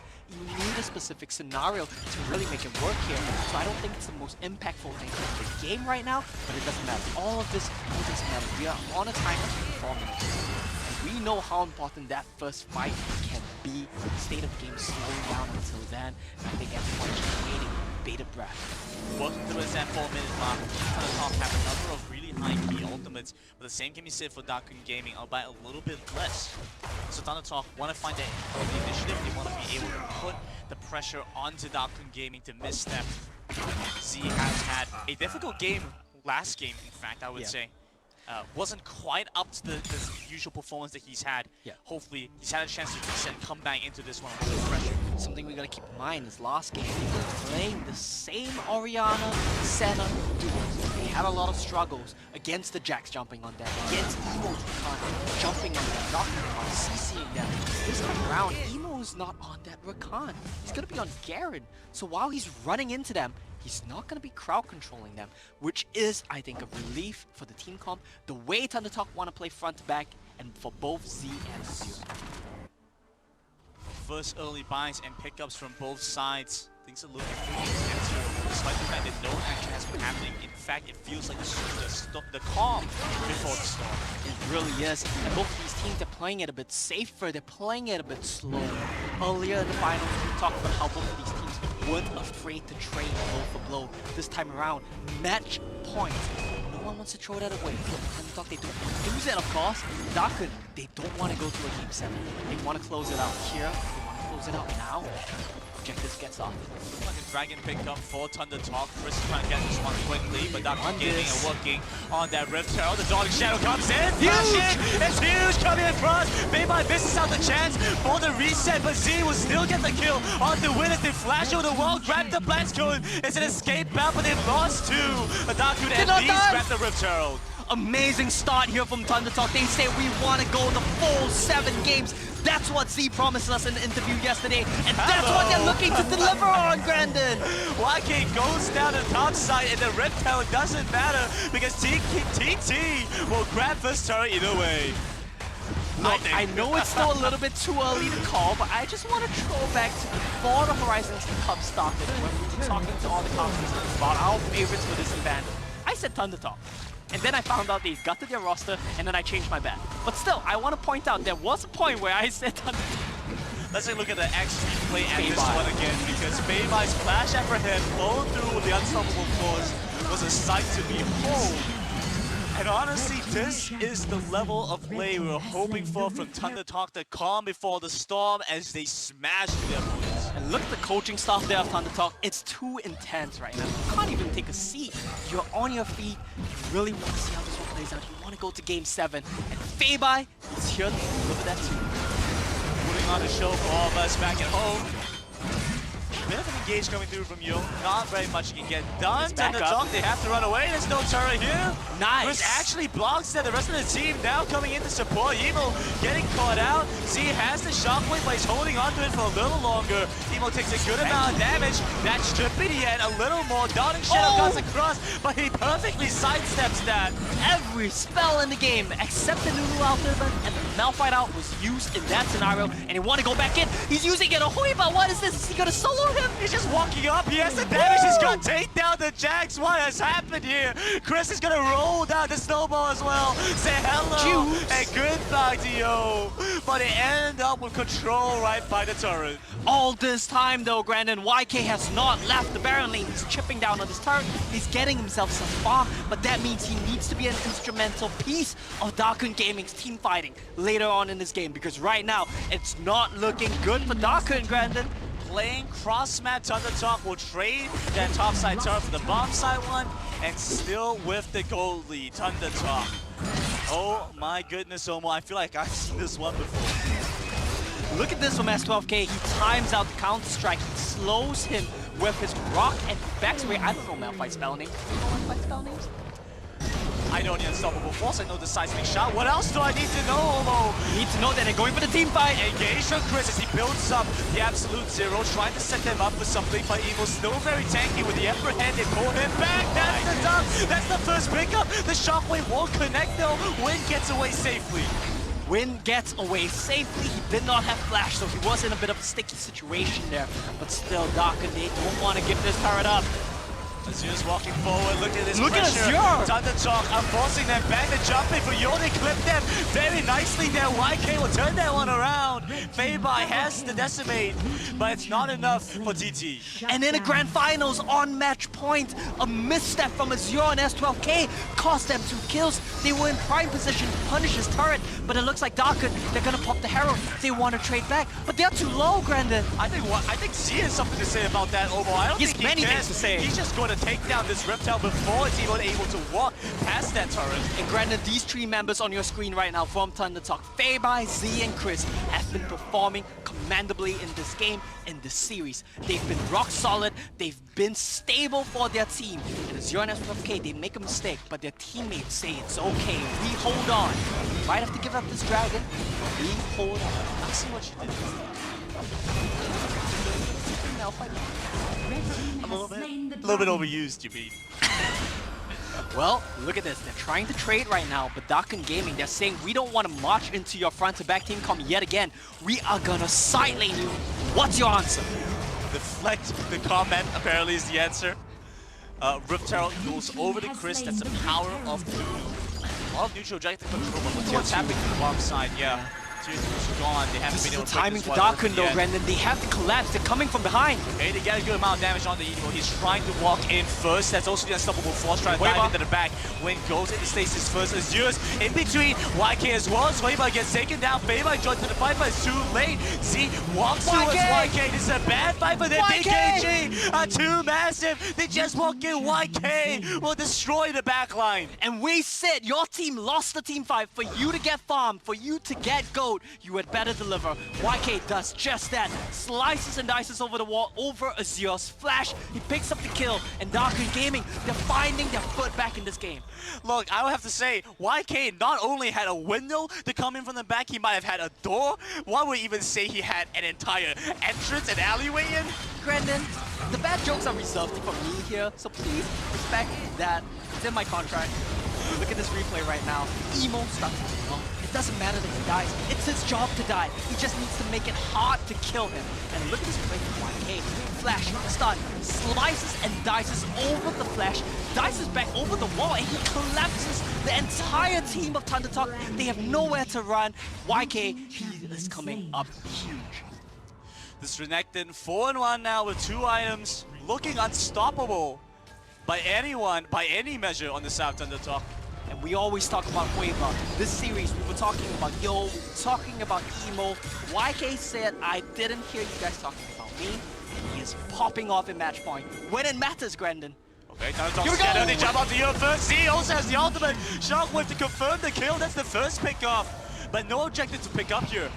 No objective to pick up, but they can't do anything on the map. Mid lane tier 2 is low. Do they want to answer this? Because if you look in side lane, DKG are well prepared. They've shoved the waves out. If you push his turret, if you waste your time here, you will lose farm, you will lose turret health. But it looks like ThunderTalk, they don't care, they want to go for it. That rapid fire cannon range, he hit the turret from outside turret range. Even as DKG try to clear out the mini wave, the power of the center Azure is going to be able to continue to whittle away that turret. It's the same story of the series, Brandon. 5v5 against side laning. Which one's going to come out on top? ThunderTalk, they're going to back off, they're going to play respectful. They're going to catch gold in the waves in bot lane, top lane, and they're going to come back as 5 as soon as they set that one up. But that's a little bit funny. S12K canceled his recall because he thought he got cancelled by the arrow, but he has the Belfast shield. Yeah. And so he was just like, oh wait, I actually can recall. It's Brandon, okay. it's game 7. Agreed? Game 6. I'm losing it as well. It's game 6 of a grand final. The little things, the nerves, they start to get to you. Azure, he's the only one here. This is why they prioritize the Jax. If you look away, he will kill your turrets. He will kill Azure. They're jumping onto Azure here. Chris is trying to fight back up, act as bodyguard.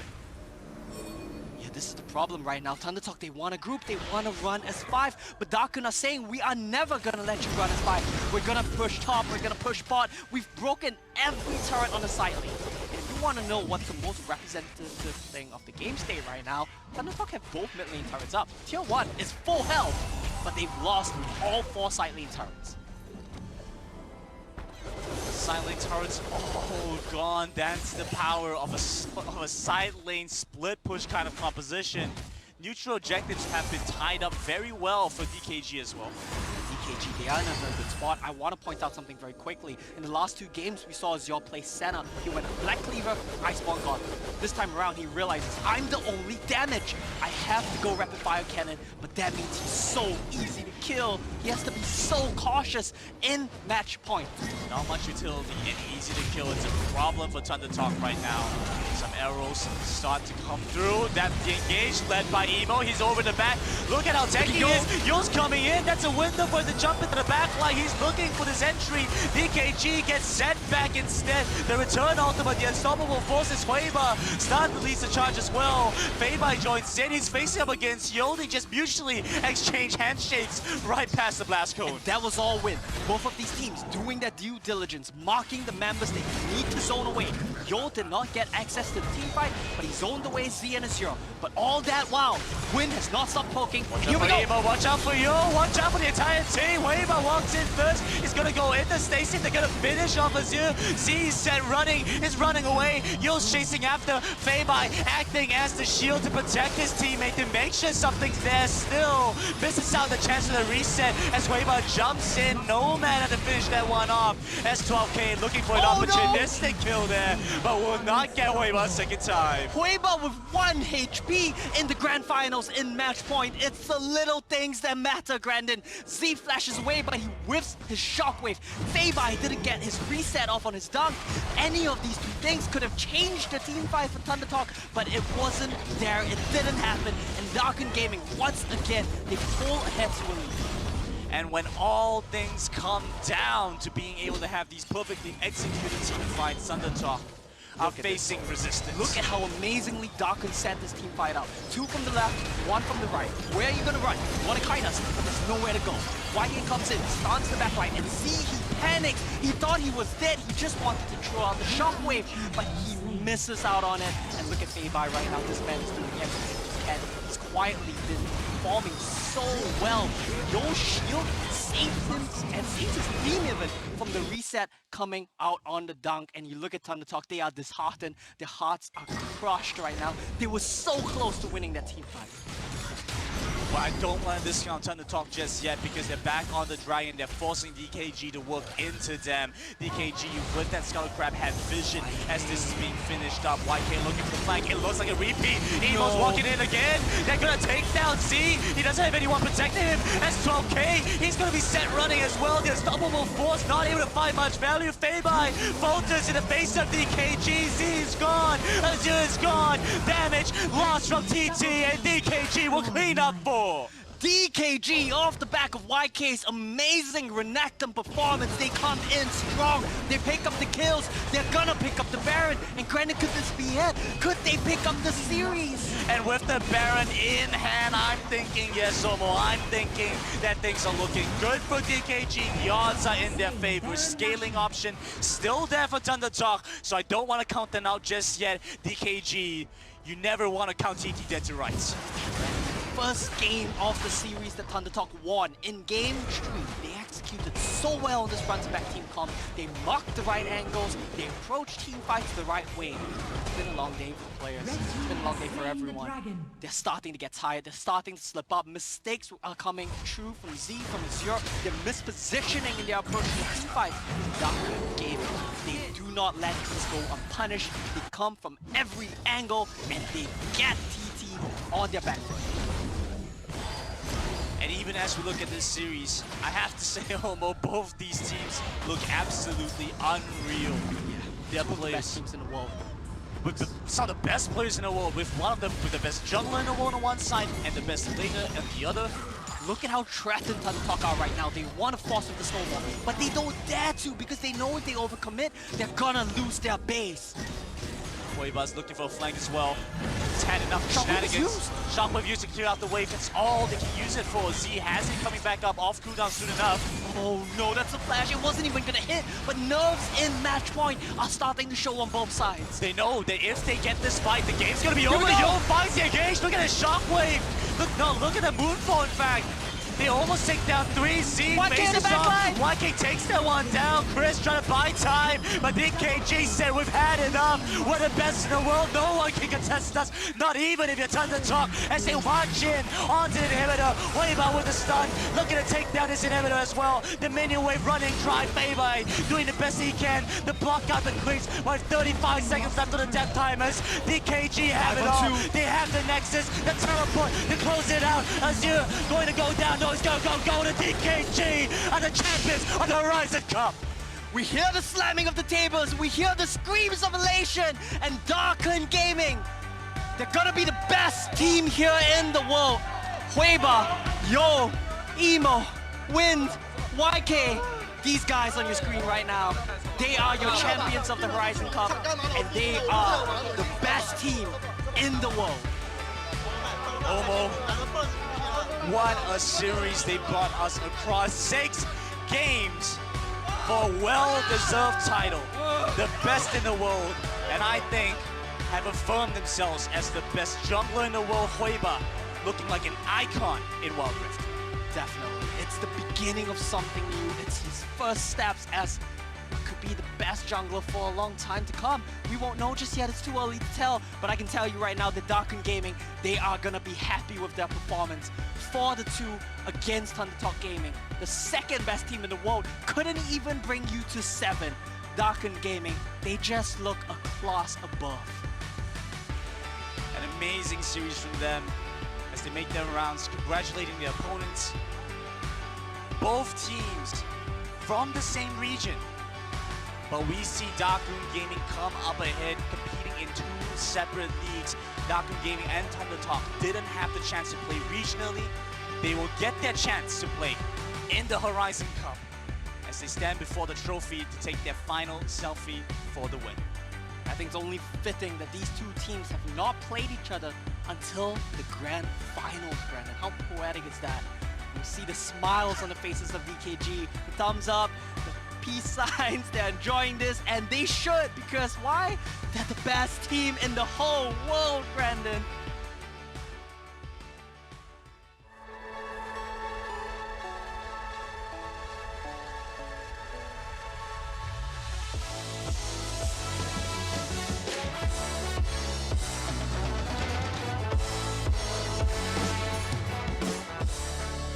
Soak it in, boys. I think it's gonna be a while before someone comes to challenge Darkun Gaming.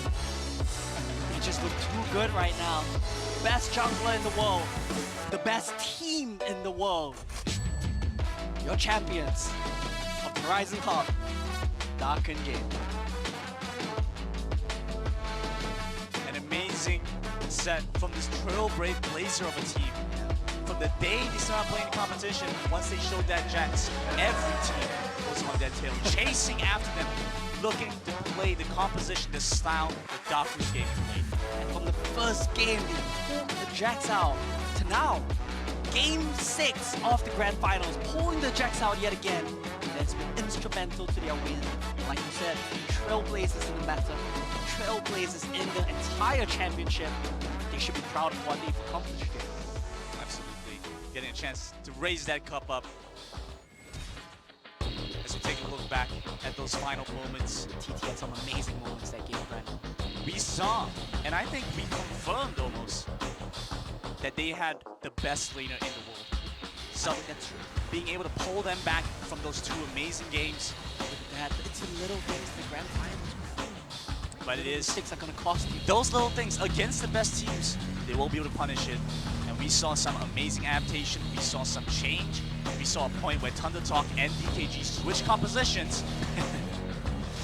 Yeah, that's still funny to me. Seeing Huiba play by, that was my highlight of the series. But at the end of the day, Darkun Gaming understood what needed to be done, and they brought it the distance, 6 games in, to become the ultimate champions. The ultimate champions, I like that. It's a bit too cheesy for me to use ever again, but I think it's fitting. I think Darkun Gaming have shown, by far, they're the best team in the world. Dropping 1 game in semis to Team Secret. Dropping 2 in the Grand Finals to ThunderTalk. Their win rate in playoffs have been impressive. Absolutely. And even as we look back towards the other teams that faced off against them, we knew that that group was going to be a group of death.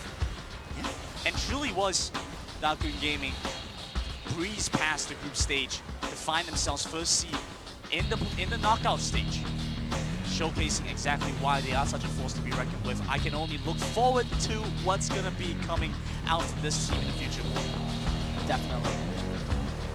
Darkun Gaming, they have proven, I think, without a doubt, they beat Roaster Y in the group stages. They beat Team Secret in the semis. Oh, they beat SBTC in the group stages as well. Yes. They have taken down every strong opponent they needed to prove themselves against on their journey to being Horizon Cup champions. And now in the Grand Finals, they take down their counterparts in ThunderTalk. Prove that without a shadow of a doubt, they are the best. And an amazing set from Darkun Gaming once again, as they will become the champions, the winners of the Horizon Cup. And with that being said, we have live with us now on... After a 4-2 series filled with heart, skill, and determination, Darkun Gaming are your Wild Rift Horizon Cup champions. Whew. YK, I have to start with you. You never dropped a single series throughout this tournament, approaching every moment in interview with confidence. What does it mean to you to be able to lift this trophy here today?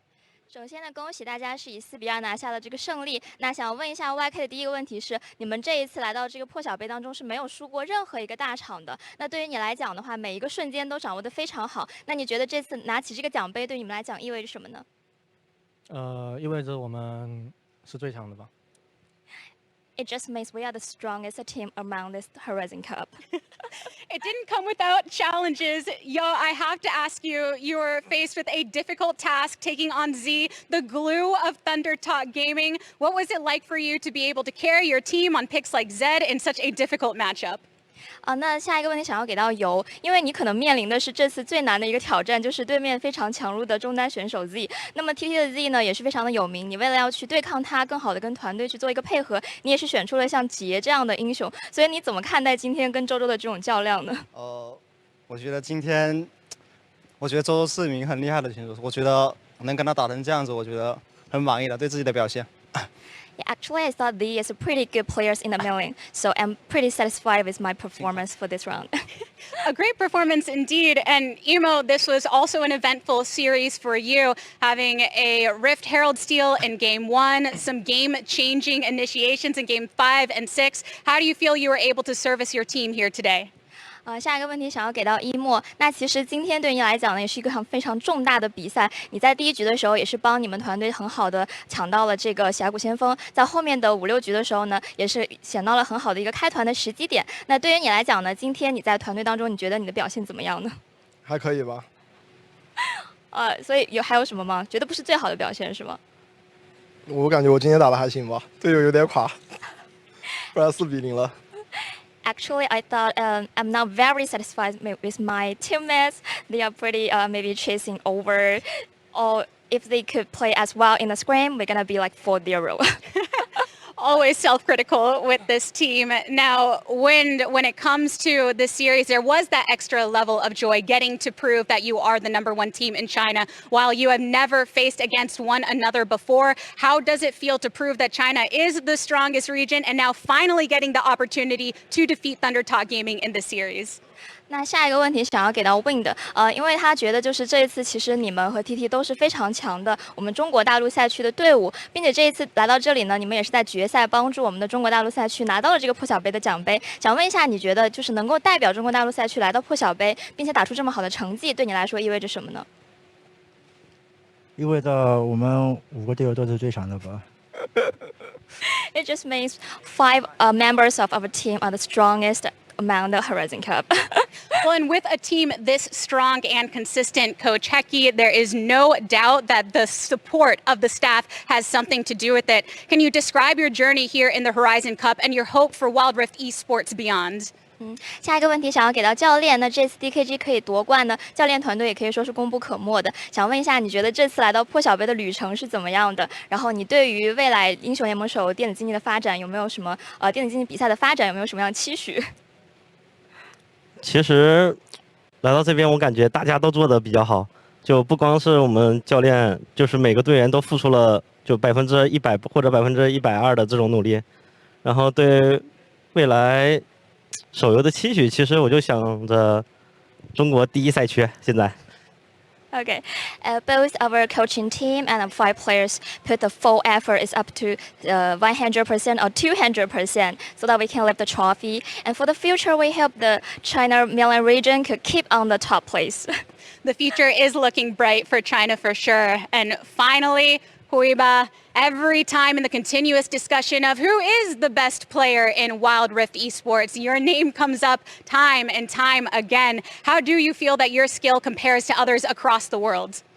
下一个想要给到辉巴，因为这一次呢，其实大家一直在讨论，可能在破晓杯当中最好的一个选手是谁？你的名字是经常出现在大家的讨论范围之内的。那对于你来讲的话，你觉得对于其他的可能赛区的一些打野位置的选手来讲的话，你个人就是比较突出的点是在于哪里的？你的强势是在于哪里呢？我觉得，就我比他们的优势就应该是我们的4个队友吧。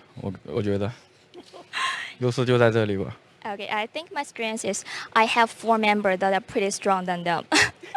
Well, on behalf of those 4 members and the rest of the team, what words would you like to share for the fans in China and the world beyond that have supported DKG across this entire journey? 那对了，除了对于你的4个队友以外，那现在有很多粉丝可能是来自于中国大陆，或者是来自于全世界的其他任何地方。那你有什么话想要对他们说吗？他们也一直正在收看你的比赛，你的直播。就谢谢大家的支持吧。我觉得我这次决赛就状态打得挺臭的，就有点挺对不起大家的，抱歉。First off, I need to thank to all the fans back home watching. Thank you for your support all the time. But the second, I think I made a lot of mistakes during the final, so I'm a little bit disappointed and sorry for them. Well, thank you so much for your play and bringing us so much joy here today. And thank you to everyone in the audience that has stuck with us throughout this entire journey. If the performance put forth by all 10 teams that showed up at this tournament shows anything of what we can look forward to in the future of this esport, I think the future is looking mighty bright. So on behalf of everyone that has tuned in, that has put this together, I want to say this has been an amazing moment for all of us to enjoy throughout the entire time. And with that, everyone here on the stage, the excitement coming through all of our veins for one last time. I would love to see our champions here come to center stage, lift the trophy, and enjoy your moment. Bask in your glory as our Wild Rift Horizon Cup champions. Dakun Gaming, everybody. 好，举，我们先举一个，来，听我指令，3、2、1，好，举。 Just do the rehearsal. Sorry. Couldn't have said it better, Gabby. Thank you so much. YK, Hueba, Yo, Wind, and Emo from Dakun Gaming, your champions for the Wild Rift Horizon Cup, the first international event. And they had worked throughout the whole stage, from the group stage to the knockouts, and even before when they qualified through the Spark Invitational, this team had been growing and growing, and we saw a transformation of a squad that seemed so single-focused. It was the Hueba show and everyone else supporting around it. But I think it's pretty clear, TJ, that throughout, the team had to find other heroes. YK there at the end on the Renekton, huge. Wind dumping damage over and over again from the Dragon lane. Yo standing up to one of the best players in the world, Z, said it in his own interview. And Hueba evolving his play from being just a late game hard carry to a facilitator to teammates that he said in his own words he believed in, had 4 great teammates to be a part of. And Emo with those great engages, disengages, pulling out the Garen, which then became a huge issue in the draft. My goodness, those 5 players coming together to make a great championship team. And we opened this final series by talking about Hueba and talking about how he was up against a tough challenge. ThunderTalk could shut him down. They did that. We watched game after game where ThunderTalk got into Hueba's jungle early and threatened him and challenged him.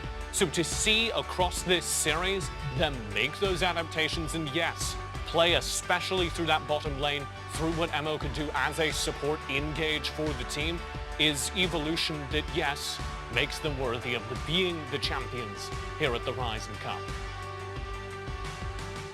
Yeah, 100%. I mean, we've seen a lot of the teams create answers, create solutions to shut down Hueba. And just as you mentioned, TJ, this team has evolved not only throughout the whole Horizon Cup, but the entire series that they had to face against ThunderTalk. And every single lane was incredibly strong. Every single player has been performing up to the highest level. And it's been incredible to watch this team, Dakun Gaming.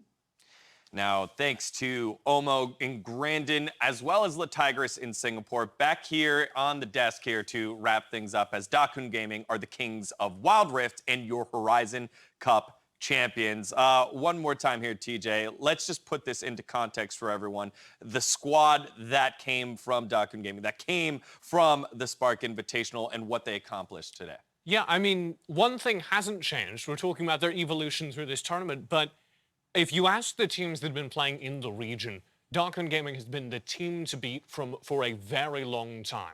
They're a community team, they're an organization that's outside of the WPL League, and they qualified through the Spark Invitational as a open qualifier team. So to see them be able to carry forward the performance that made them so terrifying in those scrims I was hearing rumors of months and months ago, and be able to stay active with the meta, be able to evolve with the game, and yes, with the threats they're facing from teams like ThunderTalk in this grand final, that's what makes them worthy of winning this title.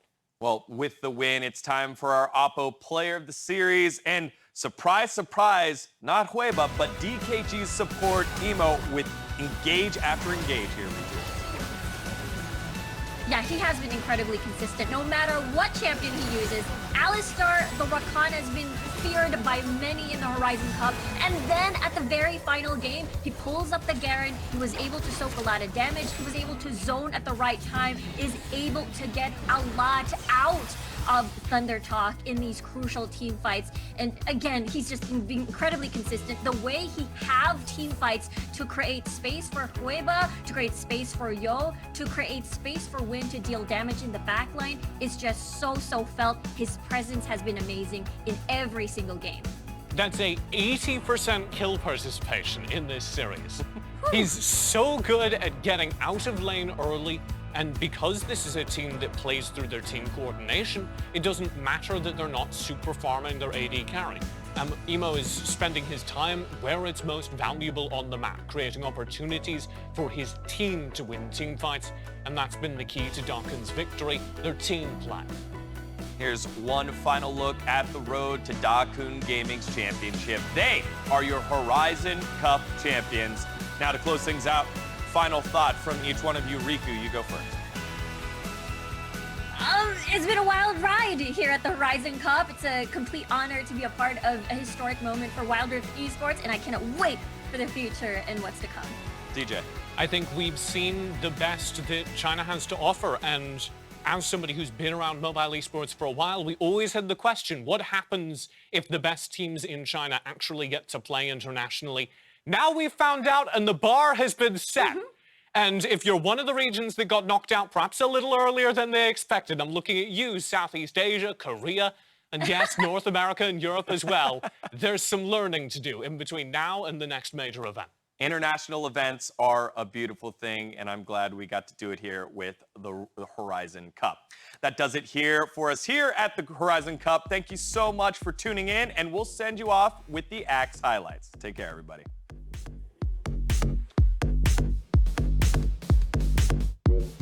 Playing on a knife's edge right now, but gets the kill. No way. Back up from Tetsuri, and now diving under turret. Tetsuri again, looking for that highlight reel montage. Give it to him. SBTC just getting destroyed on the objective, the triple.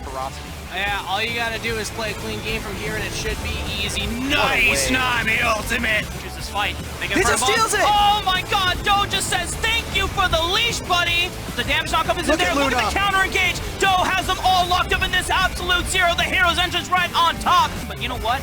All you gotta do. What? Oh, that's a lot of damage from both AD carries. Luna's now free fire out of the front line, but Isaac finally finds a moonfall that will connect onto multiple members. But Kai is here. He is the cleanup crew. This crocodile is huge. They have his back. They've got the cleanup crew right there. Do! Dominus pops. Salem. Forces the ultimate. Luna getting locked up here. Glacial Fissure. Everyone is just piling down, and Luna is gone. But it's now up to him and one. He needs to be able to deal with it. No! That is it! That's going to be Hammers surely focused on. The Zenith Blade goes in. Oh, it's a messy one, that's for sure.